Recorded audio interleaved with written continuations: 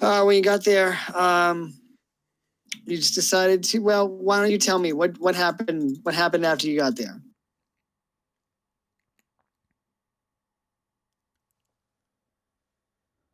Well, class, who wants to review what we went over yesterday? Who can tell me what you did when the substitute was in? All right, get out your notes. Well, we went into the theater and quickly broke the number one rule and split the party. We all went our separate directions. Hijinks ensued, and then we listened to a speech and found out they were going to set fire to the town, so we went out and killed a bunch of motherfuckers as they were trying to burn down the village. Yes.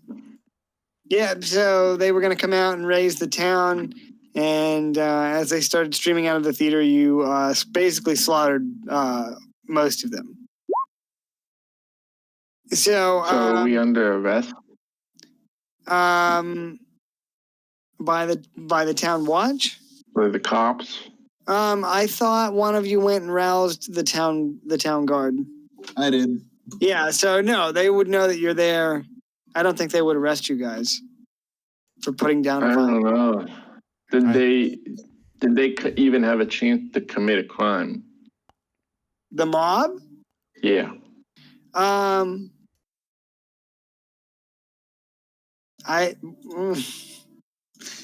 Well, I guess that's something you'll have to take up with the crown.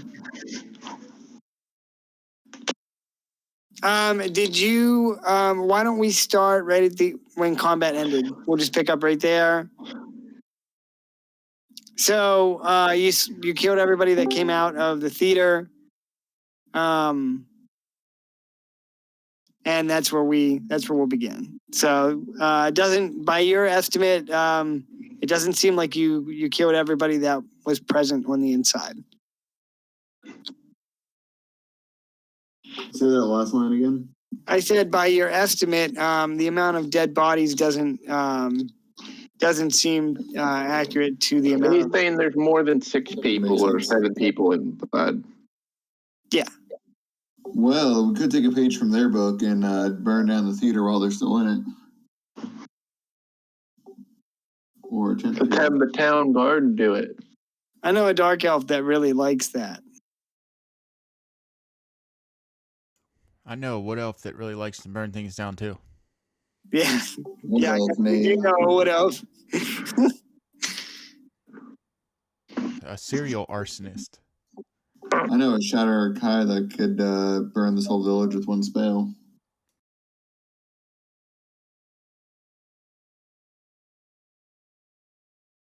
Oh, hoot, hoot.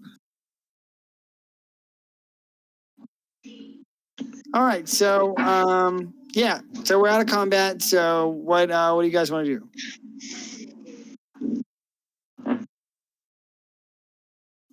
I am going to, I guess, kind of stay where I am and look for any other people. I guess I'll pause and wait a minute, see if anyone else tries to come out of this carousel or this theater. I'm going to go ahead and start scaling the side of the theater. You said you're going to scale the side of the theater? Yes. Okay. So I'm going to hop up here and start making my way up to the moonlight opening.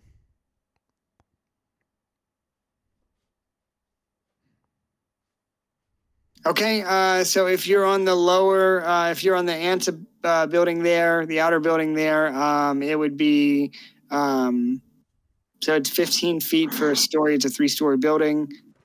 Probably another 20 feet to the top. Okay.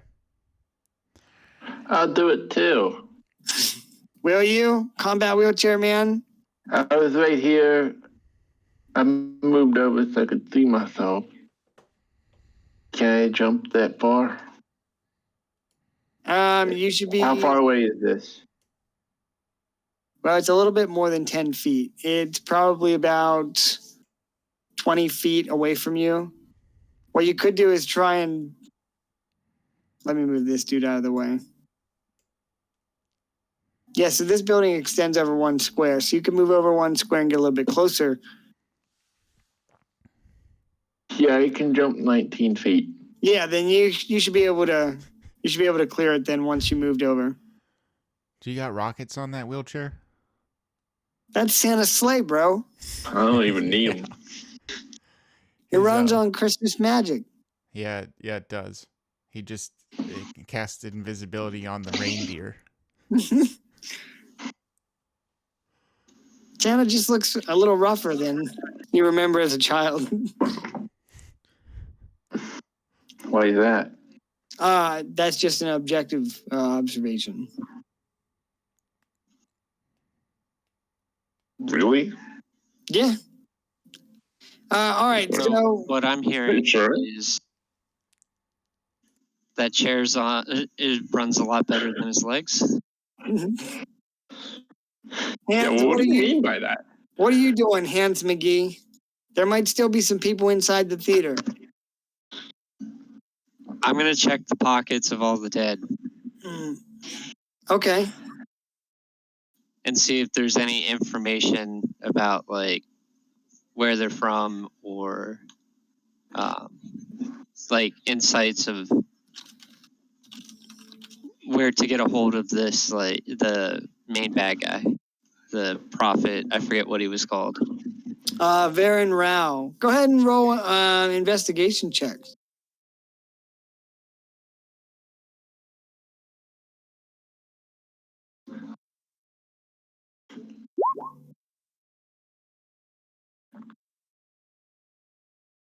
$11. All right, so you find, let me pull up this.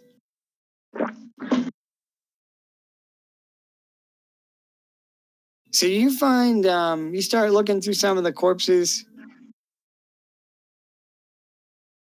And, you see that almost all of them have this pamphlet, this Setting Sun pamphlet upon them that advises of the event at the Oak Spire Theater, which was tonight. So here, I'll link it. And then the Festival of the Faithful is going to be in Karlovar, in the Karlovar region of Timoria in the south, near Ebenmaw. And that would correspond with what you heard from the prophet on the inside saying that he wants to go to Ebenmaw and Harold and... What I'm hearing is there's no new information.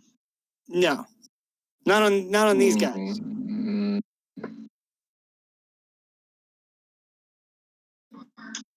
Why does this place look like the Ren Fair? It's modeled after the PA Ren Fair. Yeah. Hey, can we go play chess? I don't know if they have that there anymore. They Really? do. We were just too busy drinking and fighting each other to notice it. Yeah, you're right.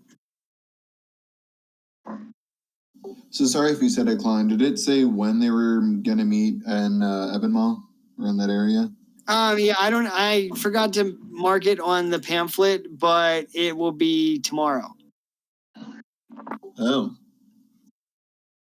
And how long would it take us to get there from here? Oh, I guess Oak Spire is close enough. Oak Spire is pretty close to the border with Timoria. And from here, let's look at the world map. It's a good thing I got this handy dandy printed map. Yee.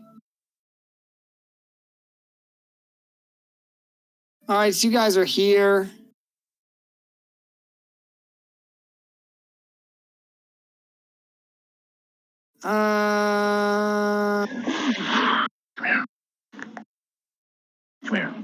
It might take like a half a day to get there.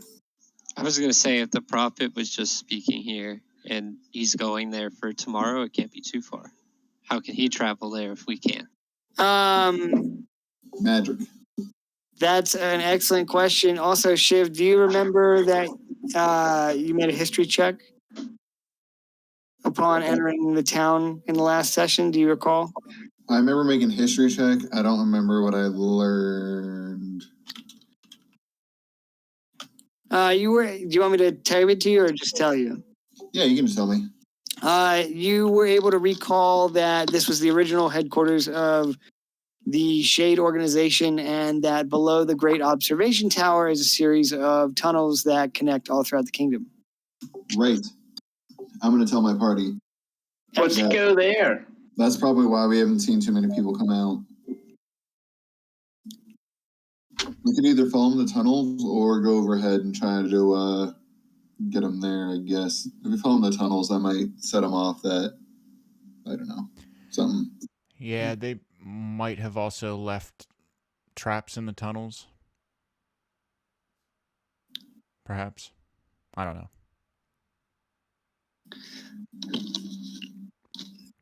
They might have. Do you want to go back to the world map and take a look at...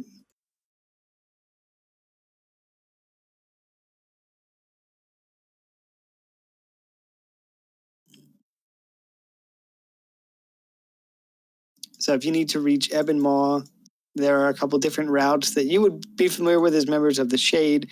I haven't added this on here yet, but there's the Gold Road, which leads eastward into Timoria.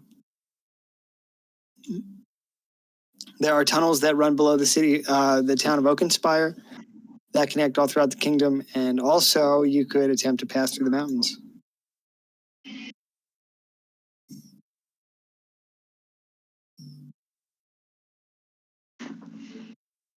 Is the war under the mountains? Is what? Is what? Is the war under the mountains? Oh, God.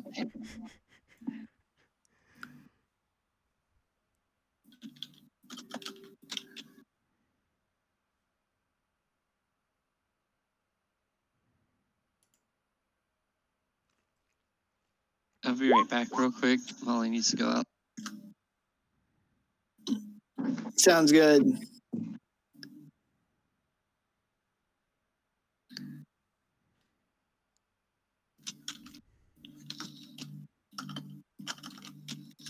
Oh, I forgot to level up from last game. Did I tell you guys to level up?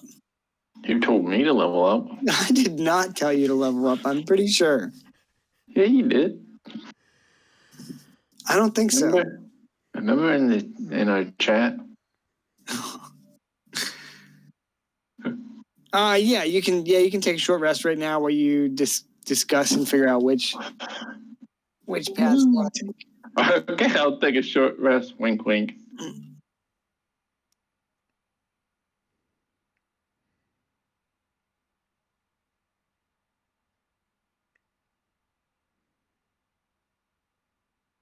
All right, so what are you guys thinking for travel?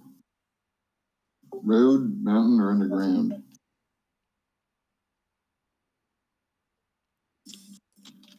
I'll go to the mountain.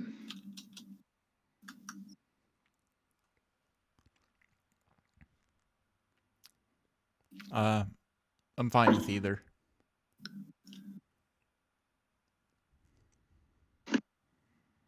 Dave, did you say mountain? Yeah, but isn't there like a tunnel under this building that takes us there? Yeah, there's a tunnel underneath this theater, if we can get in. Does it take us there?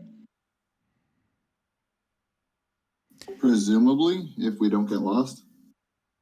Why don't we do that? Sure, I guess we could just pretend to be interested. Yeah, we could disguise ourselves as some of the peasants or whatever. Ooh, yep.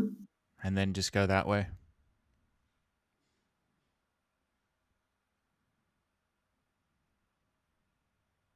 Seems like everybody kind of comes from all walks of life anyway, so all we have to do is loot some pamphlets from these bodies and then just Except show for them to people Voltron and say, Hamburger. hey, here. Voltron Hamburger doesn't come from all walks of life. He comes from roles of life. Wow. Wow. You're so privileged, you don't even know how privileged you are.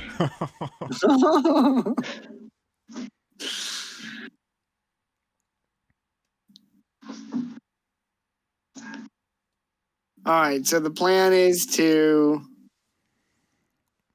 Disguise blend. ourselves as the dead peasants here, and then start making our way in the underground.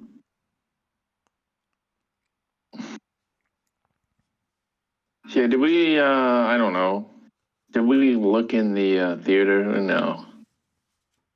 Did we do anything like that? We did when we were inside. I guess we haven't done any since we heard the speech. Okay. All right, Yeah, well, you why don't we just... No, you go ahead. Sorry. I was going to say, do you have maps for like underground tunnels or whatever we're doing? Yeah, I'm getting those right now. Oh, okay. BRB. Beer. Hey, all good.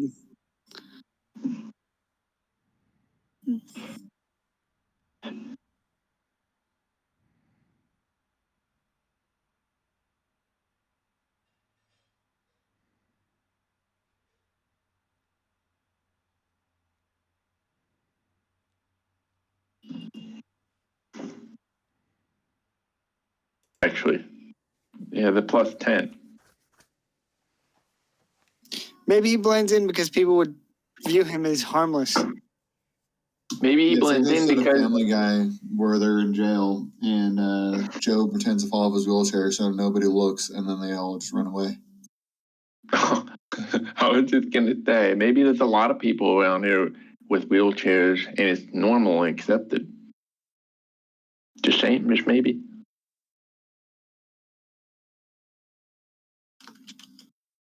All right, I have the maps ready to go. I just got to drop them in here.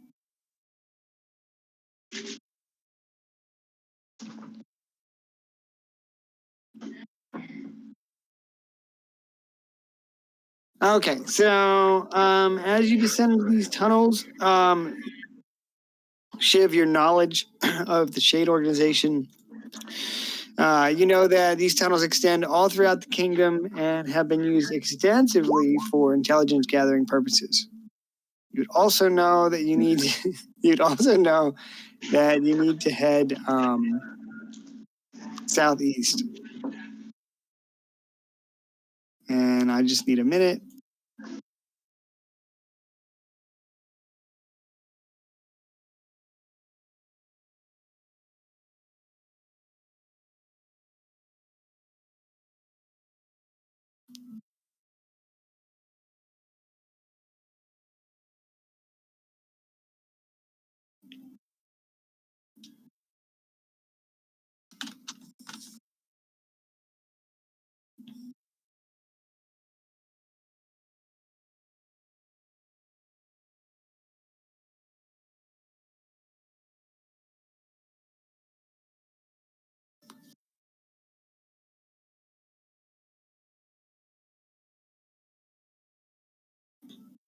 All right, let me grab your tokens.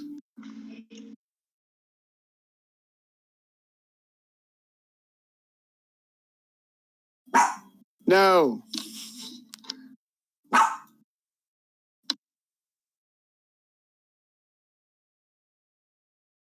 Some dickheads outside honking their horn. What if it's Ben Levy? That would be really funny, I guess. The chances of that happening, though, are not good. Did you count the beats? No, it wasn't nearly enough.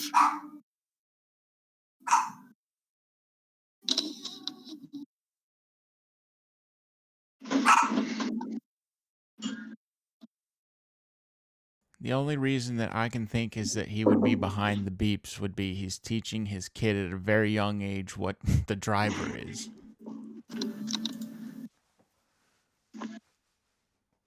I heard there was a driver in Roosevelt.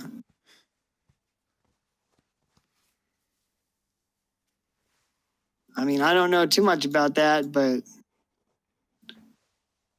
I heard he was a cart driver.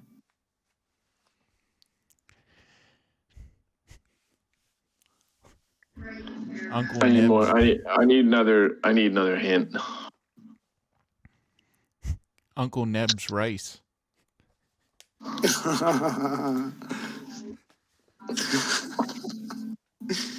All right. You guys are going to be somewhere in the middle on this one. You guys want to go up the mountain? Yeah, dude, I was about to say the same thing. Maybe we should go overland instead. You can travel overland instead. Just kidding. So I'm assuming it's pretty dark in here? Yes. Do any of you have torches or anything? Or dark vision? I can punch the air so fast that it lights the way. I am not sure that's a thing.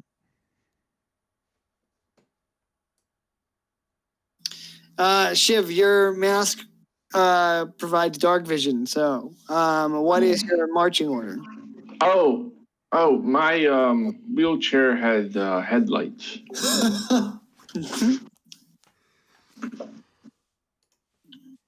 I'm serious. So now you're telling me that Voltron's rolling around like the Amish with blinking lights? He's got a boombox in that thing. Yeah, so is that good? No. Excuse me? Bro, you don't have headlights on that thing. Did you read the combat wheelchair? I feel like the combat wheelchair stat block should be shared just straight on the Discord because I'm just interested in it now. Where? Let me find it. I linked it in somewhere. Here, I'll put it in the. I can't put it in the Discord because I don't have Discord on this computer. You sent it to me somewhere. I Here, think it was on Facebook. I'll paste it right here.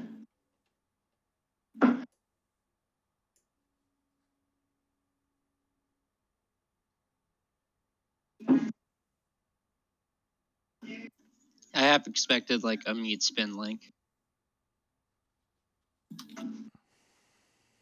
That's the real way he gets around. Oh, this thing's spinning all right. Yeah, I don't see it on Facebook, so maybe you private messaged me it. It's in Roll20. The game. Oh, okay, cool. I got you.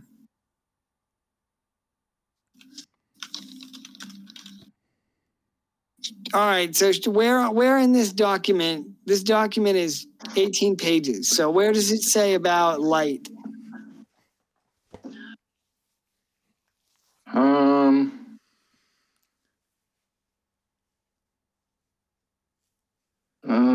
A mounted sniper. The combat wheelchair comes with equipment. Yeah. It comes with lots of little handy items, such as gloves and a rear backrest compartment. It's a bag that's designed to fit snug against the back of the chair. Now, if you wanted to add something like a Dungeoneer's pack that comes with torches, tinderbox, rope, you could do that. Yeah, I was thinking like the hooded lanterns, like 2 of them in the front. Okay. Okay, I'll allow that.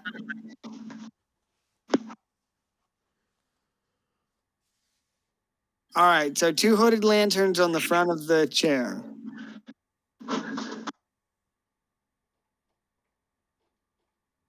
So what is the marching order? I did find that it says that if he gets polymorphed, the chair polymorphs with him. Yeah. Love it.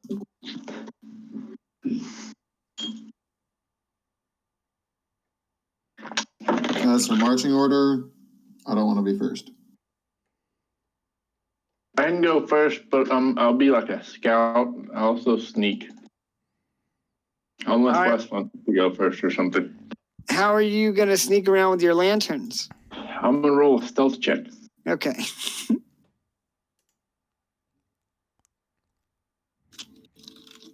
I'll go second.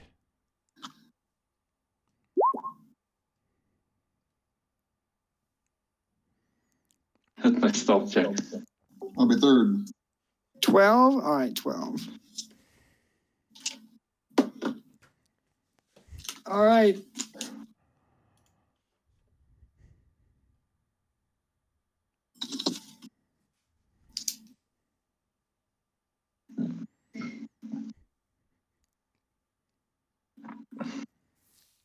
All right, well, you can start making your way through the tunnels. All right. I'm gonna go ahead and also roll a stealth check. Gotcha.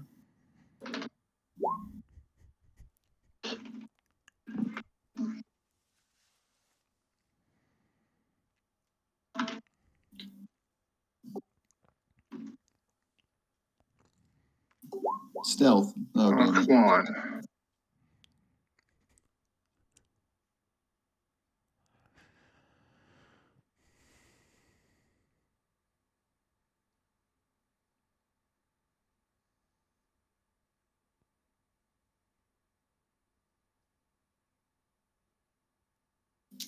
All right, so you guys roll your stealth checks and set off into the tunnels. Okay.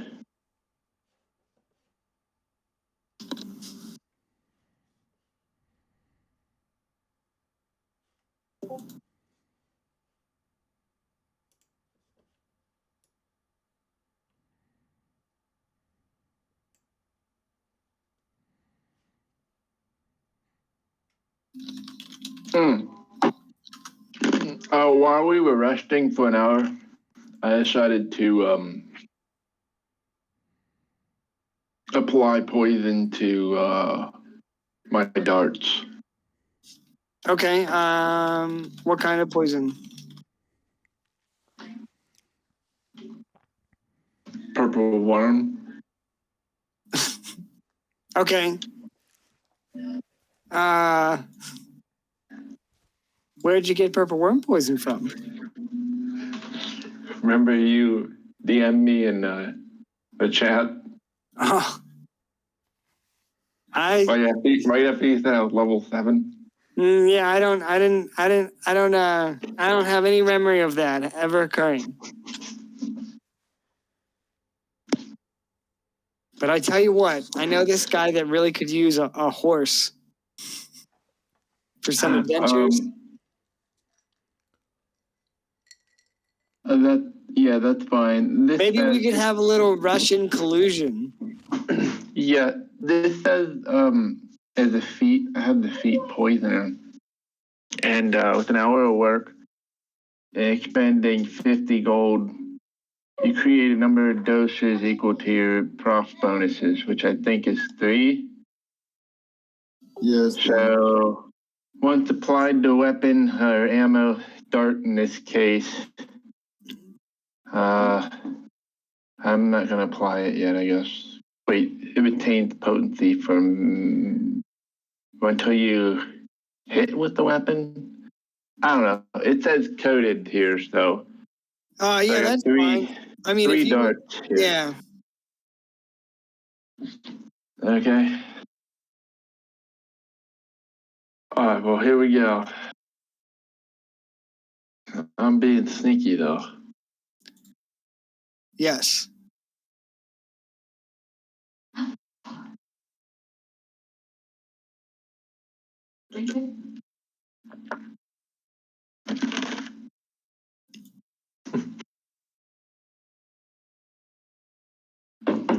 All right, sorry, I'm bad at revealing areas. All right, so you make your way through the tunnels, little by little.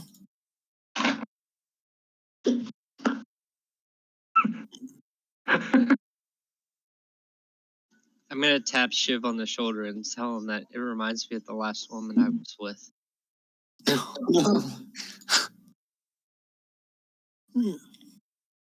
All right, so the path continues straight ahead and then opens up into two directions, to the north and to the south.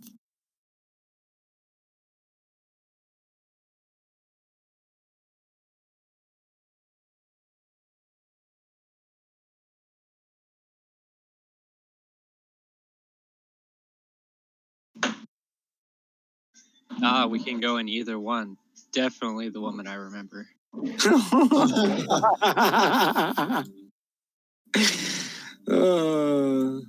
want to go south.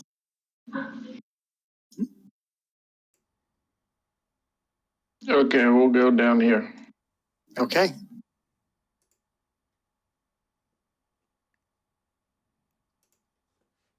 Is that like ready in action? Yes. What would you like to do?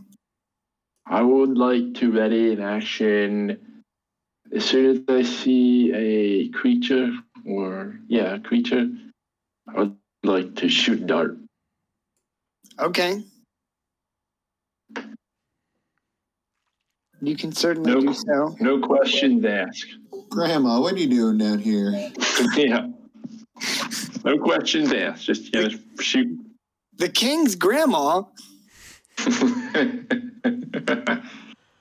She was walking with a tray of cookies. Well, I made you cookies for your journey. Oh, that's unfortunate.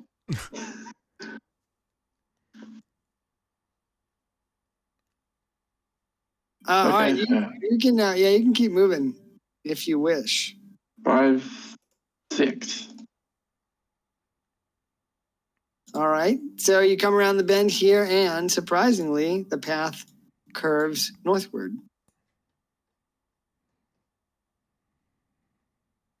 Okay, Pam. We're gonna keep going this way.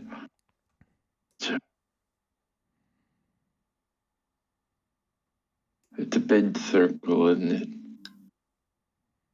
Why would you say that? Because it's 3/4 of a circle. It is a big circle. Oh. We've been had, guys. Hey, come here. I guess we'll never make it to Heaven Law.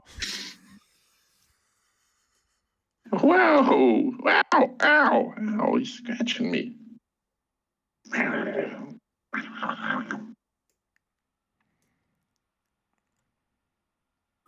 Well, is there anything up here?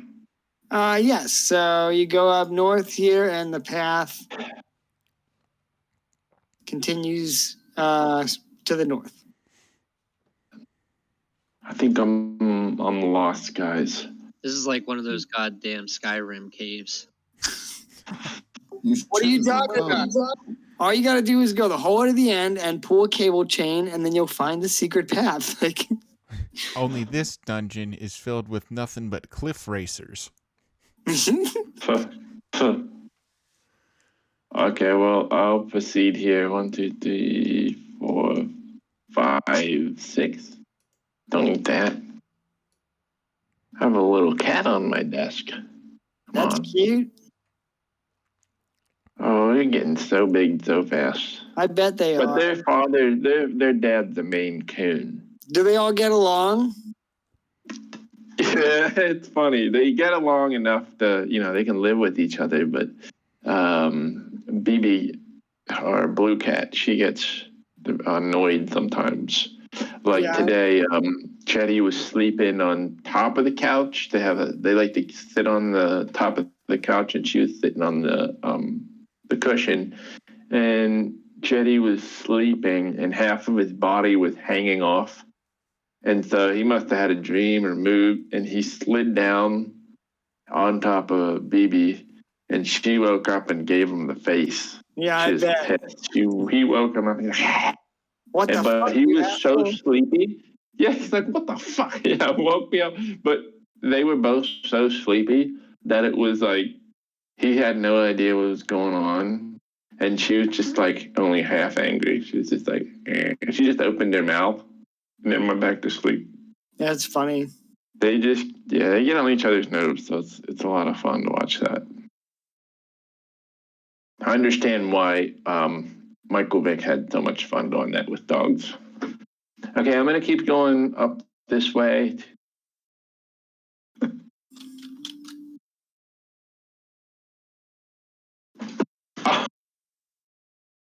He fell down. Oh God, come here, boy. I'm gonna pop my head around the corner here, and I'm gonna honk. What are you gonna 16 honk? times. 16 times. All right. Well, that's a ritual that you have to do with 4 friends. You gotta have 4. You gotta have 4 friends, and you all I have do to have be in 4 the. friends. It You all have to be. oh man, it also usually takes 4 hours to prepare. Yeah, and if you don't What have the material, fuck? if you don't have the right material components, you might as well forget it. That's because you used all of them the night before. All right. Damn. And all you get out of that ritual is 16 beeps? You get a buff that lets you laugh really hard for a couple minutes. Yeah, unless you're the driver, and then you pretty much become invincible. Balls to the walls. Balls to the walls. All right. So with the light of your 2 lanterns, you can see that the path curves to the north here.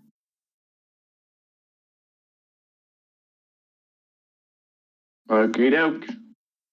I don't see any like mice or anything that just kind of creep along. No, not yet. Not But yet. what is your passive perception? I'm glad you asked because it is blank on my character sheet. I was waiting for it's actually better than Turtle Goths. Man, wouldn't that be some fucking bullshit? I have perception as a skill. Does that confer any benefit? You just add 10 to whatever your perception bonus is. Or is it just Yeah. wisdom? Is it just wisdom? Your passive perception, yeah, it would be your your wisdom score plus your wisdom bonus plus 10.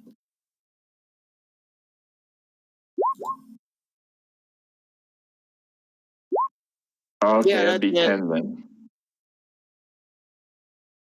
10. Thanks, Shiv. All right, 10. All right,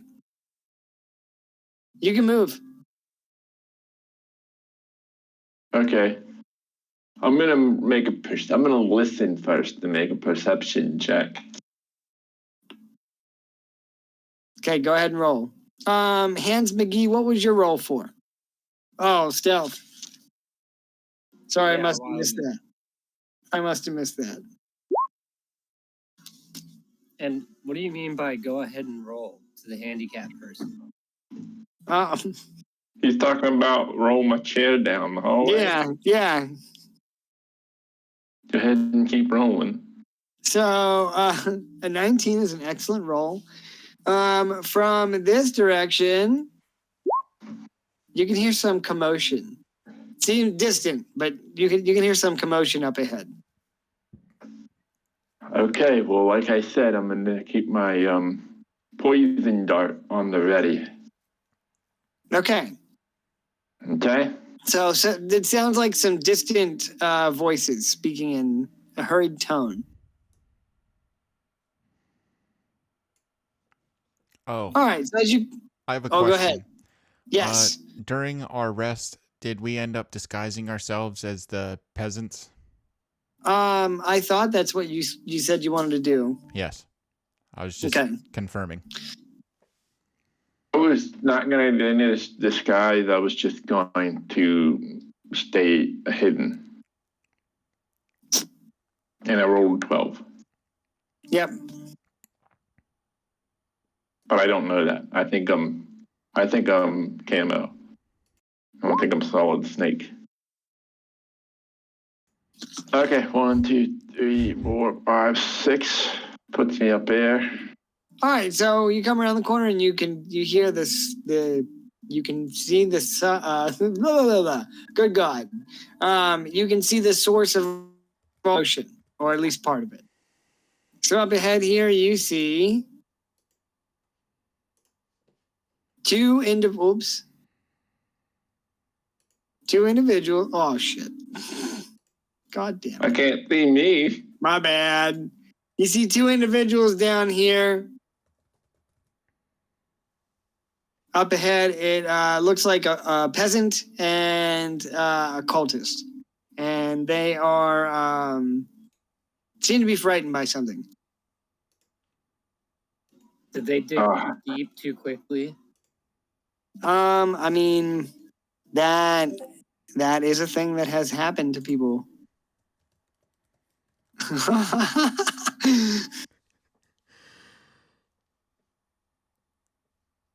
What do you want to do? I guess I'm gonna dart him. I guess you didn't get the Moria reference. Oh, I did. I addressed it. I feel like I've been at this place before. Gandalf would know a lot more if he didn't smoke so much hobbit weed. All right, so what do you want to do? I thought Blow a dart. Hamburger was gonna throw a dart at him. Who are you throwing it at? Well, who's in my line of sight? So whoever the first person I see. Right now, not really anybody. You got to come around the corner here. Okay.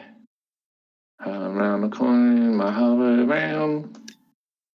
All right, so you come around the corner and you'd be able to see both of these guys. Did they see me? No.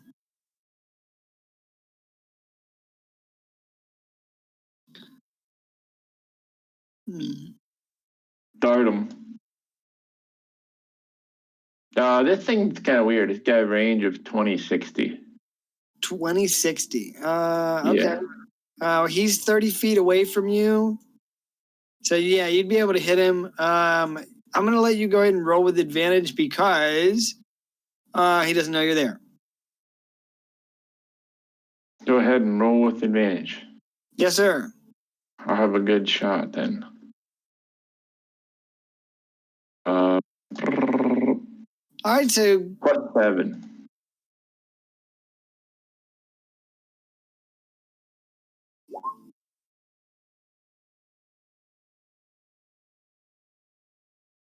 +24 is a hit. Okay. That's one of my poison darts too.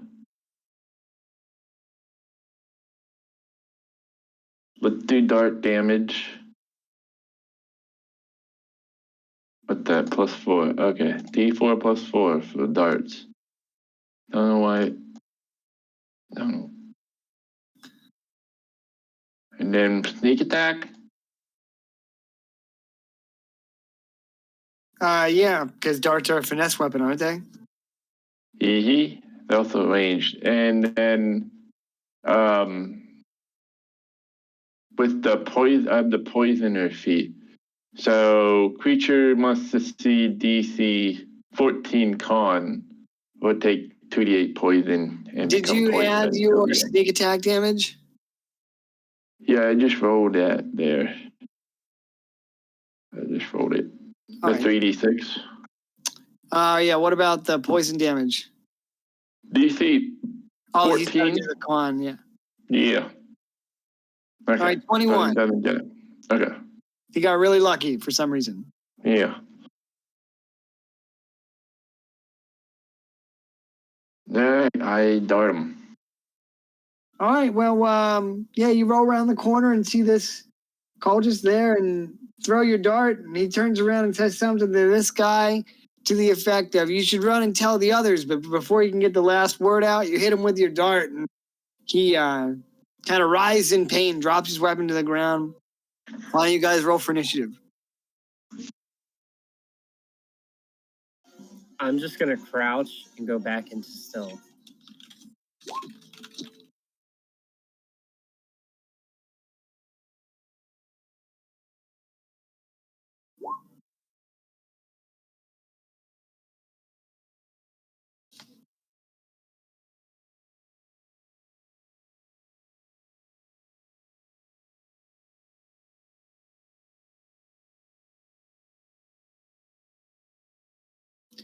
Voltron, are you rolling for initiative? Yeah, I already did. What did you get? 11. Oh, I missed it. Sorry.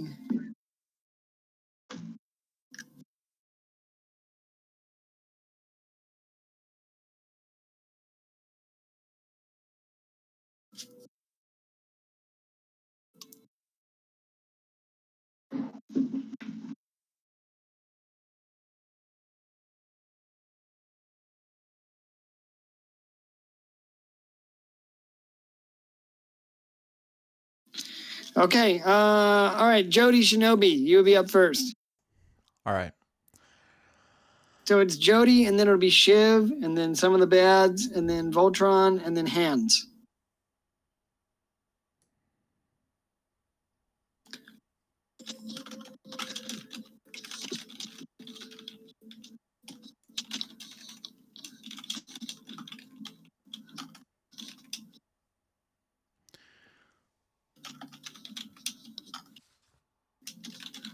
Okay. I'm gonna go ahead and move. If I recall correctly, I think moving in stealth is what, half movement speed.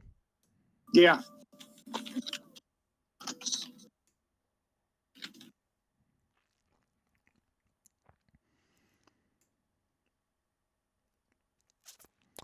I'm gonna go ahead and move here. You could use your, well, I don't know. If you were a rogue, you could use cunning action to dash and get some of your movement, extra movement. But I don't know.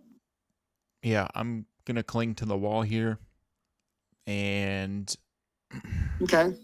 I'm gonna kind of keep to the shadows. Let's see. I'll go ahead and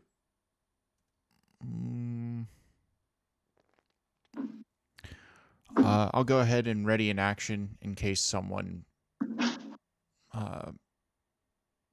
moves. Okay. All right. So you're ready in action. Yep. Anything else? No, that's gonna be everything. All right, Shiv, you're up. Oh boy. So we heard this guy tell somebody to run. Yeah, this guy before Dave Voltron Hamburger shot him, hit him with a dart. He turned and said to this guy, "You should run and tell the others." And then he got hit with a dart. Gotcha. Oh, so it was this guy that got hit. Yeah, it was this guy. Cool. I'm gonna move up, and I'm gonna double check one thing actually. Okay, cool. Eldritch Blast. All right, so I'm going to hold up my hands and say an incantation, and like a little spectral slingshot appears, and I'm gonna fire it twice. Pew pew. Pew pew. Oh, I need to roll for a hit. My bad. Oh, a crit. Oh, a crit followed by that. All right. 2 hits. Nice.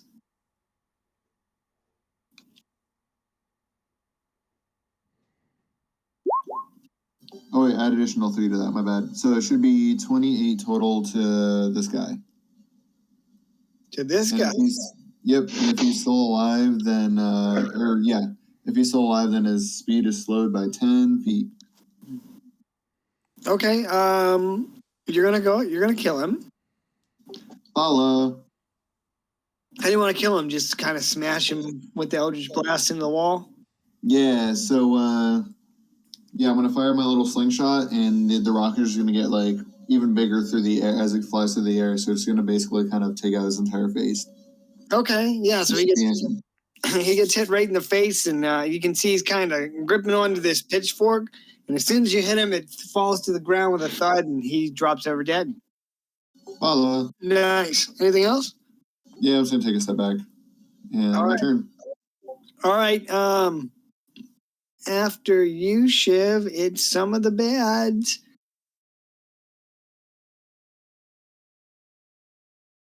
All right. So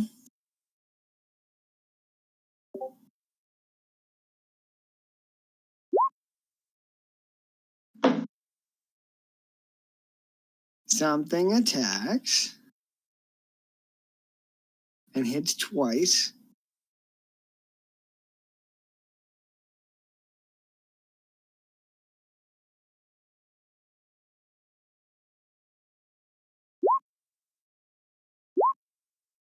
$425.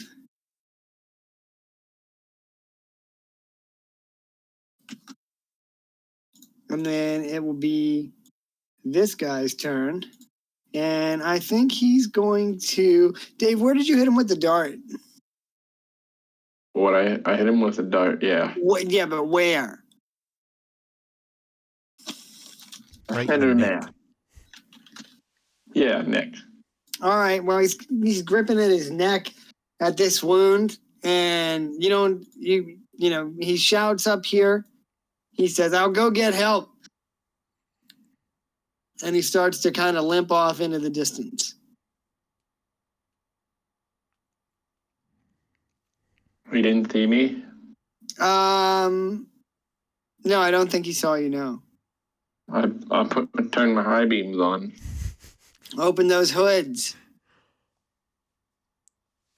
All right, so he slinks down the tunnel. Like I said, he's holding this wound on his neck.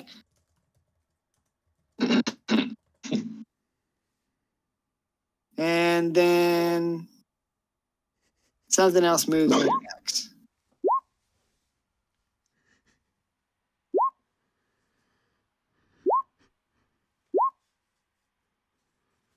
All right, so in the tunnel up ahead, you can't see around the corner, but you hear this horrific screaming, followed by squelching, and blood splatter hits the back of the wall here.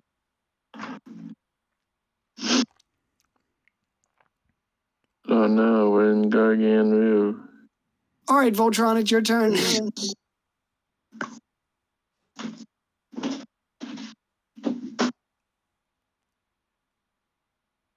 Okay, well, I guess I should probably, want to do something roguelike. So 1, 2, 3, 4, 5. I think what I can do is whatever's coming down this tunnel is this way. There's enemies that way, or not. Maybe they're too scared to do anything. I feel like it could be bad if you get caught in the middle. So I might want to just keep this naked mole rat thing going on for a while and just do shit from this tunnel. So I'm gonna go down here 1, 2, 3, 4, 5, 6. Turn my headlights up north and attack. Okay, well, you come around the corner here and spy 2 Umber Hulks devouring this cultist. Okay. So,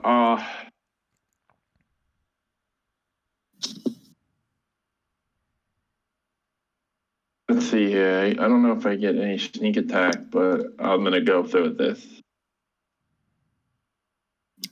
If you did you take steady aim? No, I moved, but I mean, I'm thinking in terms Oh yeah, you of, can't use it when you move. My bad. is it an ally or another creature? Yeah, I don't think so. I think it's you either have to have advantage on the attack or one of your allies has to be within 5 feet of your target. Yeah, I think it's ally. Yeah. Yeah. Okay. If you take steady aim as a class feature, though, Yeah, I gotta sit still. Yeah, you can't move, so they would have to come down the tunnel towards you. So, all right. Maybe next round. I'm gonna load up poison dart 2 and fire. I got 9. 9 is a miss.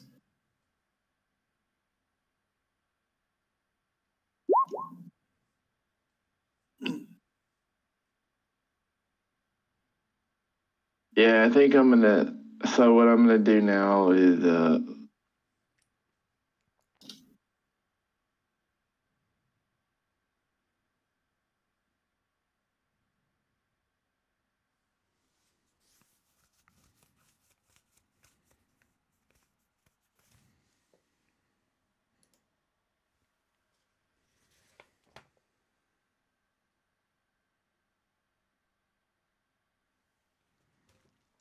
What'd you say you're gonna do?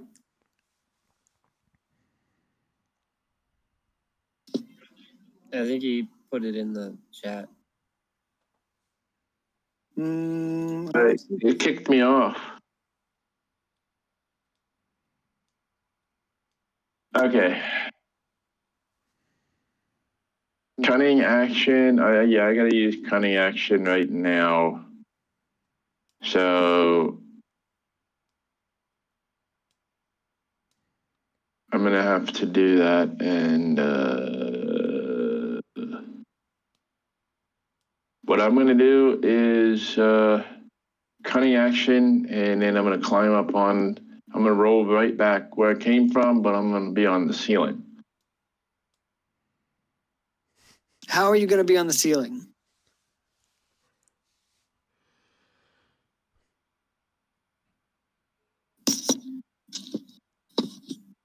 I'm gonna climb.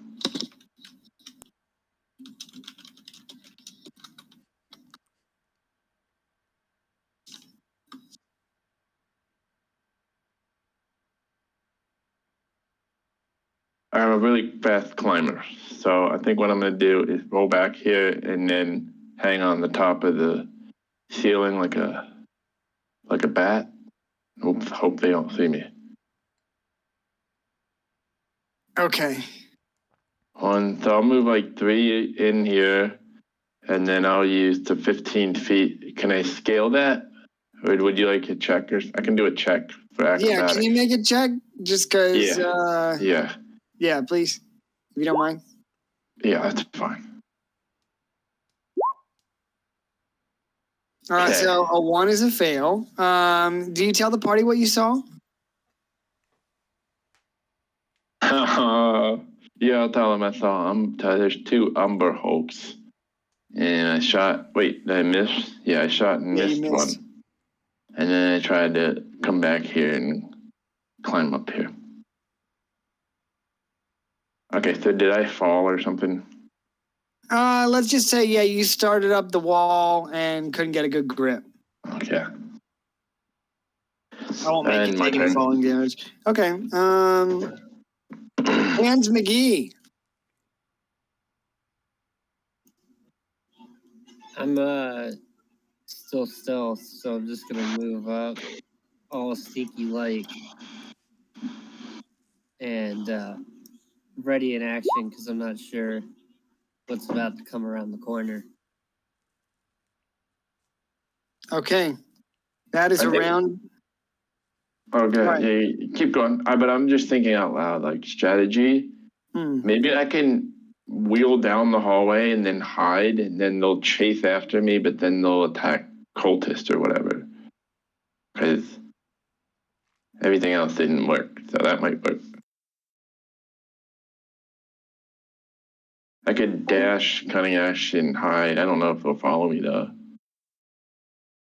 Well, it's a round down, so we'd be back up at the top with Jody Shinobi.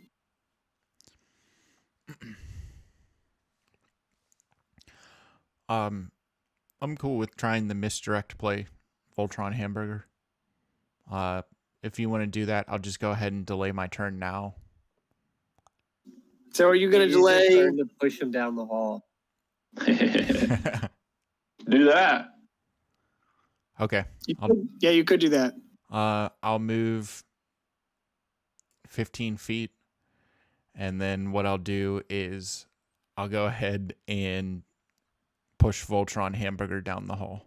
Push me down. Yeah, push me down all the way down the hall, and then I'm gonna ride. Is there any elevation or is this flat? No, it's a flat tunnel. Okay.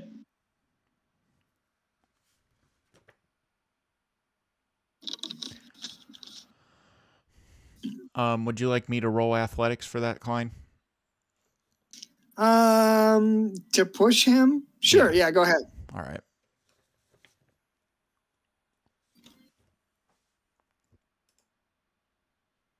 All right, 24. Yeah, you can push him with ease. All right. I'll sneak up behind him and then give him a massive silent push. Just kind of sounds like the wind blowing. Cool. All right, Voltron. So he's gonna push you. Mm-hmm. So would you be able to move now? I think that would count as forced movement. Yeah. If So, someone else lassoed you and pulled you in or something. yeah. So he would be able to take that movement now, like right after it happens. Yep. Okay. Yeah. So go ahead and move, Voltron. He pushes you really hard with a 24. Okay, can I kind of ride this push out and use my movement for my turn and stuff?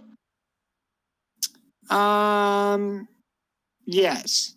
Yeah, I'd let you. Yeah, if you want to use Okay. your movement now, yeah, you could do I that. know it's a little out of order, but it's No, it's okay. We'll just have you do your action after on your actual turn. Yeah. Okay. Okay, so I'm gonna try to go as hard as a push as I can and steer this thing down here. 1, 2, 3, 4, 5, 6. And probably just do a full blown dash. Maybe I'll I don't know, maybe I'll taunt them somehow. Is there a way I can do that? Taunt the Umber Hulk? Yeah. Yeah, I give them the finger. Sure. Yeah. I mean, they also, they have. I don't know how you would taunt an Umber Hulk. Yes, you can just give them the finger and try to taunt them. You can tell them that their mother slept with a spider. Yeah, I'm gonna give them two middle fingers, and then ride down the hall here, and laugh at them. I heard I heard that the 2 middle finger thing is a great strategy. No, I want to end up down here.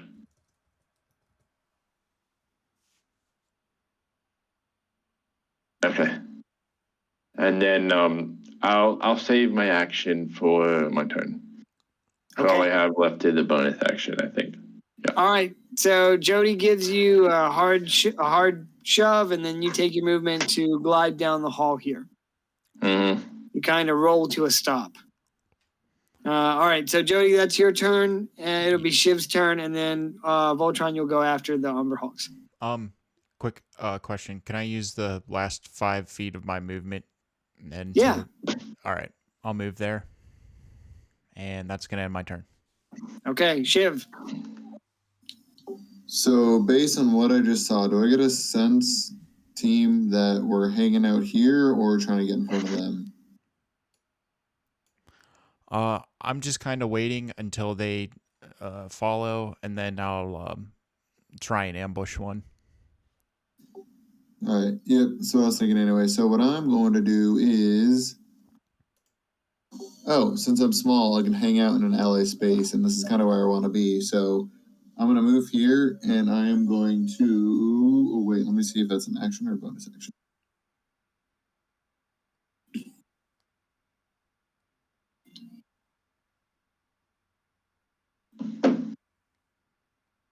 I guess they want to see if they take pursuit. Okay. I'm sorry, Shiv. Did you say you end your turn? Nope. I'm actually going to try to have to cast a spell or use my thing to go invisible.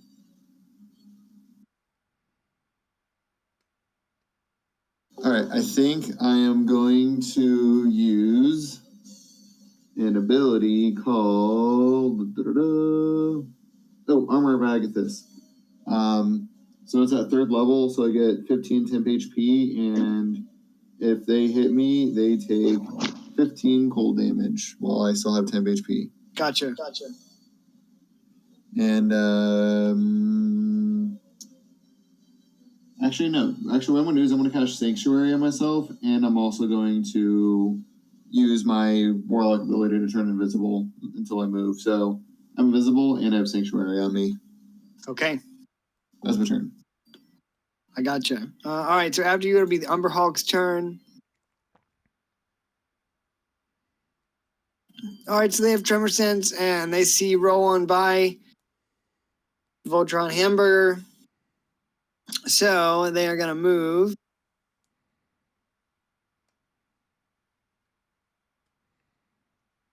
in pursuit. Yeah.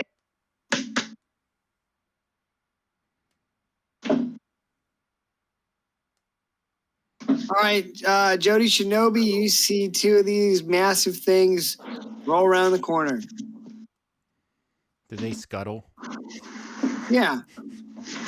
All right, just making sure. All right, so they move, and are you? Ooh.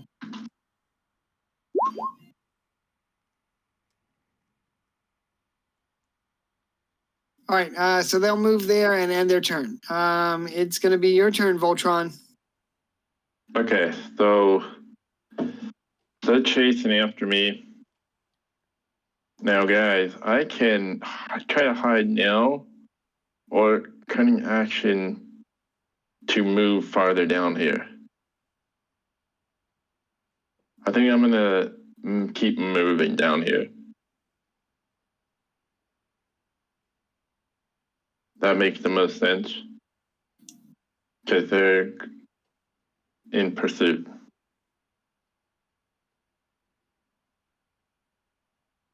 So if you take the, hang on, here's the question. So if you use cunning action as a rogue, it can be used to take the dash, disengage, or hide action. Yep. Does dash mean you move 30 feet, or can you move a whole 60? It would be your movement plus you'd move twice. Okay, because I instead of an action, I did a double move, but that still keeps my cunning action, bonus action open. Yeah, so if you said I'm going to use my movement and to use my action to dash, you would still be able to dash again with cunning action as your bonus action. So like, So if you I can move 120. you could move. Yeah, you could move 90 feet in a turn if you wanted to do that. Oh no, Right? I'm asking 90 Yeah, you can or essentially 120. move 3 times if you use cunning action and your action to dash. Okay, so the dash is only 30 feet in cunning action. The Correct. dash I mean, is your equal base to whatever movement. your movement is currently. Yeah, it's equivalent to your movement speed. Okay, so I can move another 30. So a total of 90. I wasn't sure how it works. Movement times 2 would mean I can dash twice, though. It would mean no. It would mean. I thought that was in reference to your question. Like you would take your movement and then use your action to dash, which would allow you to move double your speed. And then its cunning action allows you to dash. Yeah, As but a bonus action. only for 30 Only 30? feet. Yeah. I don't only know. for what? Yeah.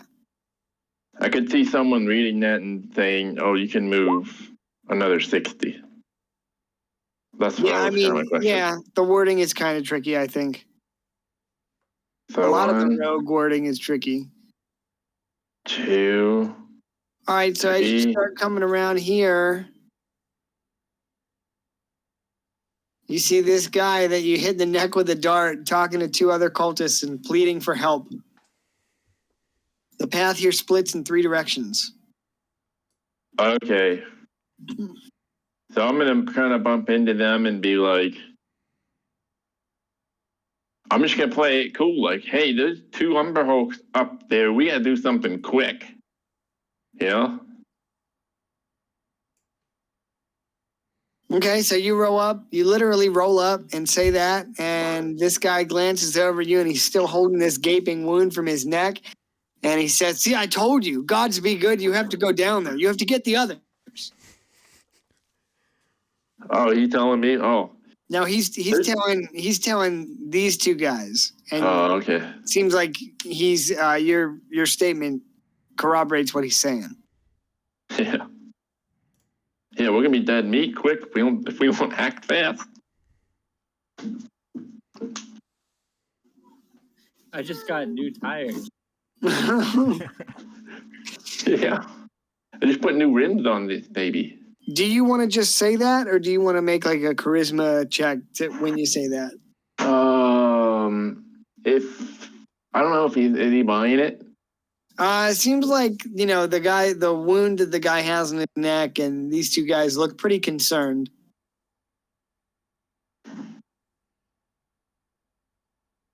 Maybe I should just. Maybe since I have some more movement left, I could just keep going down the hallway and just be like, yeah, never mind. I see that guy. I'm just gonna keep going. Is that what I should do? Just keep going down there. It's like, see you later, buddy. It's up to you. This guy here. I'll chance it. I'll just chance it with these guys. No, I'll just say that. You're just gonna say, there's an Umber. Yeah, they're coming. They're on their way. We gotta get everybody and get out of here. All right. Well, this guy in front of you tells you to continue on to safety. He said, if you go back this way, you'll find the others. Okay. Well, I got where was I here? I thought you moved up here. Right here. Here. I guess I'll just I think I would end back up here. Okay. Okay. I got a BRB bio real quick. It's gonna be Hans McGee's turn. So just give me 1 minute.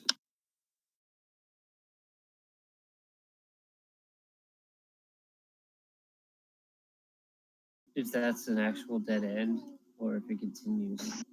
Oh. I think it's Obviously, probably it's a dead that. end if you look at the end. Yeah. But not trying to metagame. I think it is.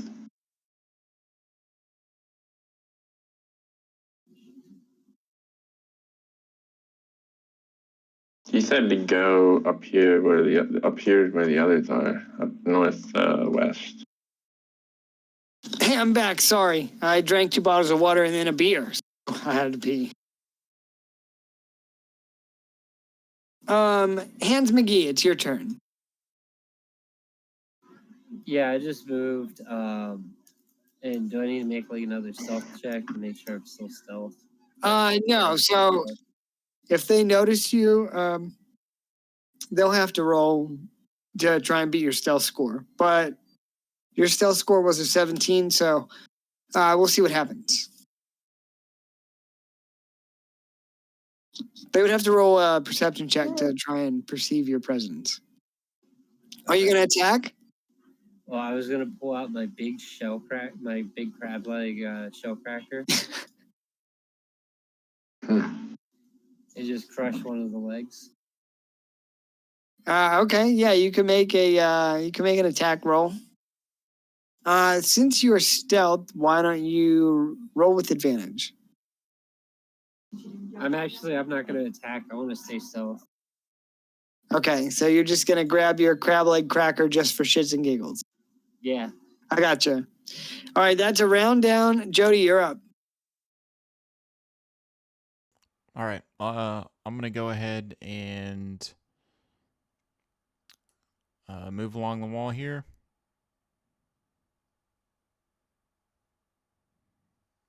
I'm gonna move here silently and wait for the Umber Hulks to continue down the pathway.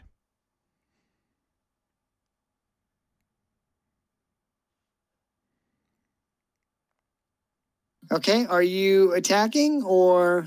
No, I'm not attacking. Okay. All right, anything else you'd like to do? No. All right, Shiv, it's your turn. Oh boy.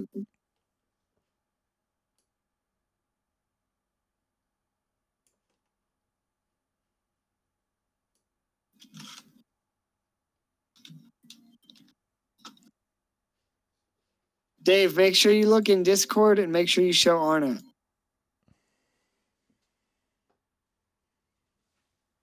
All right, here's what I'm going to do.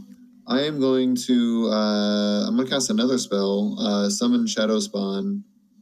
So I'm gonna summon my little Shadow Bite. He's got a range of 90 feet. So I will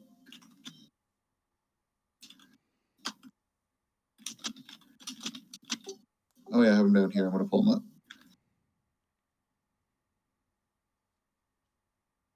Do you need me to grab you a shadow buddy, or are you just going to use the one that you have? Yep, I got the one I have. All right, cool. Could other people see him? It's kind of dark in the tunnels, like dim lighting. Yeah, he would probably technically be visible, although I am summoning the fear version. So while he's in dim light or darkness, he can go invisible. Okay. And he's actually going to do that right now. So he's just going to kind of hang out and then wait for combat to start, essentially. Maybe a little down here. All right. So I'm going to do that. So no longer invisible, but I do still have Sanctuary up. And that is my turn.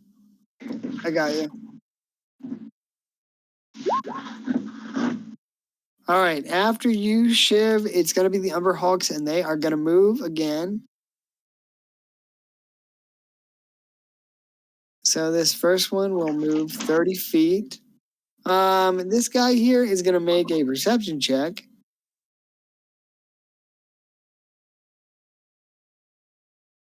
His passive perception is 10. So everybody rolled above a 10 except for Shiv. But I don't know if he would notice you, Shiv. You're so small. Darn tootin'. All right, so he's going to just continue walking. So he stops for a second, but he sees his companion move up ahead, and he's going to move. Now, Jody Shinobi and Hans McGee, you're both within striking range. Can you make an attack of opportunity if you're not actively in combat yet? I think they're in combat. I think it's up to them if they want to. Yeah. Do you guys want to make an attack of opportunity? As long as they have their reaction. Yeah.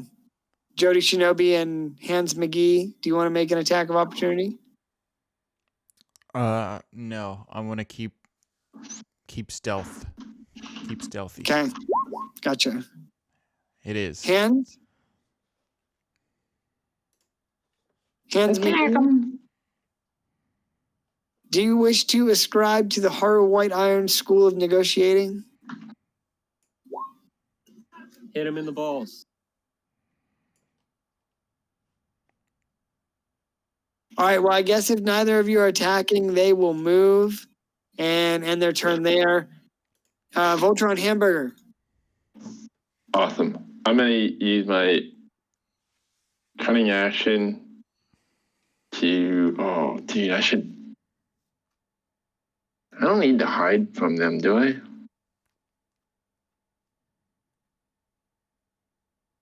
Are you asking me? No, I'm just really tempted to use sleight of hand right now instead of hide. Like, I was going to run back here and hide. But now I'm like, wait, I could just stuff my hand in their pockets right now and see if I don't get any goodies. It's the old stealth hand job. Like, I was going to hide, but then I saw some pockets around the corner.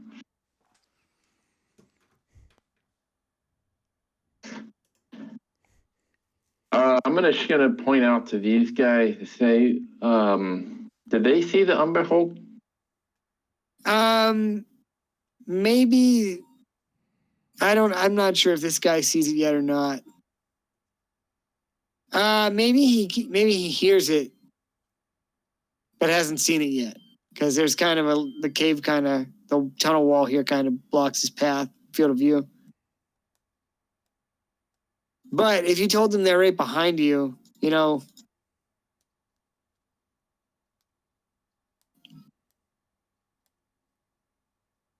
Here's what I'll do.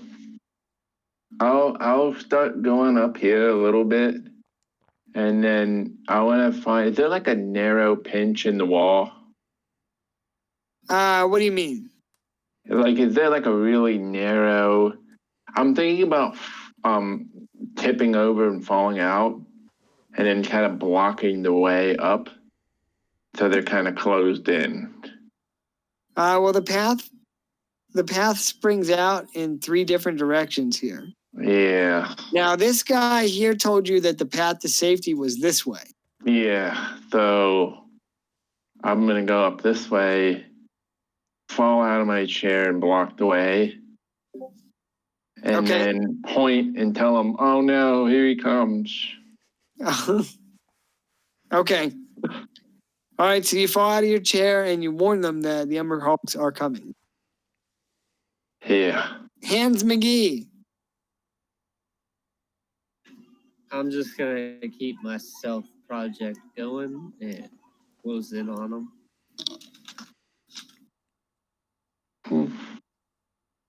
Okay. And my turn. Jody Shinobi. All right. Gonna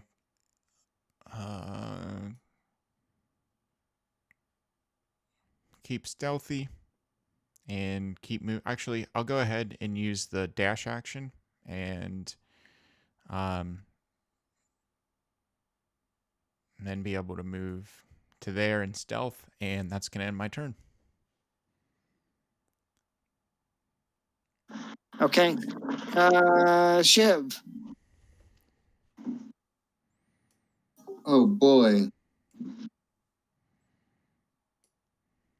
So basically what we have here is these guys are still making their way down. Combat hasn't really truly started yet. Correct. Cool.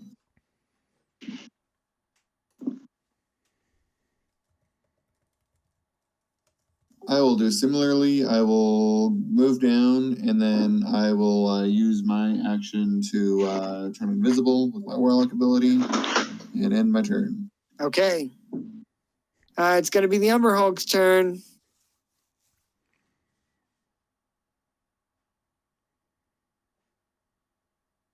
He's going to move and he's going to attack. So he's coming in hot behind this guy that you attacked with the dart, and he's fucking pissed because it's in his nature. And he's going to attack. So he makes 3 attacks. First, what's he going to do? He makes 2 claw attacks and then attacks with his mandibles. So first attack, second attack, third attack is a crit.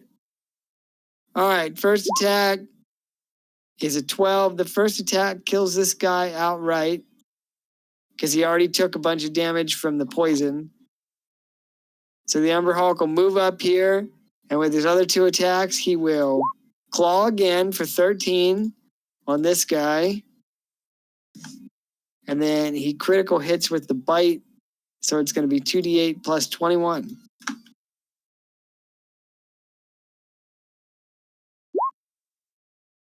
So he reaches down and literally just bites this guy in half. And I almost called you Total Goth. Voltron Hamburger, you see this guy get snipped in half right in front of you. Okay. That ends the Umber Hulk's turn. This Umber Hulk,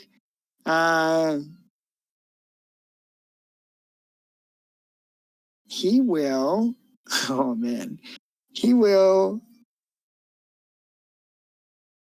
make a perception check.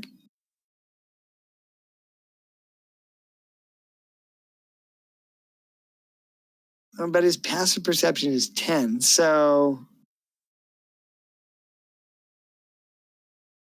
I guess we can roll for it. All right, so he fails. He doesn't notice you guys at all, and he will move. If you wish to make an opportunity attack, Hans or Jody, you may do so. Otherwise, he's going to move up here and go in the assault. And he ends his turn. Voltron Hamburger.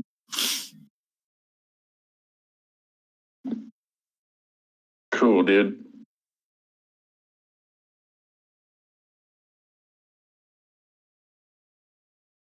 Okay, so what I'm gonna do is, since I haven't moved, I'm gonna shoot my last poison dart at the first one.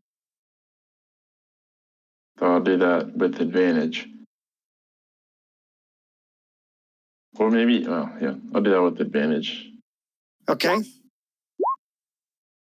19 hits.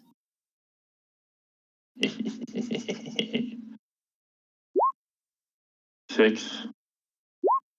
16. 22. And then a DC 14 con.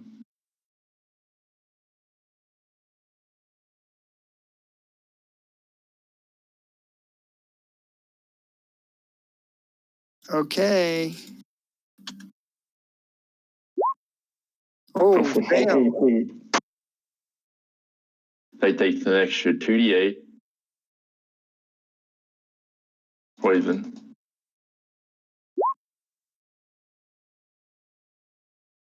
And he's poisoned until the end of my next turn. Okay. And then I will climb back into my chair. And I'll bonus action hide. Gotcha.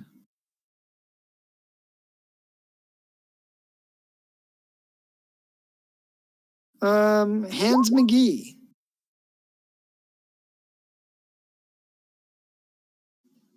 I'm gonna keep moving forward. Okay. If you're not attacking, it is Jody Shinobi's turn. I'm going to go ahead and dash and stealth again. Okay. And end my turn. All right, Shiv, it's your turn. All right.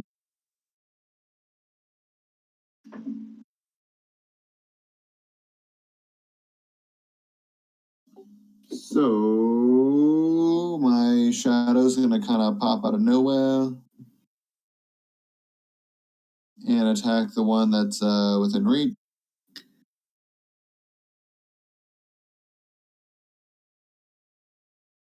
Okay, this one has taken damage, the one in the front.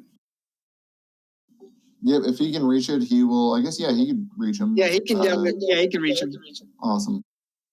Move these guys out of the way. Oops, I didn't mean to roll. I forgot I was on double roll. So actually, he would have advantage from being hidden anyway. So then that would be critical hit. And a crit. Awesome. So the non-crit is 10 and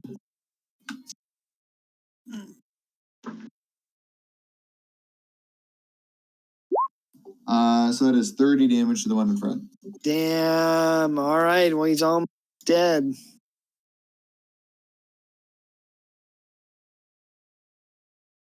And then for me, I'm gonna feel brave and I'm gonna say fuck the sanctuary, and I'm going to pew pew. I'm gonna attack the one in front first. Okay. In total, I got a 20 and a 23 to hit. Those are hits. All right, that is 10 towards the first one. Okay. Oh, and add an additional 3 because my warlock. I'm gonna add additional 3 magic bludgeoning damage. All right, 13. Yep, and if he's still alive, then I'll hit him with the second one too. He is still alive. All right, so that is 8. All right, you kill him. How do you kill him? Same thing. I'm gonna pull it back extra hard, and it's gonna be like a spectral rock that comes, and it's just gonna grow and get bigger and bigger as it comes through, and it's gonna go splat into his abdomen and kind of carve a hole through him. Nice. All right. Well, yeah. You hit him and he drops over dead. There's a colossal hole in his abdomen. Awesome. That is my turn. They have a really high natural armor class, so the carapace is quite tough. So you hit him really hard. All right, nice, Shiv. After you, it's the Umber Hulk, and I think this Umber Hulk is going to be like, what the fuck? And turn around. I don't know if he sees you guys. But he knows you're here, Shiv. So what he's going to do is use Confusing Gaze. So since you start your turn in 30 feet of the Umber Hulk, he can magically force you to make a DC 15 charisma saving throw. On a failed saving throw, you can't take reactions until the start of your next turn. And roll a d8 to determine what you do during that turn. What'd you get? All right, so he tries to hit you with this Confusing Gaze, and you're like, I'm not confused, bro. Yeah. Damn. All right, well, he used his action doing that, so that's the end of his turn. Voltron. Okay, I think I'm gonna dart him. Wait, nobody's there. Okay, I'm gonna stay. Can I shoot him from here or no? Yeah. Okay. Yeah, because the tunnel's kind of narrow. Got him. 20 hits. 20 hits, and then all the usual. I'm all out of poison darts, though, guys. So.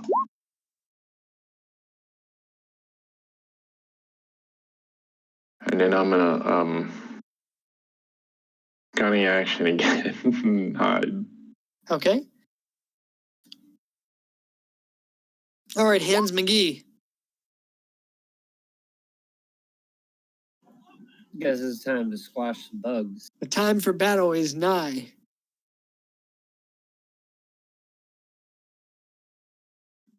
I'm gonna give him the old clap your hands together to kill that flying insect. The fly swatter technique. Thunderclap. The big boots.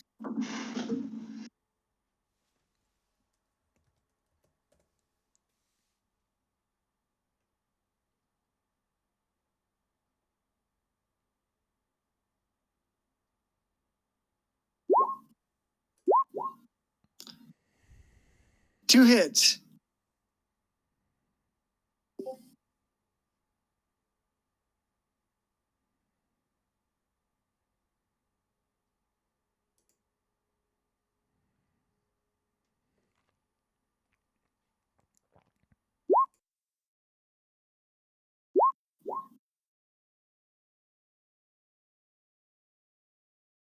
Uh, 18. Nice. All right, so you run up and what? You just smacking him in the face. Yeah, I came up and said to get off my lawn. Just popped him in the face. All right. Well, after you, that's a round down, and it would be Jody Shinobi's turn. All right. I'm going to move. And I'm going to go ahead and attack twice out of stealth. All right, you could attack with advantage. All right.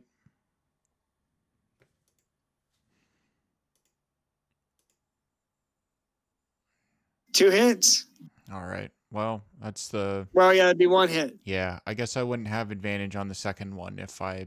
Yeah. All right, so here's the second attack. 28. Cool. 28 hits. All right.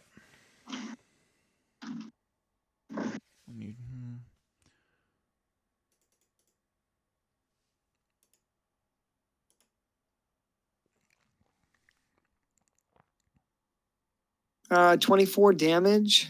Yep. Okay, he's not looking so good. Anything else, Jody, after you slice and dice him? No, that's going to end my turn. Okay. Shiv. Oh boy. I'm gonna attack with my shadow dude first.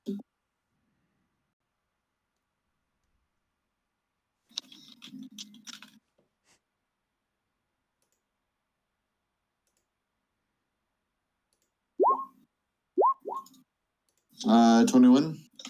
21 hits. All right. So the shadow rips into him for 16 damage. Right into his beehole, and then I will hit him with my Eldritch Blast. Okay. Oh, damn it, hit it twice again. So only look in the first two. 20, I'm assuming the natural one misses, 20 to hit. Yeah, 20 hits. And then 8, and then I'll add 3 with my magical bludgeoning, so 11 damage total. 11 is the amount of health that he has left, so... Bala. Kill him. Damn, you killed both of them, Darren. Woo-woo. All right, so he drops to the ground dead. there's a cultist standing here, shaken to say the least. Voltron Hamburger, I'll reveal the rest of this passageway now.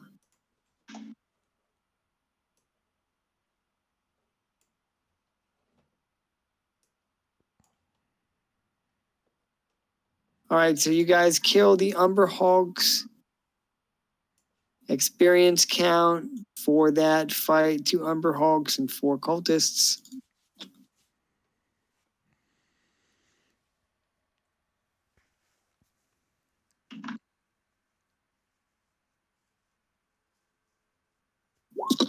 Uh, 940.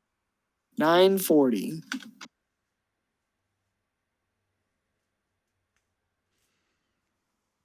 All right, so after the battle,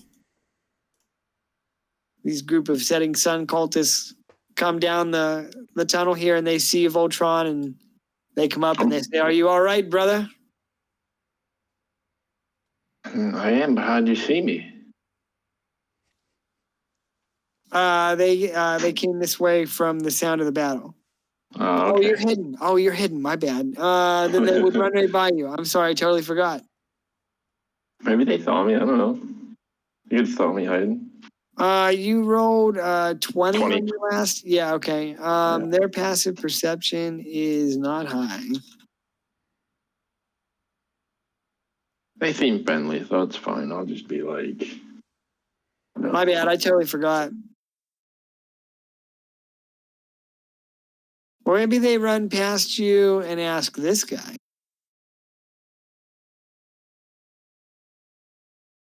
And he turns and says, would have been dead by now if it wasn't for our friends down the hall here.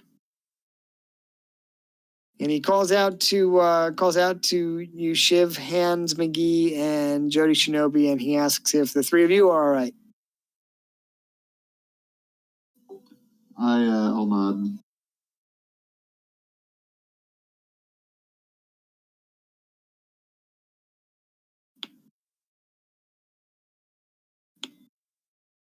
Yeah, He says, I'll go ahead and follow suit. Okay. He says, I owe you my life. He says, we're lucky to have you. We're lucky to have you in our movement. I'm gonna look at him and say, be careful throwing around the word movement, and I'm gonna point over to the guy in the wheelchair. This guy in the back says, if you're all in one piece, we should get going. The ceremony will start soon.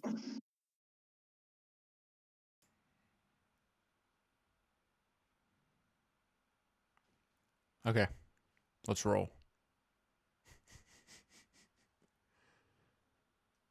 At least one of us will. Yeah. All right, so Let's roll. if you're ready to leave the tunnels, the exit is right here.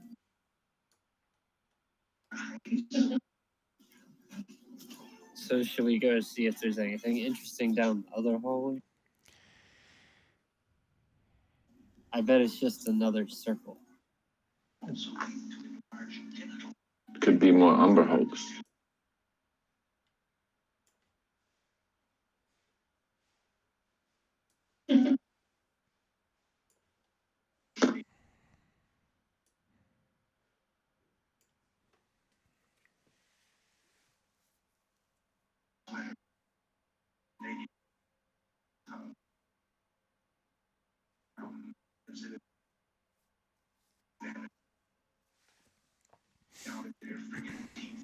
Well, This is just me, but I say we just kind of walk along with these guys. Yeah. That's cool. you can always come back to the tunnels. All right.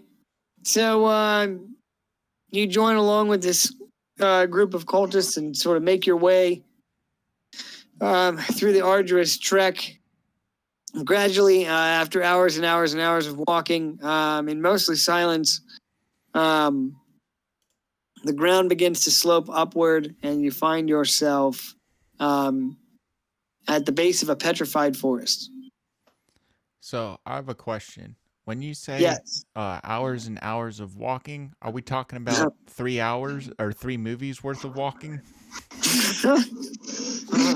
I'm not talking about quite that much walking, Okay, I got you. but you got the right idea.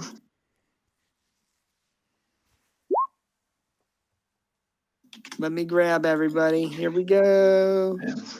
Better, we better be talking about 9 hours of access ramps. Or are we talking about the extended cuts? The only thing that's going to be extended is Wheelchair man. Oh my the God. lawsuits I file against the assholes that built this mountain. All right, so you emerge at the edge of the Gold Road, somewhere between the Kingdom of Morales and Timoria. You know that the great mountain of Ebon Maw, the towering peak, lies at the center of the continent.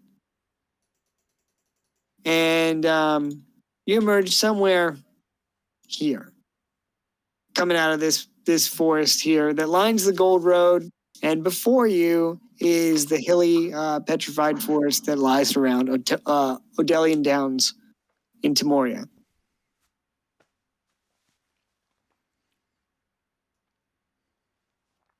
Do I have that right, Shiv? Yee.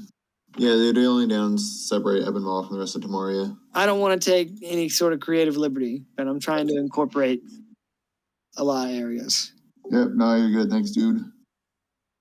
So you come out of the tunnels here, and you notice that I don't have all the tokens placed, but you notice that there are many other setting sun cultists kind of gathering and moving forward towards the base of the mountain.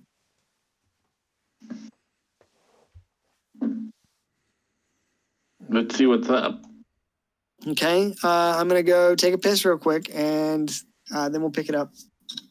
I shall do the same. Yep. Think about what you want to do. I'll BRB.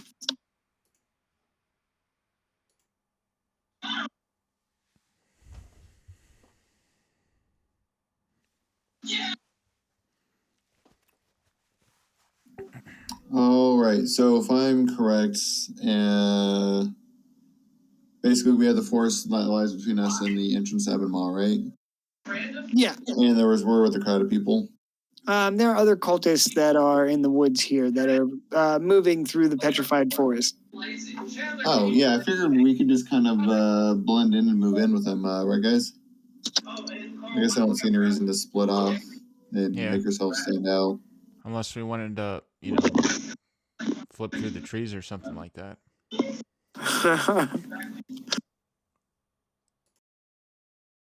I'll give you a head. Yeah. I think we can blend in with them for a while longer. We're not suspicious for now. Yeah.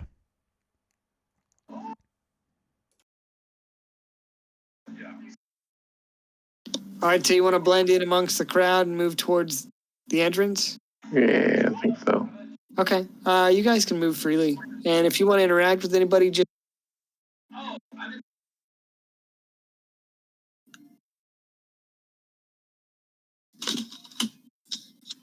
Can I pickpocket anyone? You could try.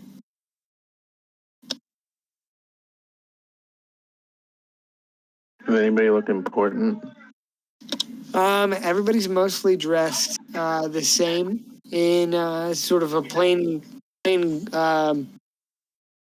garb, like a linen robe. Okay. You know, they're commoners, so.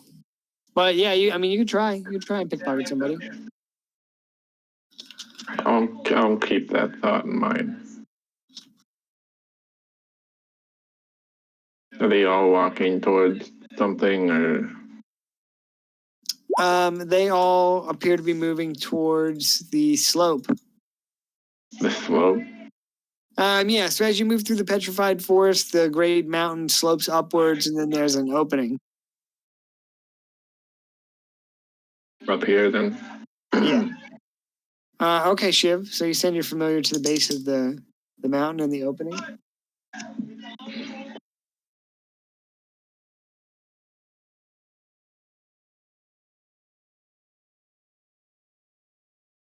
And otherwise, so is the crowd standing around, or are they slowly? You said they're slowly making their way in. Yeah, they're all sort of slowly making their way towards the opening of the mountain, the entrance. Cool. Then I'm just gonna kind of blend in with the crowd, especially as one of them they're small folk. Okay. All right, so yeah, like I said, you guys can move freely, and if you choose to interact with anyone around you, you can do so. Otherwise, you can just move up to the entrance.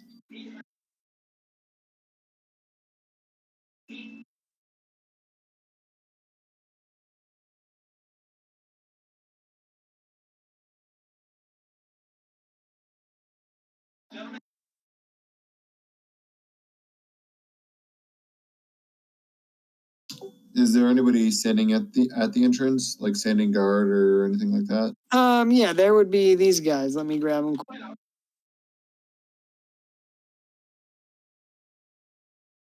So they look like this. They're wearing like brigandine armor. They carry actual weapons and arms, and just seem to be a little bit better outfitted. And they're just keeping an eye on folk as they enter into the mountain. Is there a lot of time passing? Is there enough time for me to get some more darts? Where would you acquire some darts? Oh no, I mean poison some darts. Sure. Yeah, you could. If somebody, let me put it this way: if somebody pushes your wheelchair, you could do it as you move. Yeah, like while I'm in the woods, nobody might see that. Sure. Yeah, you could. You could definitely do that.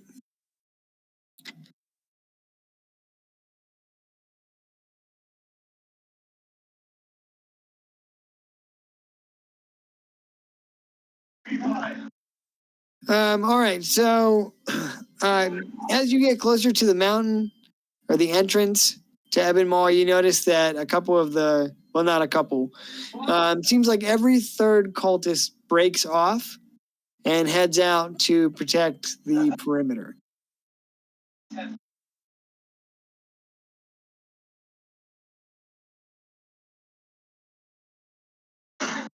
So they take place between the petrified forest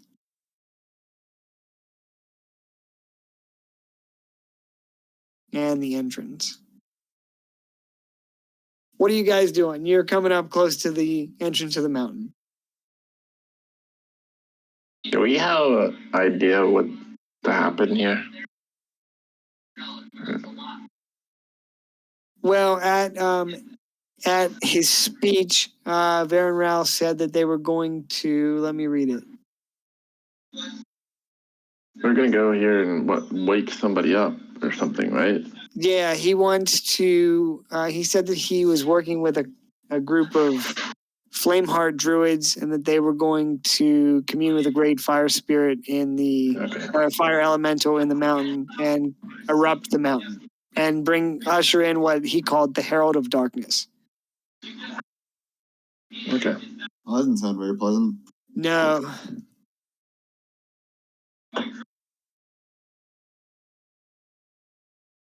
His goal is to purify the corrupt world with ash and cinder.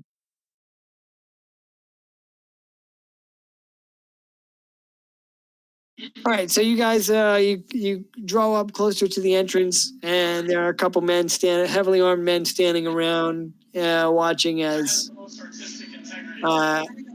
you pass.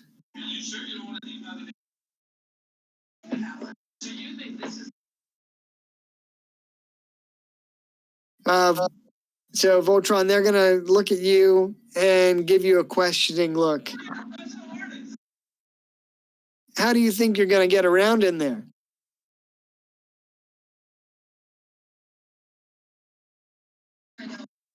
I've heard this all before. It's so tiring. Wait, did I call you Turtle Goth? You've been calling me Turtle Goth all night. I have not. Only one other time. You kind of have. Jeez. No, I haven't. Really broken my game experience tonight. I'm sorry. Would it be better if I was just Turtle Goth in a wheelchair or that? No. I think he just wants to put Turtle Goth in a wheelchair. Yeah, and then have his skeletons push him around. All right, Voltron. Well, whenever you get up there, a couple of the men stand and watch, kind of look at you with a confused look, and just ask you if do you know what you're in for once you get inside. I'm gonna say, look, I've had it with this corrupt and impure world, and I look down at my legs. I know exactly what I'm getting myself into. All right, well. Did I play the part? Yeah. He looks at you and gives you a nod and says, "On your way, then, brother." We could just push him at an angle down the cave, and the centrifugal force will just loop him around the cave. And then all you hear is the echoing scream of Voltron hamburgers being swallowed by the cave. That's funny. Hey, I want to approach the guard and say, I think I'll be okay, but I'm a little worried about our wheelie boy friend here. So what can we expect on the inside? He looks at you and gives Voltron Hamburger an appraising look and says, "Well, I'm just not sure if he'll be able to pass the test." What's the test? He gives you a confused look. Well, you should know already, brother. I should, but my memory's been a little off. That was quite the journey. I'm going to tell him I don't remember because I got hit in the head by the crap. What did we just fight? Armorholt hit me in the head. Is there a handicap accessible bathroom in here?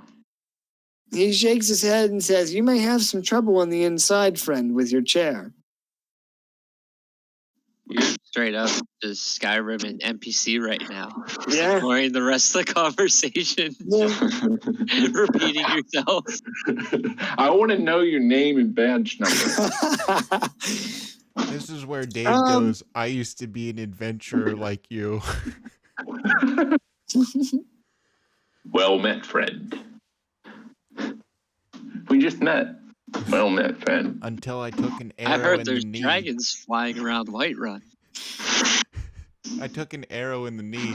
How do you think I got in this wheelchair? To your question, Shiv, he says, "Only the faithful may enter the final cloister and join the prophet." He says, "You must pass the test." He says, "Tests of agility and endurance that will put your very life on the line." He says, "But if you're truly faithful, you'll make it to the final cloister." Oh, hey, I got I'm easy going to look peasy. at him, and I'm going to say that it's okay. I had finished all the cloister of trials, even for the hidden aeons. He says, "You must have really hit your head hard." I'm going to pay your Jimbo 1,000 gold to cut off his head.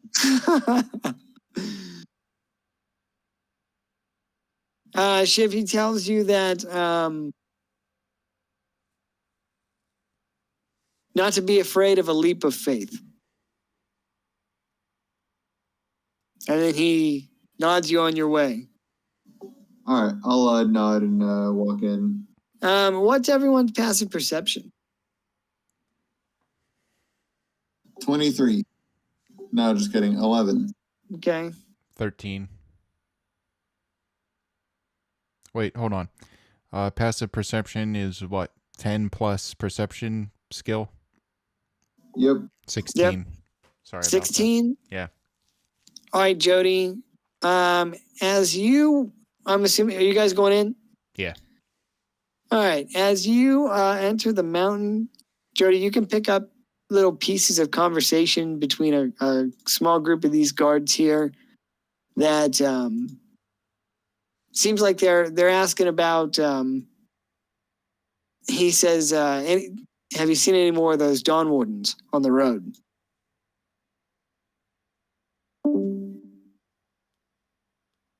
We lost somebody. It was Hoot, Voltron Hamburger himself.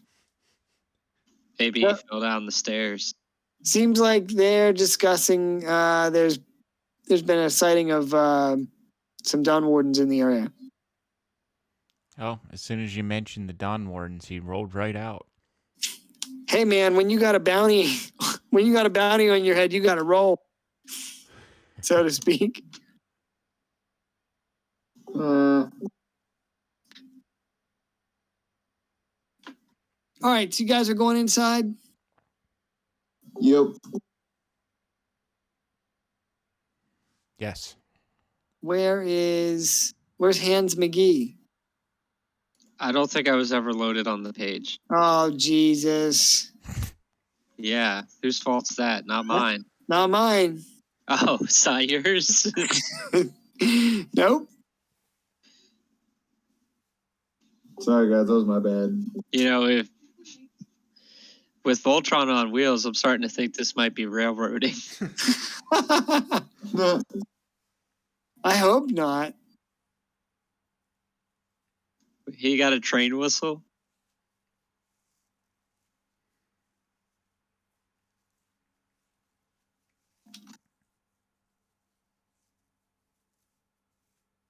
All right, you guys.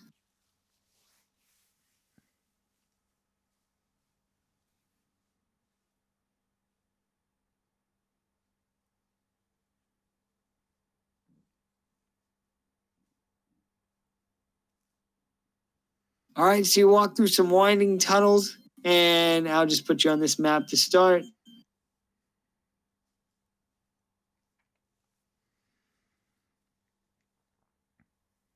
Whoops.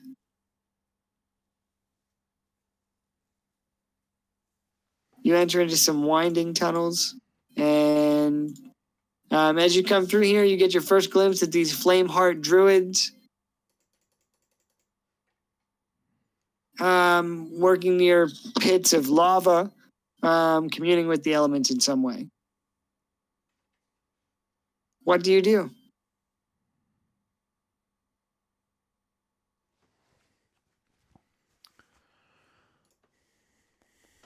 I'm gonna make a perception check to see see if I can pick up any conversations that they're having.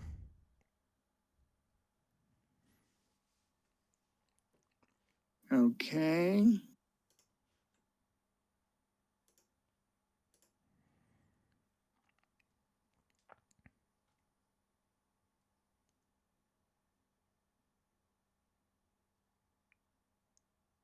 Sorry, did you roll already? No, I did not. Here it goes. A 10.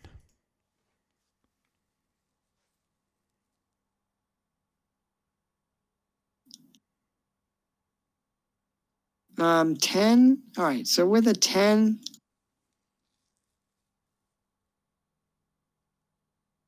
give me a second. I need to find thing.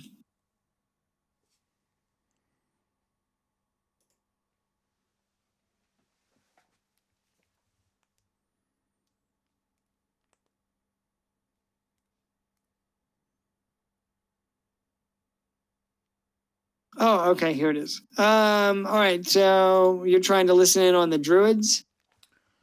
Correct. Okay, well, they're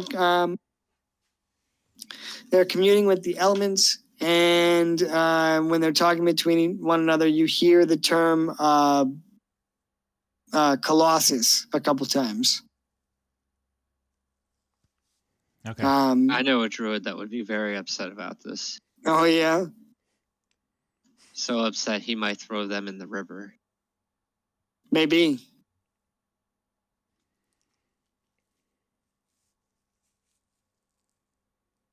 So something along the lines of concentrate harder. We'll need all the blood we can to summon the Colossus. Okay.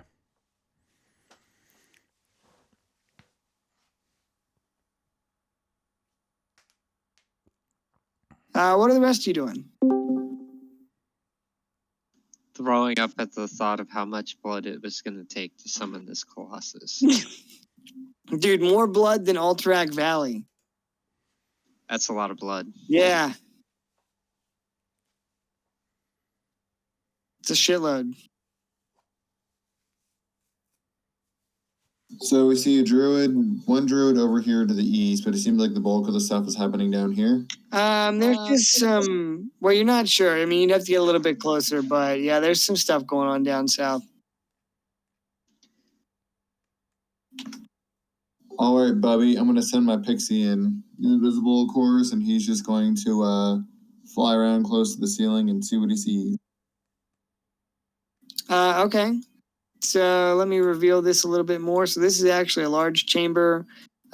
These guys are like in a like an attack formation, but they're not. They're just kind of standing around. Seem like they're moving in to block entrances and exits. Are there other like fellow random cultists in here, or are they all outside? Yeah, I didn't want to place a bunch of minis all over the place. Well, that's fine. But yeah, people were moving through this cavern deeper into the mountain. Okay, then I will just continue to follow the crowds, but I will probably have my familiar like probably 30 to 50 feet in front of me, just in the air, checking shit out. Okay.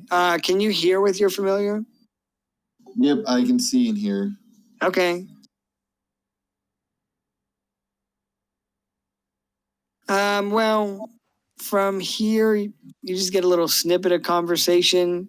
Something like, how much longer do we need to wait? And the other one says we need to wait until at least most of them are inside. Right. I am thinking that we might be the sacrifice. Ding, ding, ding. I am going. I think they mean to sacrifice all the people walking in. Yep, and the thirds, the other ones that split off are the... So, are the ones doing with the that ritual. knowledge, do you want to go in anyway, or do you want to hang out and watch? Or an option C I didn't think of. Or we could try and convince them that all of us are went in the wrong line.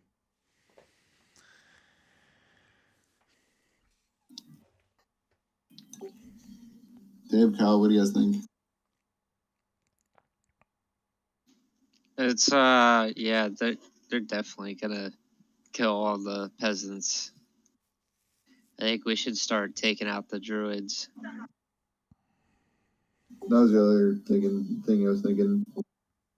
Because I don't know if we don't know how many armed guards there are, but for each druid we take out, it's gonna take them longer to cast. It's true. Yeah. Maybe we should...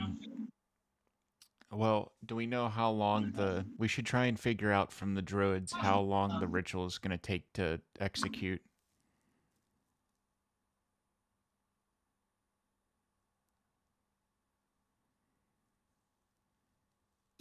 Or we can just start killing them now.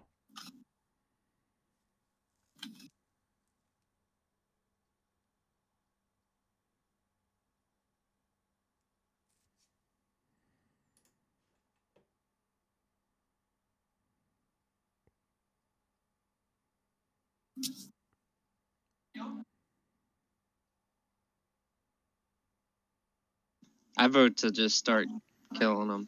All right. Because, I mean, who knows how long we Yeah. could be the last coming in and they're about to sacrifice everybody. Yep. Let's make like a Haru white iron and attack them. I want to hit them in the balls, which is just a regular punch for me. All right. Well, what do you? What's your plan? Where do you guys want to attack? We want to go after the druid, which is what, this guy? There's one here. And one here. Oh yeah. Why don't we take out the loner real quick and then go for everybody else? We could Yeah. we could take out some of the druids and disguise ourselves and then purposely fuck up the ritual.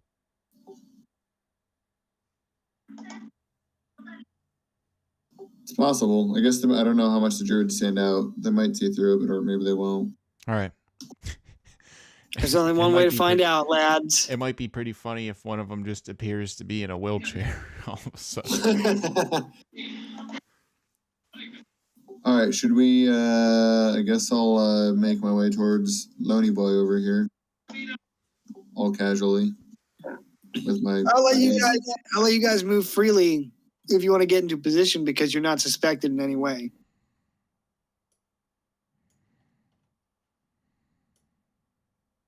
So if you wanted to move to a better attack position before the opening of combat, you could do so.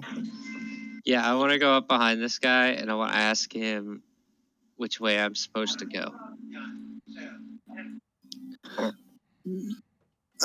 So he stops communing with the elements for a minute, and he looks at you and he says, "You need to go through this chamber into the central cloister.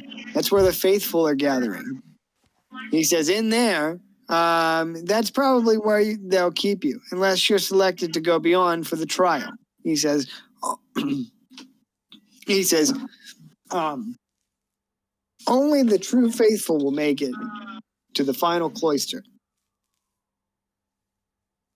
Sounds good to me. And then when he turns around, I'm just going to punch him in the back of the head. Okay, do you guys want to keep the same initiative order? Or? Sounds good to me. Yeah, I'll I missed out on a bunch. So we're punching a druid in the back of the head, and that's all you need to know. Okay. Go ahead, Dave. All right, Hands, you can go ahead and roll your attack and start. And why don't you guys go ahead and have a surprise round? Because he wouldn't be expecting you to attack. All right. Surprise. 24 and 23 to hit. Those both hit.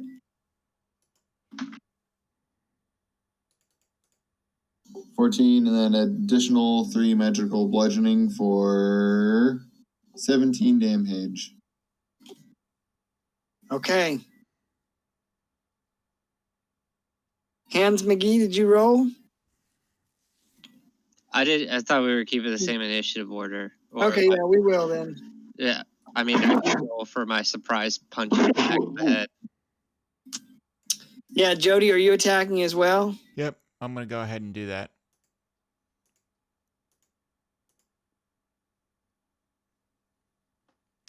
$27 and 16. 27 hits. All right. And so does 16. All right.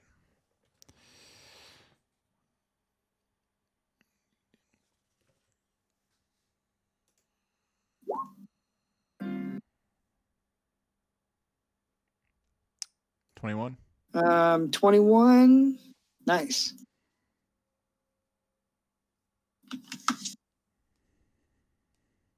All right, go ahead, Hands. And also, Voltron Hamburger, what are you doing? We'll pop up around here and focus fire, I guess. Okay. So let me get up here. One. All right, Hands. You get 2 attacks or you're rolling with advantage? I get 2 attacks because I'm giving him the old right hook, left hook. Okay, you can roll with advantage on your surprise round. So... Yeah, way to make the rolls worse. No, you keep the higher 2 numbers. So both hit. It was just the first 2, or like first 2 and second 2. Oh, well, I'm sorry. It doesn't matter because they both hit anyway. Oh, even the 14? Yeah. Damn. Yeah, they don't have very good armor. They're druids. Oh, shit. Wrong roll. I hate how like the reroll thing. Like I could just stop using it, but Yeah. you know how it moves it. Yeah. 16. All right. Yeah, I give him the old Mike Tyson. Jab, jab. Gonna try and bite his ear. Okay. Voltron, we're just waiting on you, and then the surprise round will be over. Are you gonna roll over his foot? I'm not close enough. Hit. No poison dart here, just the regular. I got you. I'm gonna use Piercer and reroll that.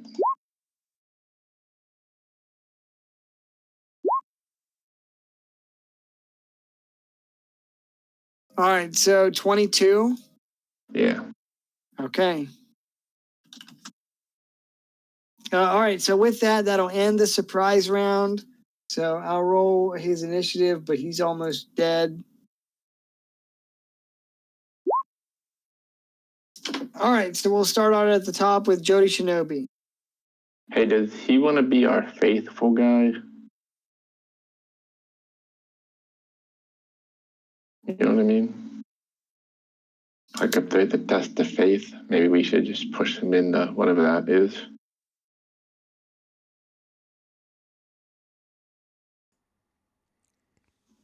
I believe Jody Shinobi's idea was to take his armor and pretend to be one of the druids.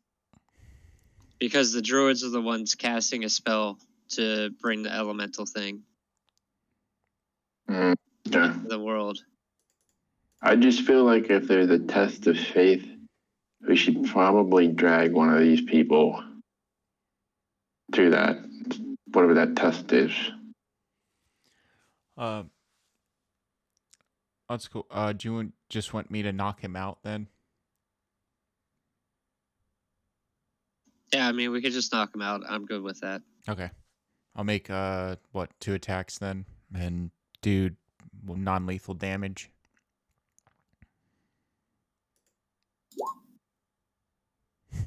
Damn, crit. Okay. Gave him the old 2 hits. Jet Li. Yeah, I'll just hit him on the top of the back part of the head with the hilt of my katana. So let's see here. That's plus 16. Yep, that looks about right.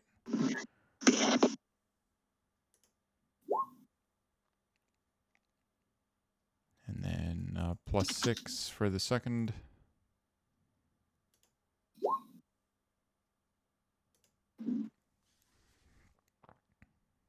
So I'll do 31 non-lethal damage. Hit him in the back of the head with the bloom. All right, so you managed to knock him out. All right.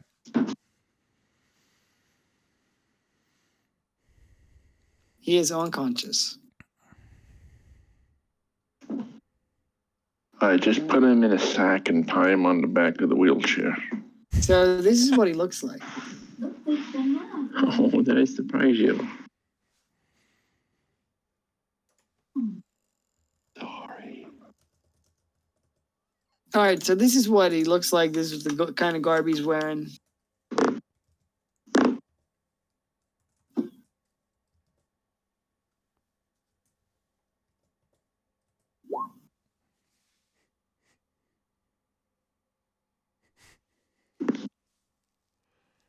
Back over there. All right, Jody, so you knock him unconscious. What do you do? I'm gonna go ahead and tie him up to the back of Voltron Hamburger's wheelchair. Okay.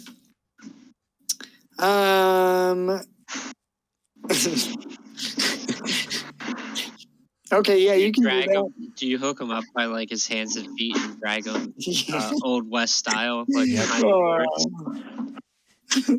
If there's not enough room, we'll have to do that. It's up to the DM. Well, how do you want to hook him up? Exactly like they do in the Western films. All right. Well, you don't want to drag him. You just want to sling him on the back, right?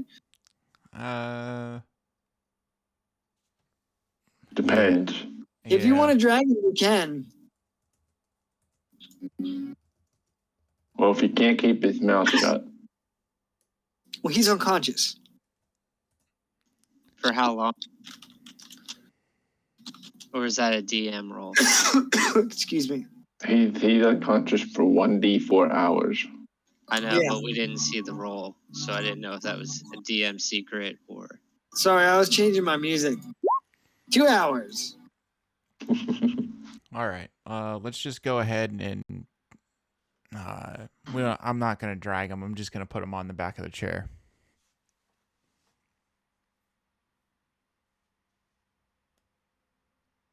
Does that sound good? Or do you guys want to drag him? Now let's put him on the back of the chair, because if we drag him, it'll look a lot more suspicious. Yeah. Then if somebody sees us, we can be like, the druid fainted from exhaustion. Yeah, and if anybody asks me any questions about my chair, just give them the look. Why don't you, Voltron Hamburger? Why don't you just put on his helmet? That way you Put on can his charge helmet? into people. Yeah, you could be the arch druid handicap.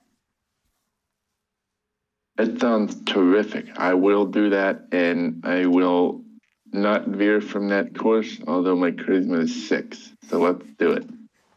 I mean, I don't think it would be a stretch to presume that some like a druid that's a hermit wouldn't necessarily have great charisma. I'm just saying, making a convincing case. It's not gonna be too good. As long as nobody talks to me, we're good. I'm just gonna interact with looks. I'm just gonna give people looks. I'm not gonna say anything. Okay. If you zoom into my character, you kind of see what he's got a look on his face. So Oh, I know what he looks like. So, all right. So you hook him up onto the chair. What are you doing next?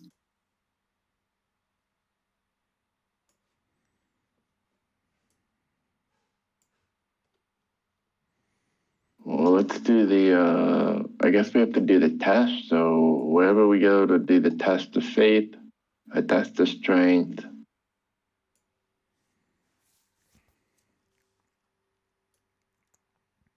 Well, before you came over into this chamber, most of the faithful were going this way. I think we should go that way All right. for some reason. Let's roll.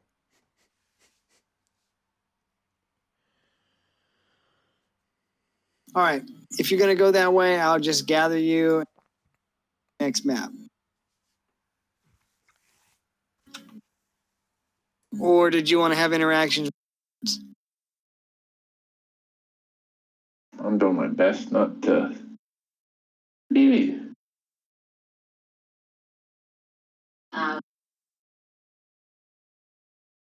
So are we going to the next room?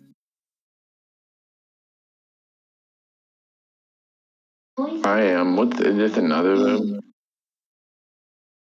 That is just a tunnel. Just a tunnel, you say, huh? It connects to this tunnel.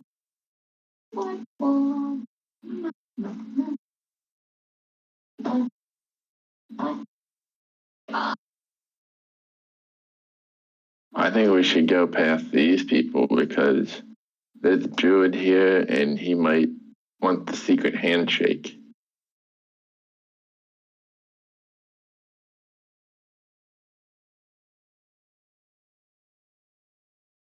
I'll just tell him, if he does that, I'll just tell him handicapped. I can't give it to him. There you go. Okay, let's do it.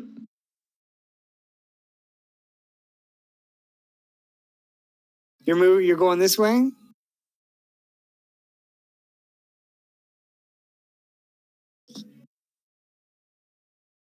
Yeah. All right, you guys can go ahead and move over here.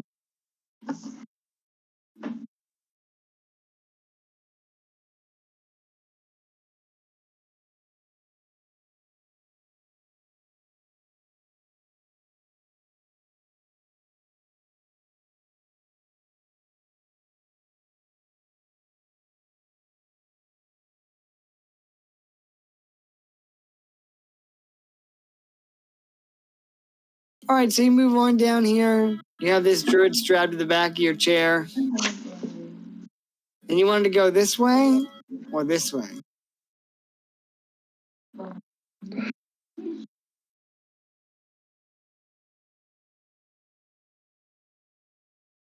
We'll go this way. Okay.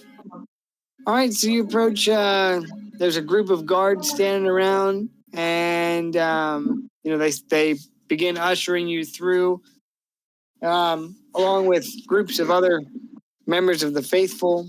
And as you go through, one of them looks down and sees the druid that's unconscious strapped to the back of your chair. And he says, begging your pardon, but is everything okay? I'll tell him I'm not in the mood today. Is he not prepared for the ritual?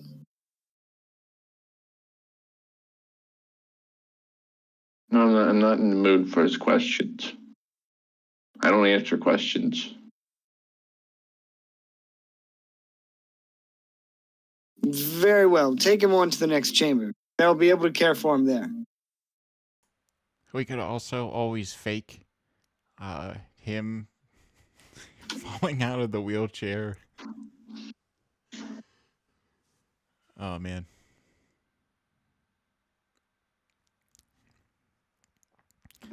We could always set up a fake scene where it looks like he was the one in the wheelchair and he just fell over and knocked himself out. Like a weekend at Bernie's. Exactly. Boy, will I hide in a blanket in the back or what? You could. Or you could just We just put you on the ground back behind. Yeah. Just set you down there till we come back.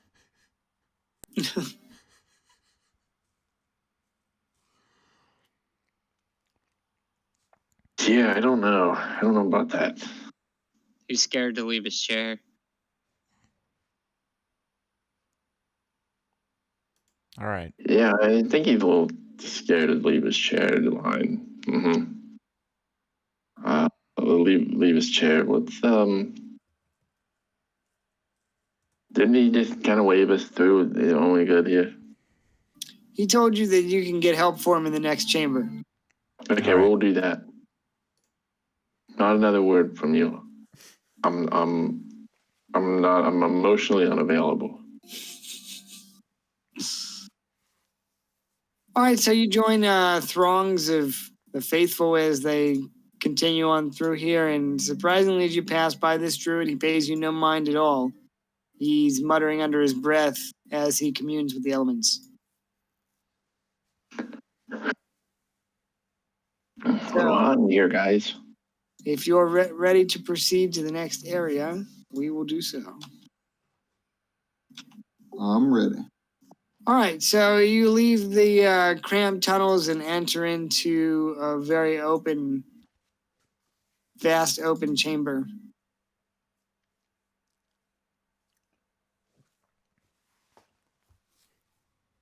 Oh, fuck. Where is everybody? Son of a bitch. I can't see anything. I know. Unacceptable. I'm sorry. Hey, these guys aren't too bad. I don't have any stairs here.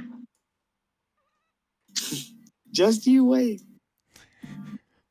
Somebody turned out the lights. Do you have a goblin glider kit on your wheelchair?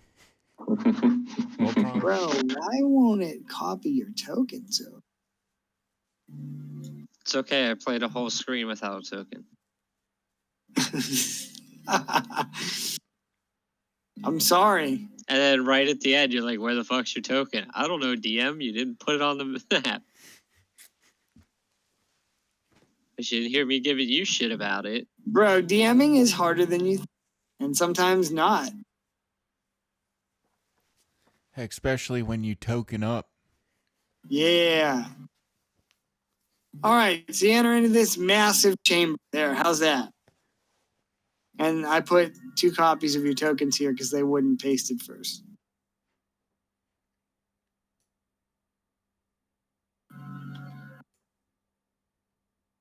Can you guys see okay? Yeah, I could see everything. Listen, I'm just in a wheelchair. I'm not blind.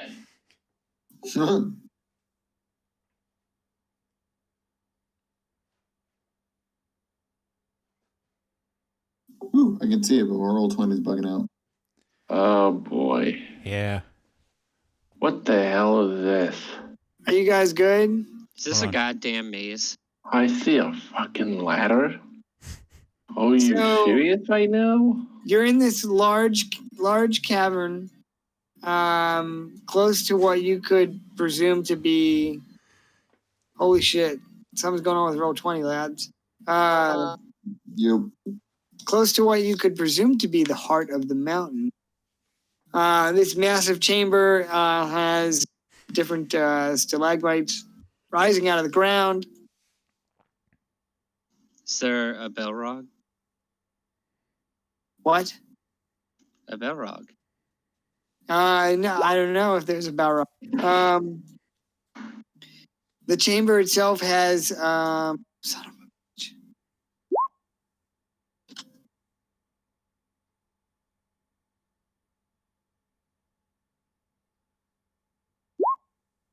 bitch. Sloping walls that are about they slope at 5-foot intervals, a little bit higher. They're 50-foot intervals. At the top of the sloping platforms, you can see Fireheart druids positioned throughout the cavern, communing with the elements, and also members of the Setting Sun standing guard nearby. The faithful are filtering through this cavern, making their way towards the center, where when they get to here, seems like they're queuing up like there's a line.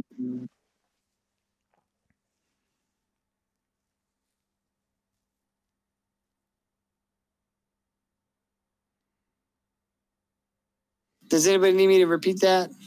Nope, that makes sense. So essentially, we're kind of we're on the lowest part of it, and I'm getting like real RFD vibes, and they're basically on top, kind of ushering us in. Razorfen Downs? Yeah. Yee! Yeah, so basically you guys are in the lower level of the cavern. There are druids up on these raised platforms here with guards stationed nearby, and the faithful are moving through the cavern towards the center. It seems like they're lining up here. Do you guys think that Razor Fen Downs is the most appropriate dungeon to be in with a bunch of handicapped players? What? Do you think that Razor Fen Downs is the most appropriate dungeon to be in with a bunch of handicapped players? Oh, Jesus. I do, because it's all ramps. Yeah, so There's nothing there. but ramps. There's a ramp all the way up to the top of the room. It's a big circle. Same with AQ40. AQ40's got a shit ton of stairs at the beginning. That's why I can never get in. Yeah, to get in there. It's easier when you have your flying mount and you can fly past all that bullshit until you zone in.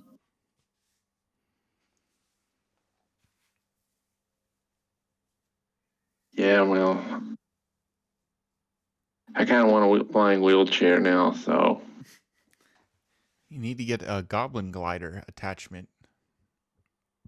We're getting there. So this is where everybody went, right? Everybody went here. But Yeah. Yeah, a lot of the faithful are gathering in this central chamber here. The faithful.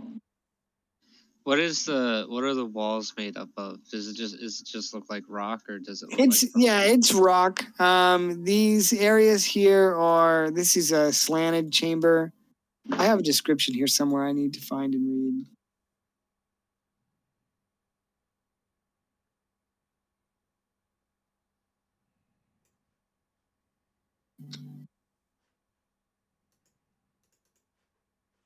I'm gonna get a drink.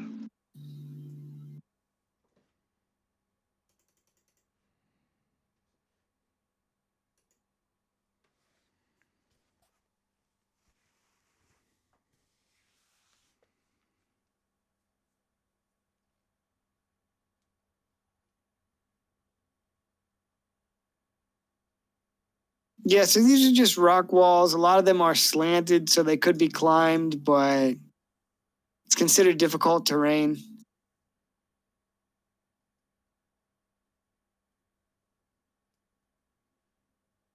So you're in this large chamber. How do you wish to proceed through it?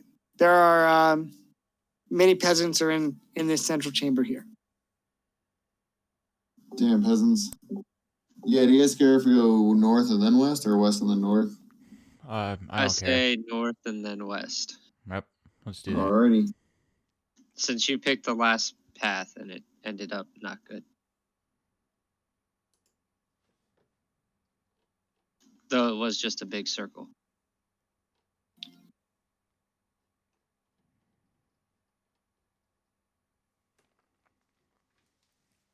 All right, well, you're free to move through this cavern as you can move freely.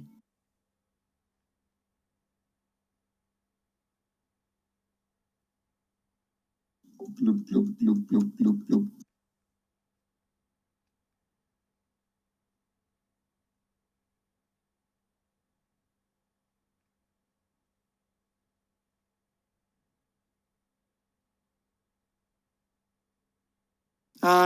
Who wants to lead? I need to refresh.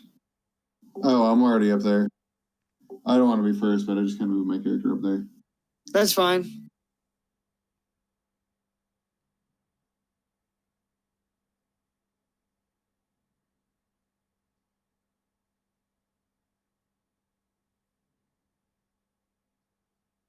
Oh, nice. There, I see you. All right, so you get into this. You get in towards the north end of the chamber, Shiv, and the peasants are lining up here, and there's some standing by that are examining them, and some to the back of the room to join the others, or telling them they can go on ahead.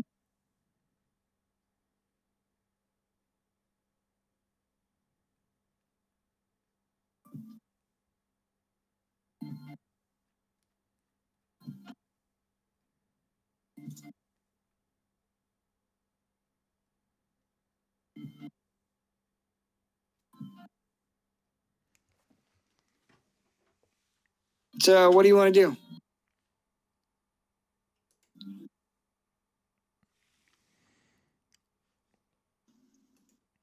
I mean, said were you talking to me or what else? Because I'm up here. I'm talking to everyone.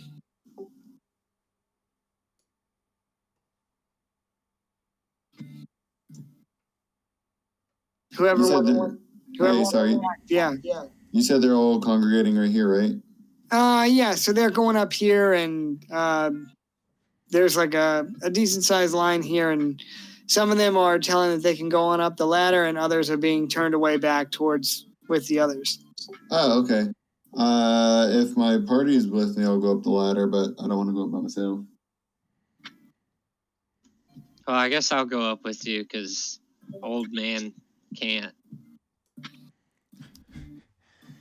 Dave's gonna have to attach ropes to the knocked out and unconscious druid, and he's gonna have to throw him up the ladder and then just pull himself up.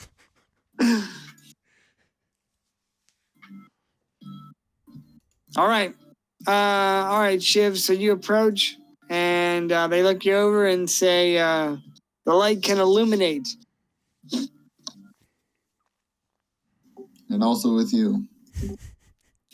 All This right. is the way. They nod at you and allow you to proceed up the ladder. Cool. All right, so as you reach the landing there at the top, you walk past two fire-hard druids who are busy communing with the elements. Ahead of you, there's warmth radiating from the tunnel ahead, and seems like a bridge or something lies ahead. Is everybody going up the ladder? I am. Okay. You can move up here. Voltron Hamburger, what are you doing? Well, I just got back. I'm going to glide up the ladder.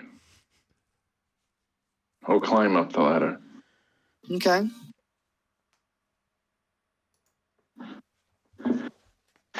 There's a cat in my seat.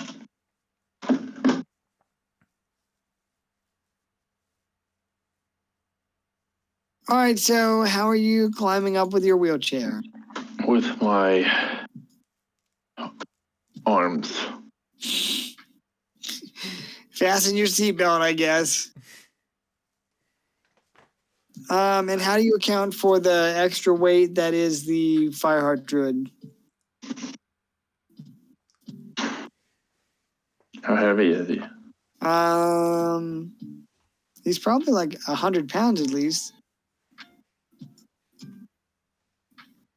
I will just tell myself that it is 100 pounds at least in gold coins, and I will climb the thing. What the hell is this? Okay. Can you guys all move over here?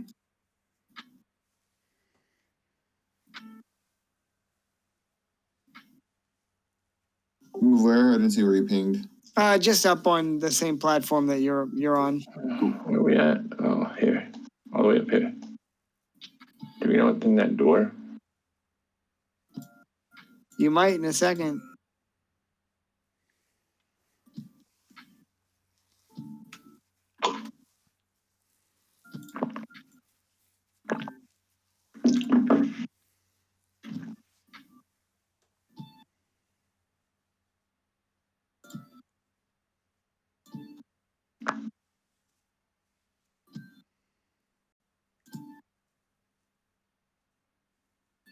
All right.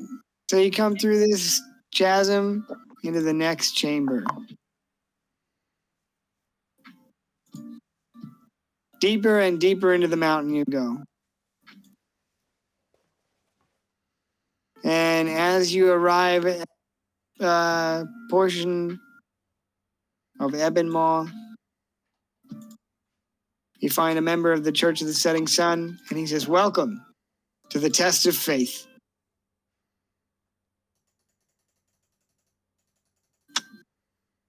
You must cross to the other side. If you proceed, or if you're successful, you may proceed into the final chamber with the prophet himself." Oh. So, did we go from I'm gonna going... pull out. Go ahead, Wes. I was going to ask, so if we made it through Razorfen Downs, are we ready to go through Razorfen Crawl? Because some of us don't have legs that work.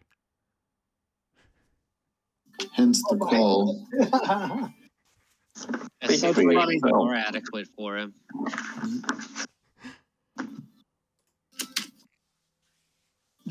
That's funny.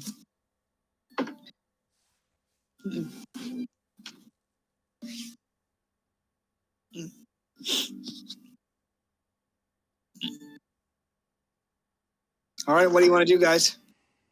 I So, want to pull out a sack of sand and say, "I saw this in a movie one time," and then throw the sand over the invisible bridge. all right, well, you throw some sand out there, and there is an invisible bridge. The sand just goes over the edge. Next, we're gonna have to spell Judith by jumping on squares. You're going to have to drink out of a cup that turns you into a necromancer's pet.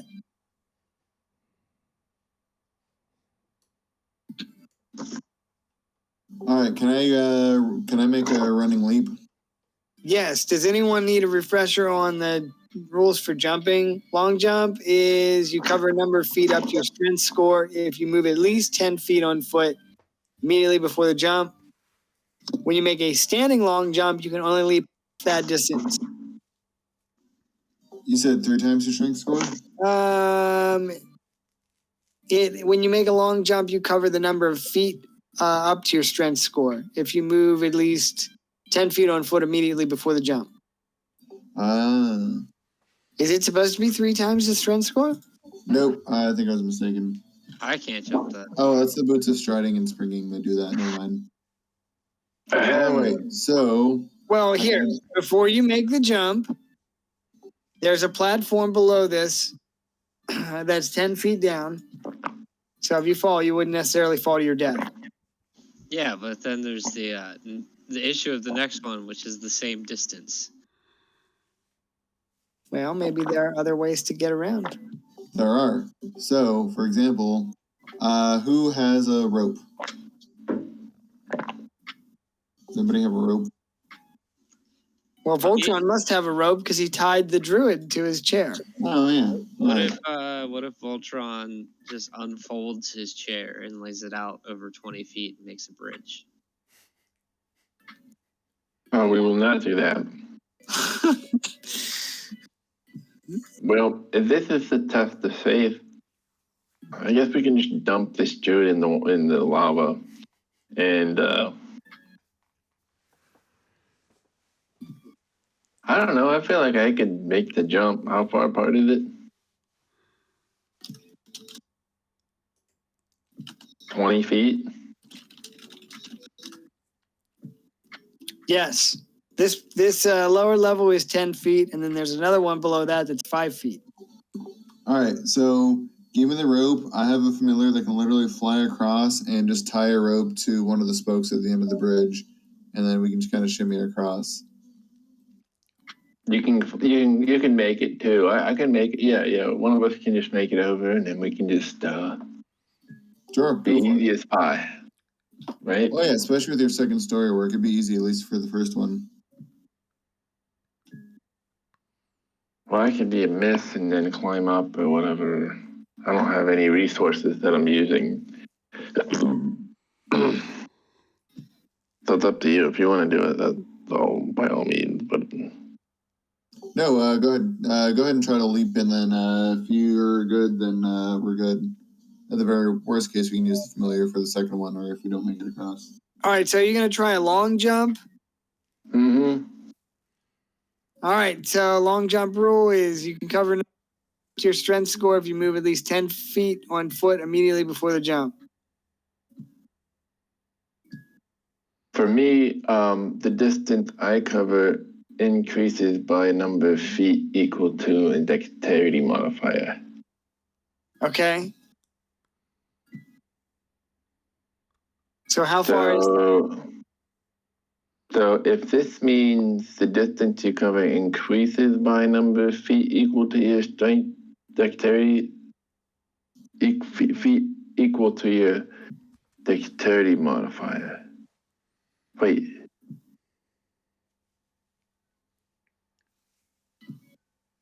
modifier or dexterity score? Oh, it's a modifier. It's only an extra square at most. Okay. Yo, whoops. Oh man, shame I didn't take repelling blast. You could just jump and then I'll hit you and it would literally blast you to the other side. But alas, I did not take it. Glass. I can just go. I can just go ahead and use my grappling hook, and then just grapple across the 30 feet. Works. Yep. Let's just do that. So I'll go ahead and use a bonus action, and then jump off the ledge here. Deploy my grappling hook as a bonus action, and hoist up to the side here. Okay, so are you going to fasten a rope? Yeah, I'm just going to use Voltron Hamburger's rope. That Voltron hamburger is so useful. Yeah, you wouldn't think he's handicapped. I don't know why you have to make it about that. I don't know why anybody else is making it about this in this game world. I mean, cool. look. Yep, and if there's a rope, then I will just go ahead and cross. All right, yeah, you guys can start to go across. Cool.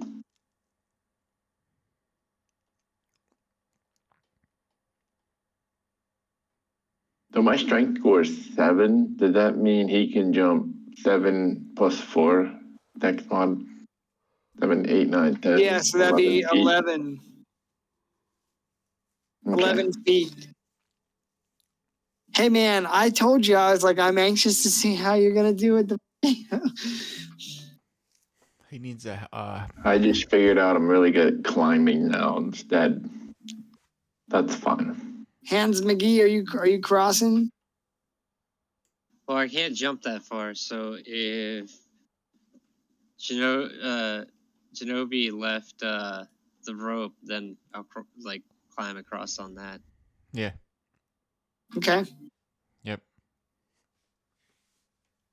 The issue with having short legs, you can't jump very high. I understand. You might want to entertain the idea of using a wheelchair. I'm gonna stick my leg up, put it back down, and say, "Nah, they still work fine." I'm gonna spin my wheels. You gotta do a burnout. I'm gonna do a burnout, and I'm gonna spin I'm gonna have my hubcaps are gonna be spinning, and I'm gonna flash my lights, my high beams. Okay, can we do the same thing across the next one? Yes. Yep. What about these platforms?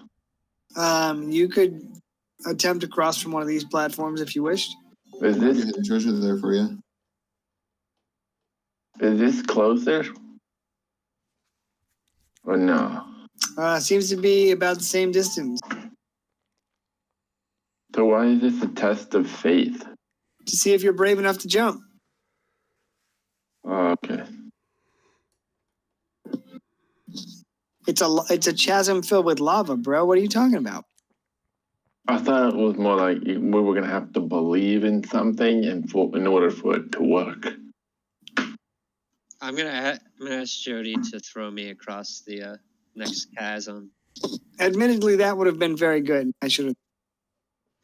I'm gonna ask him to do that. I'm gonna tell him that I can't reach.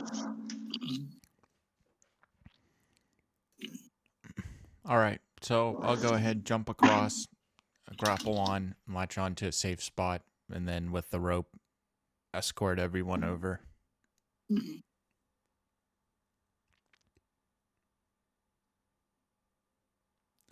Okay. All right. So Jody Shinobi crosses, and you guys can cross with the rope again if you wish.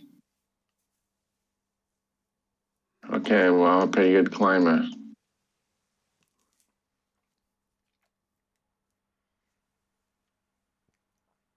I guess we don't need this druid anymore. Maybe you can just dump him. Maybe. Just toss him in the lava. Thinking about it, but we still got another hour or two.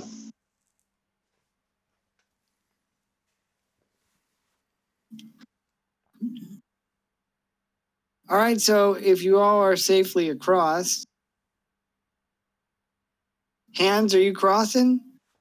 Yeah, don't you remember Jody's gonna throw me? Oh. For Nobi. I'm gonna look at him like Gimli and say that I can't make the jump, but I'm gonna tell him not to tell the elf.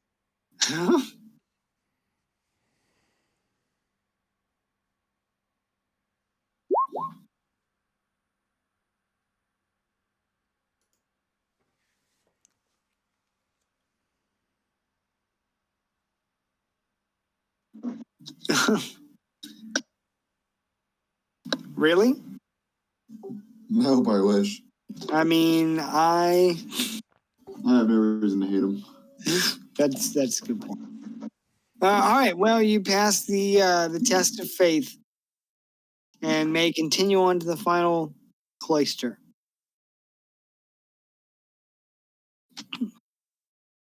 Is there Let's anything? do this. Is there anything you wish to do before you go and see the prophet?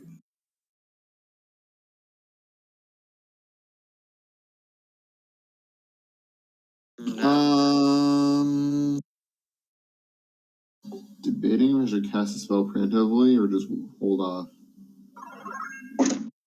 Cue boss fighting music. Yeah, right? I will get you some boss fighting music. Guess I should just hold off. I will do nothing.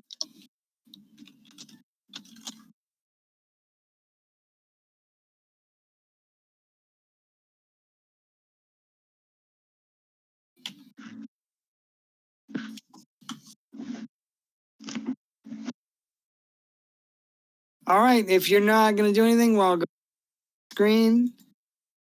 All right, so you continue on into the heart of Ebonmaw.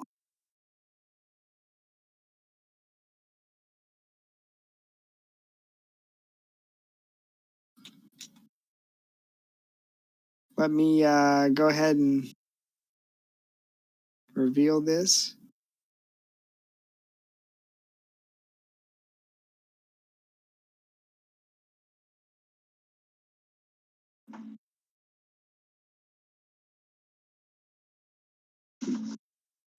Galador.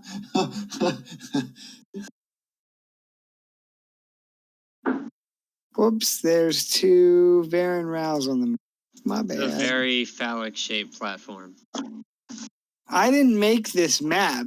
Yeah, but you chose it. So Yeah, I did. Worse. Maybe this is where you get dicked over. No, I don't know. Oh, all right, The Bubby. long dick of the law. All right, Bubby Big Balls. Hey, I turned off the lights, didn't I? And damn, that, Anna said, damn, that looks like a dick. I didn't make the map.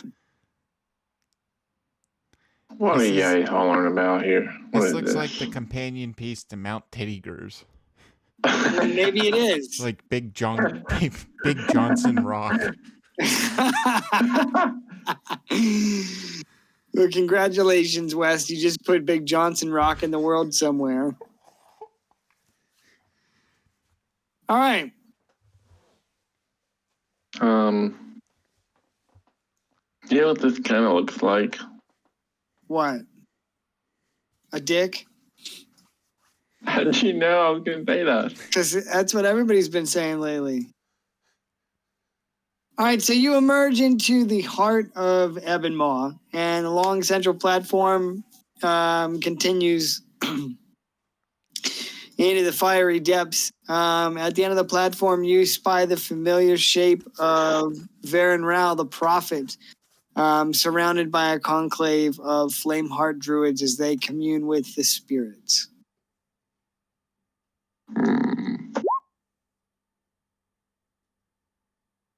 I'm gonna pull out my pack of cigs. I'm gonna ask them if anybody's got a light with all this magma around me.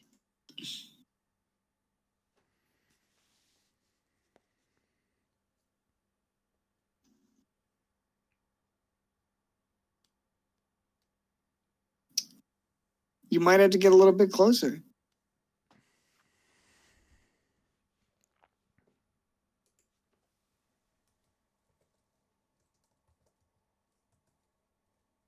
Okay.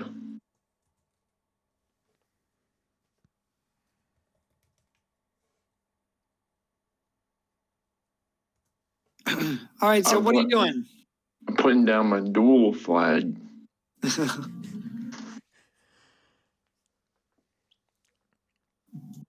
You're going to flag yourself for PvP? I will.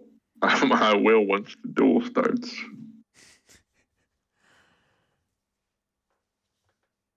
That's a real Jeff move. What are the rest of you doing?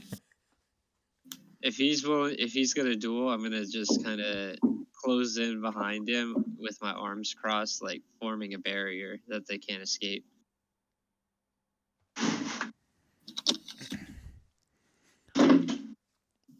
I am going to. Ooh, maybe we should do that. Can, let's see.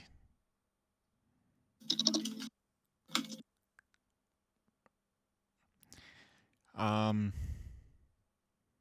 I go ahead and roll a stealth check, right? Stealth check? Yep. Go ahead.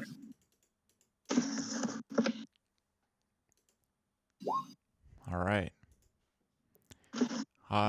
What I would like to do is sort of hop over the ledge and kind of find, is there enough space that I could kind of just grapple along the side? Yeah, there's a lip on. The top layer has like a lip on it, so you could just kind of hang on to that and move your. Okay, cool. That's Oh, what you I'm want to gonna go do. like Assassin's Creed style Yep. around the edge there? Wouldn't Yeah. that get like hot as shit exposed to the lava? I'm gonna be like Mario if I fall in. It would definitely be chamber, but if he.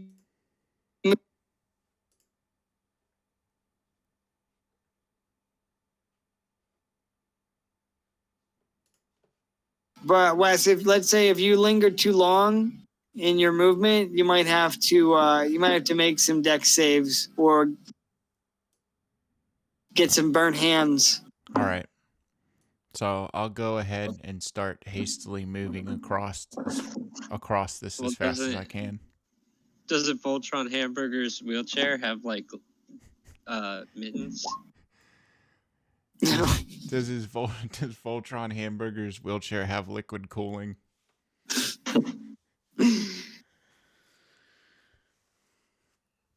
All right, so you're gonna ready a spell. Voltron Hamburger's moving. Hans McGee's moving in, and you're gonna shimmy along the edge. Yep. All right. Well, whenever you're ready to confront him, you may do so. Does everybody have what they need? I think so.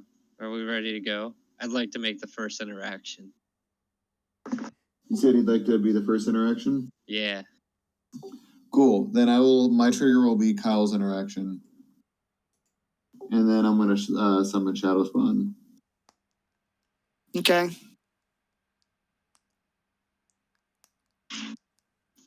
All right. Everybody ready? Yep. I'm going to dash forward towards him. I'm going to look at him, and I'm going to ask him if he could have a seat right there. And what he planned on doing with these 3 druids tonight.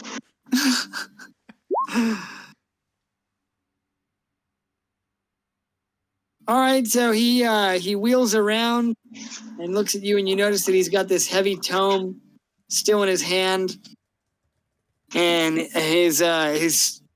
the staff that he's holding, the orb at the top kind of glows fiery red, and as you approach, he smirks wickedly. He says, "I'm impressed you passed the trial of faith."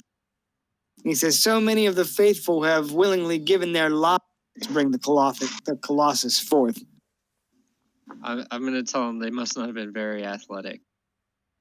He laughs. He says, "No, these peasant fools usually aren't."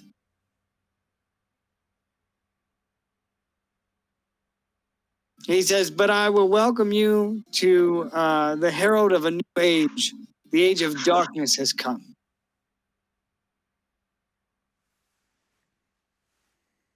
It's pretty bright in here for all this darkness you're talking about. And he says, "Just wait. Soon you will see. Soon all will see." So I don't understand, man. You're contradicting yourself. You say there's going to be darkness, then people are going to see. Like, you got to get one mission statement here. Yeah, I'm gonna raise my hand like we're in a classroom and say, I have a question. I'm about that too. He asks you to come forth. Come closer.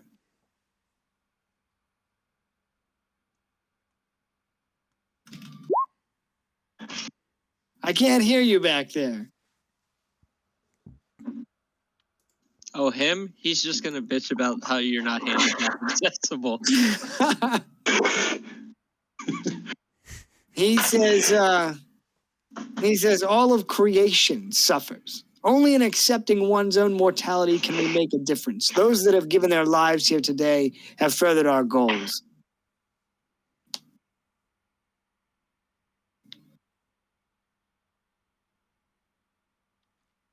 He says, soon the devourer is coming.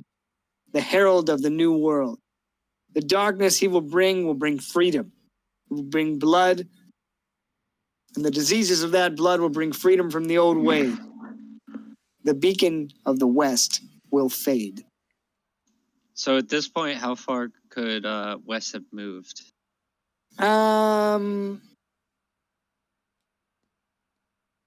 What? He moved 30 feet, right? 45 feet?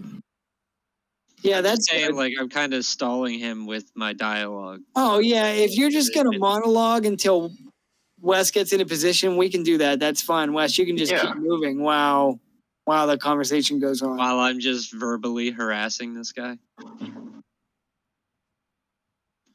I'm gonna say, yeah. Oh, Go ahead.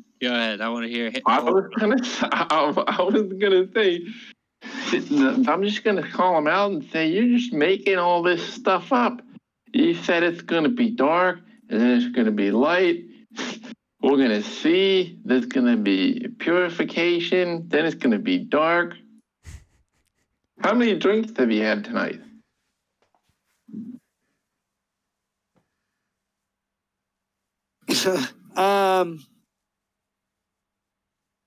He says, you of all folks should know what I say is true. Are you not looked down upon in society? I'm gonna point over to Voltron and say, well, that's how they make eye contact with him. Does he make eye contact with me, or does he just keep looking at Hans McGee when he talks? He looks at you and says that directly to you. Okay, well. He more like shouts it because it's loud in here. Oh, well, I will take offense to that. I will say I'm not deaf. I am just in a chair. You can lower your voice.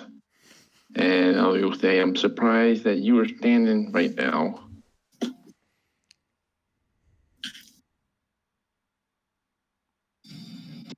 I don't know. I don't have anything else to add right now. I don't know if he says anything back or what.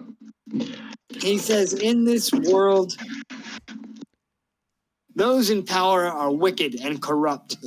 Our only hope is to purify everything, reducing all to smoking cinders and ash, and start again.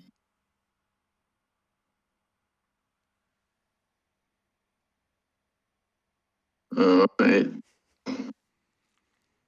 Well, if you burn everything down, where are you gonna live? He turns back to the druids and says, enough questions. Continue the ritual. I think I'm just gonna dump this guy that I have. No, I'm not gonna do that. I'm gonna hang on to him for some reason. Is it pretty bright in here? Like, is this like fresh magma, or is it kind of like cooling off to where it's kind of dimly lit? It's like the inside of Mount Doom. So there would be like shadows around. Yeah. So like, let's say, for instance, I could teleport behind this druid here using my shadow step. Yeah, you could. Well, then I want to do that and then attempt to push him into the magma. Do you want the same initiative that we've been using? Well, I was the one that was initiating the like attack. No, I know, but we're gonna start combat after that, so. I'm gonna, while no one's not looking, I'm gonna nonchalantly take a ring out of my pocket and throw it in the lava. Okay. All right, so do you guys want to keep your same initiative, or do you want new initiative for after the surprise round? I'm down to re-roll and keep it interesting. Okay, so you guys will have a surprise round where you can all move, and then we'll go by initiative order. So roll your new initiative.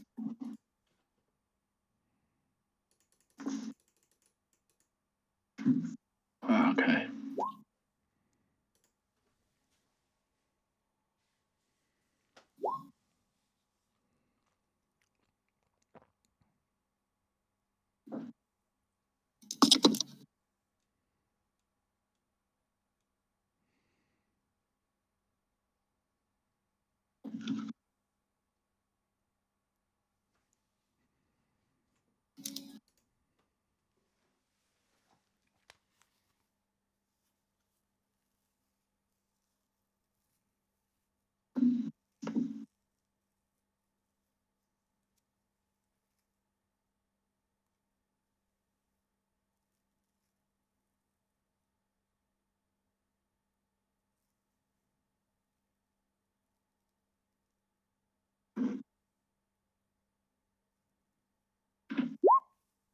Damn. All right.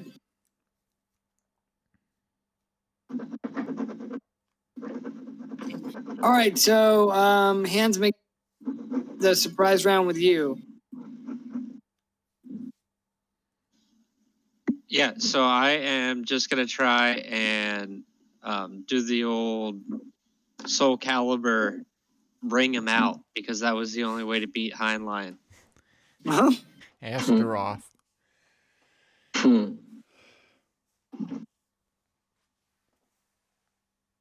That's funny. That guy was a fucking dick.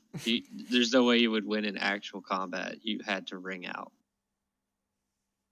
So Yeah, it's funny is I'm drawing a Minotaur with a giant X right now.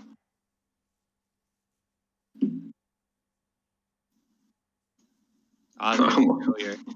all right. So are you gonna try and just shove him into the fire? I was gonna give him a dead leg and then like have him fall into the lava.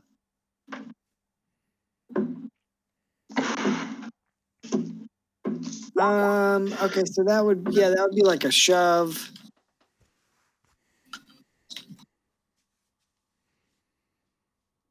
They cover it in the PHB.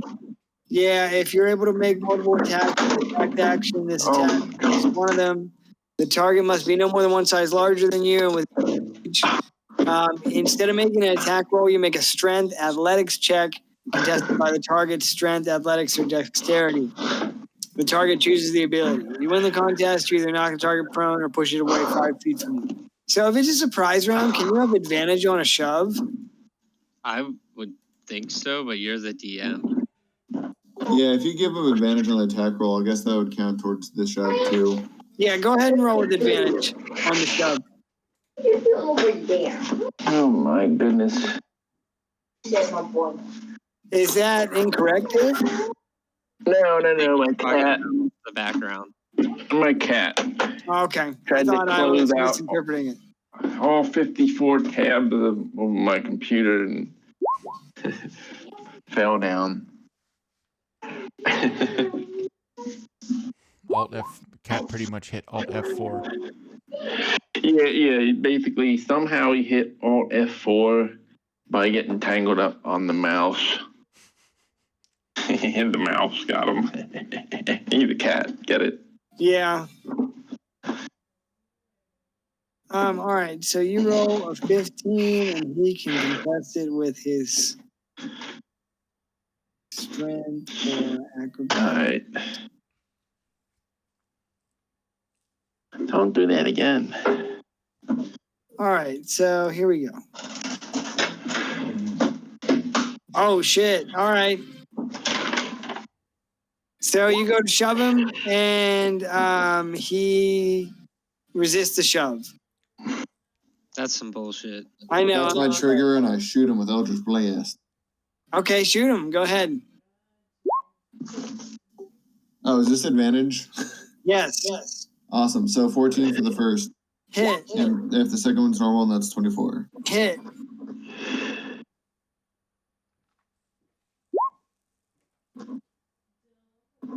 $17. Yeah, 17 total. All right. Who wants to go next? It's surprise round.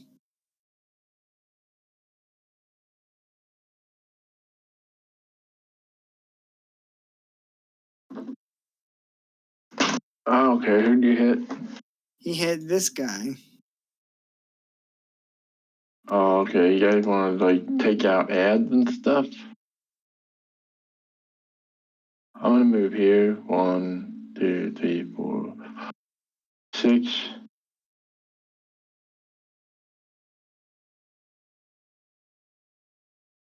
I'll shoot him. This guy, darts.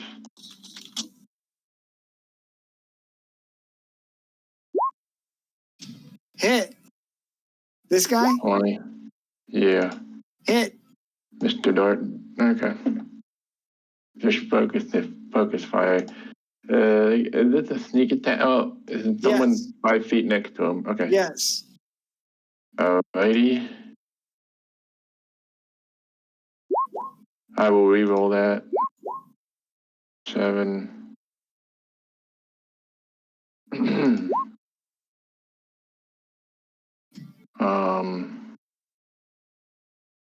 And you know what? Let's say that is a poison dart. Okay. Con That's 1 of 3. 8, probably a fail. Yeah. It's only 14. Cool. So then he's poisoned. Well, 14 is going to be enough to kill him. Oh, really? Yeah. What, the damage I did? Well, he took other damage. Will this kill him? Your extra 14 damage would definitely kill him. Oh, you don't need the 11? No, it's the 14 that would take him down. Oh, the 7. Oh, okay. Well, maybe I can just hang on to a dart then? Yeah, you can do that. I'll hang on to the dart. And then I will use a cunning action to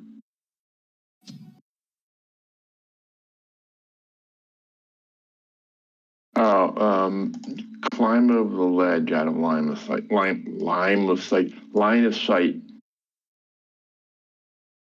Okay. All right, Jody, you're the only one who hasn't.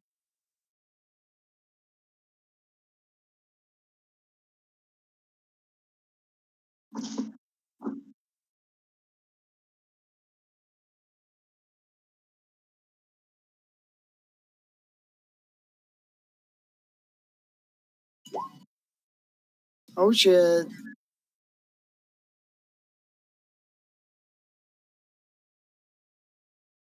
Who are you attacking? This guy. You should do the Assassin's Creed assassination where you just reach up and pull him down in. All right, a strength save. He has to beat a. Oh, critical fail. He just falls in on his own. Yeah, dude, you can just grab him and throw him in the lava. Okay, so. All right, I'll extend the spear. The spear goes and pierces through him, and then he gets, with the spear, he just gets yanked into the lava. Excellent. He does the Wilhelm screen. I'm having flashbacks to Donkey Jack. Dude, something about throwing people in the furnace. Now it's just pulling people in the furnace. I guess that's gonna conclude my turn. Yep. All right. Well, that'll end the surprise round. So the initiative order is Voltron, Hamburg, Jody, Hans McGee, and then Shiv, and then the big bad.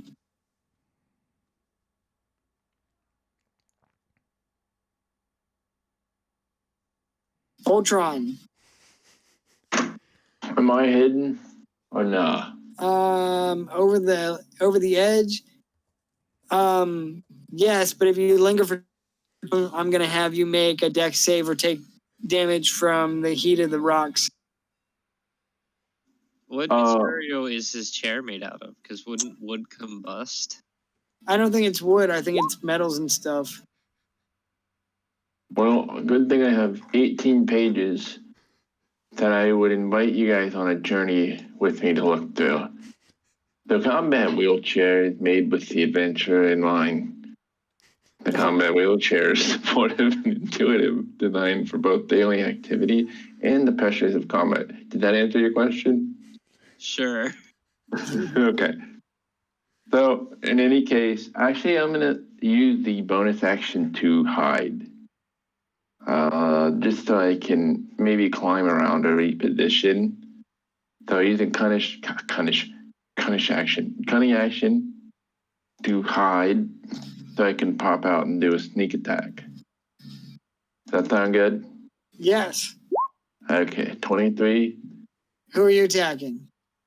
I don't know. I'm just hiding. Well, oh yeah, that's to hide. Okay. Okay, I just want to make sure I'm being sneaky so I can pop out here. Okay, I can move a little bit. I want to move. 1, 2, 3, just to the tip. Just the tip, huh? Just the tip. Any deeper than that, it's getting a little gay for me. Okay, I'm gonna pop up over here. And Dude, are you talking about this tip? about what? I mean, you started fully down on the shaft. Oh my god. I'm getting as far away from the base as possible. I'll pop out and I'm gonna hit the. Do you guys want to finish up this Judd? Is that what we're thinking? Since we knocked out all of his help in the surprise round. Okay, I'm gonna try to knock this guy right off. I'm gonna kind of eject him from the very the furthermost point, and let's do a little shot here. I think the only way that's going to be effective is if you say that you can't get to giant. Okay, I rolled a disadvantage. Yeah, 15 hits. Oh, really? Yes, they have very low armor class. Okay. I gotta get some good music if you guys are gonna fight the boss. 14. 14 damage? Jay, the poison arrow, guys. Or poison dart, sorry. You better be sorry.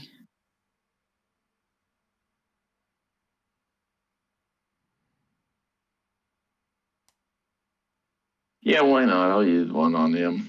DC 14. Con save? Yeah. Critical fail. Okay, then we're gonna just give him another 12 there. All right. What's up with your rolls right now? My rolls? Yeah. Dude, you won't be saying that in 5 minutes.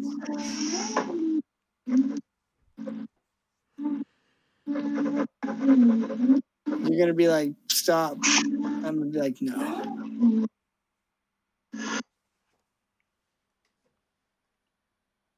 All right, if that is the end of your turn, Voltron Hamburger, it's Jody's turn. All right.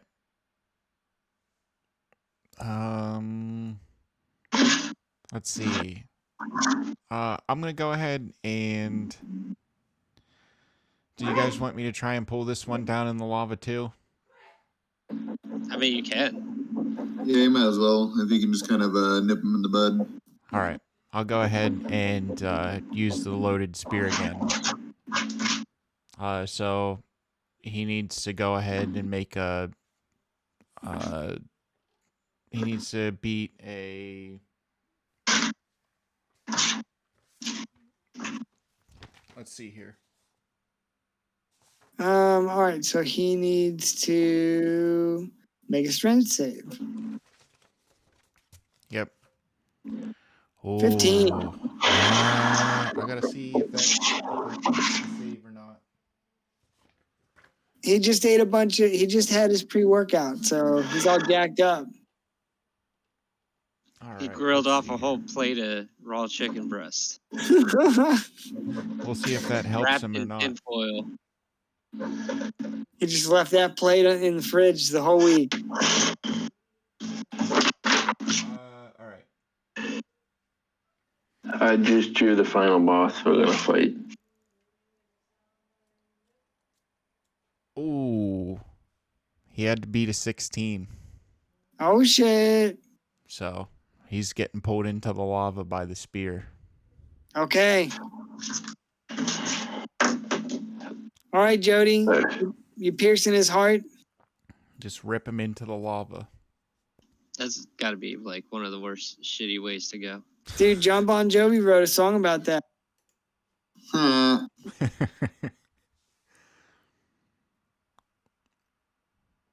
right. I'm gonna. Let's see. Move there. I'm going to move back on this side, and that's going to end my turn. Okay. All right, you kill Varen Rao's druids. Hans McGee, it's going to be your turn. Combat over. We did it. I'm going to tell him to surrender or face the same fate as his puny druids. You're going to talk to him? Yeah, I'm going to tell him to surrender or you may face the same fate as your puny druids. He laughs. He laughs maniacally. Then I'm going to say you'll be stopped in the name of the king. He laughs and laughs and laughs, and then abruptly he stops and affixes his gaze upon you. And he says, I have not lived 300 years to be stopped by the likes of you. I'm going to say the only person here that's lived 300 years is that guy that can't walk. Look at him. He says, this is your one chance. I will allow you to join or die here. I'm going to tell him that 300 years is nothing for a gnome. I've spent longer than that training in just the art of hand-to-hand combat. And I'm a Jet Li pose. If you want to continue, do you want to continue the dialogue? Nope, I'm going to run up and I'm going to do like a flying jump kick at him. Okay, go ahead and make your attack roll.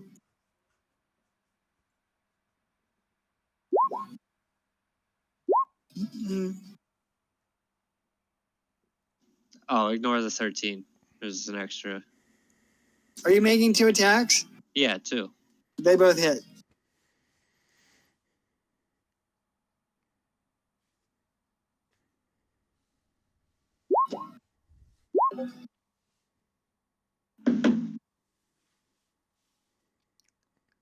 $15? 13. Math is hard. Sorry, I thought that was an 8. Sure.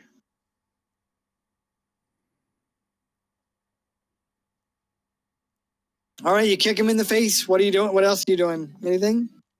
Then I'm going to teabag him. And then end my turn. All right, Shiv, it's your turn. Oh boy. I'm still suspicious that there's not more that he's got up his sleeve, so I'm still going to hang out back here and pew pew. 23, 22. 2 hits. 7 and 11, 18 total. And for what it's worth, his speed is slowed by 10 feet until the end of my next turn. Okay. And I think that's actually all I'm going to do this turn. All right, well, he takes the 2 hits in the back, and he turns and glares in your direction. He looks back at you, Hans McGee, and he says, I've not come this far to be stopped by the king's lackeys. And he begins to shift and change into a red dragon. Sweet. What does a red dragon want to burn the world for? Chaos. But then how's he going to get loot?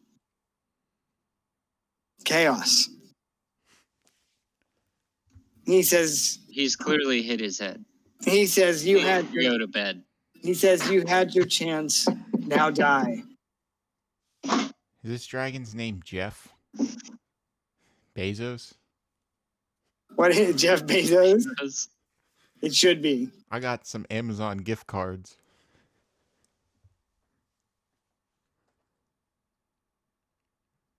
All right, so he shifts. He shape changes, and he's going to breathe fire. So he takes a deep breath in, and he's going to exhale fire in a 30-foot cone. So Voltron Hamburger and Jody Shinobi, and especially you, Hans McGee, you got dexterity saving throw. You guys are both over the lip, so you can roll with advantage for having cover. Okay. Or am I incorrect? When you have cover, That sounds I good don't to need me. cover. Can't hit me. I'm too small to be hit.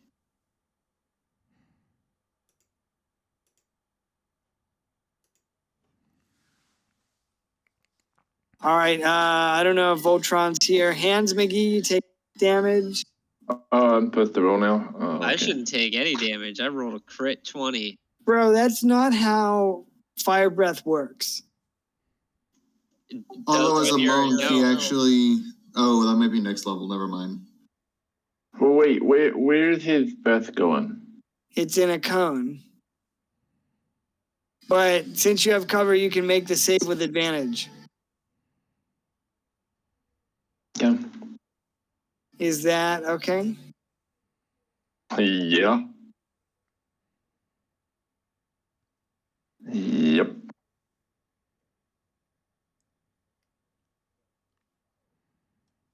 All right, Voltron and Jody. All right.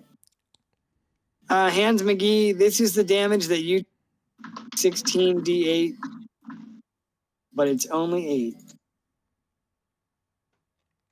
8. Jody and Voltron, you're gonna take half of this. All right, Hans, you take 22 damage. Voltron and Jody, you take 11. Why don't I take half?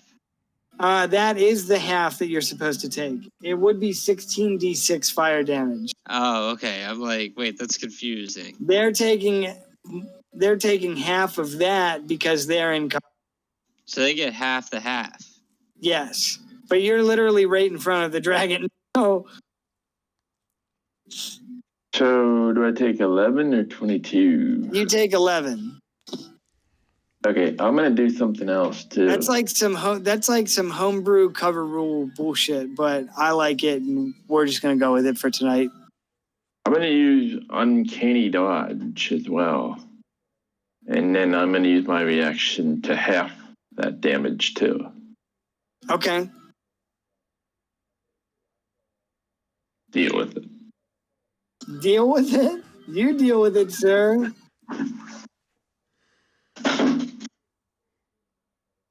So I'll take 5 damage. Yes. All right. So he breathes fire, and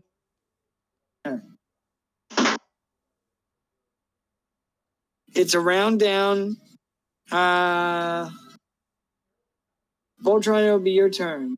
I'm gonna attack him with advantage.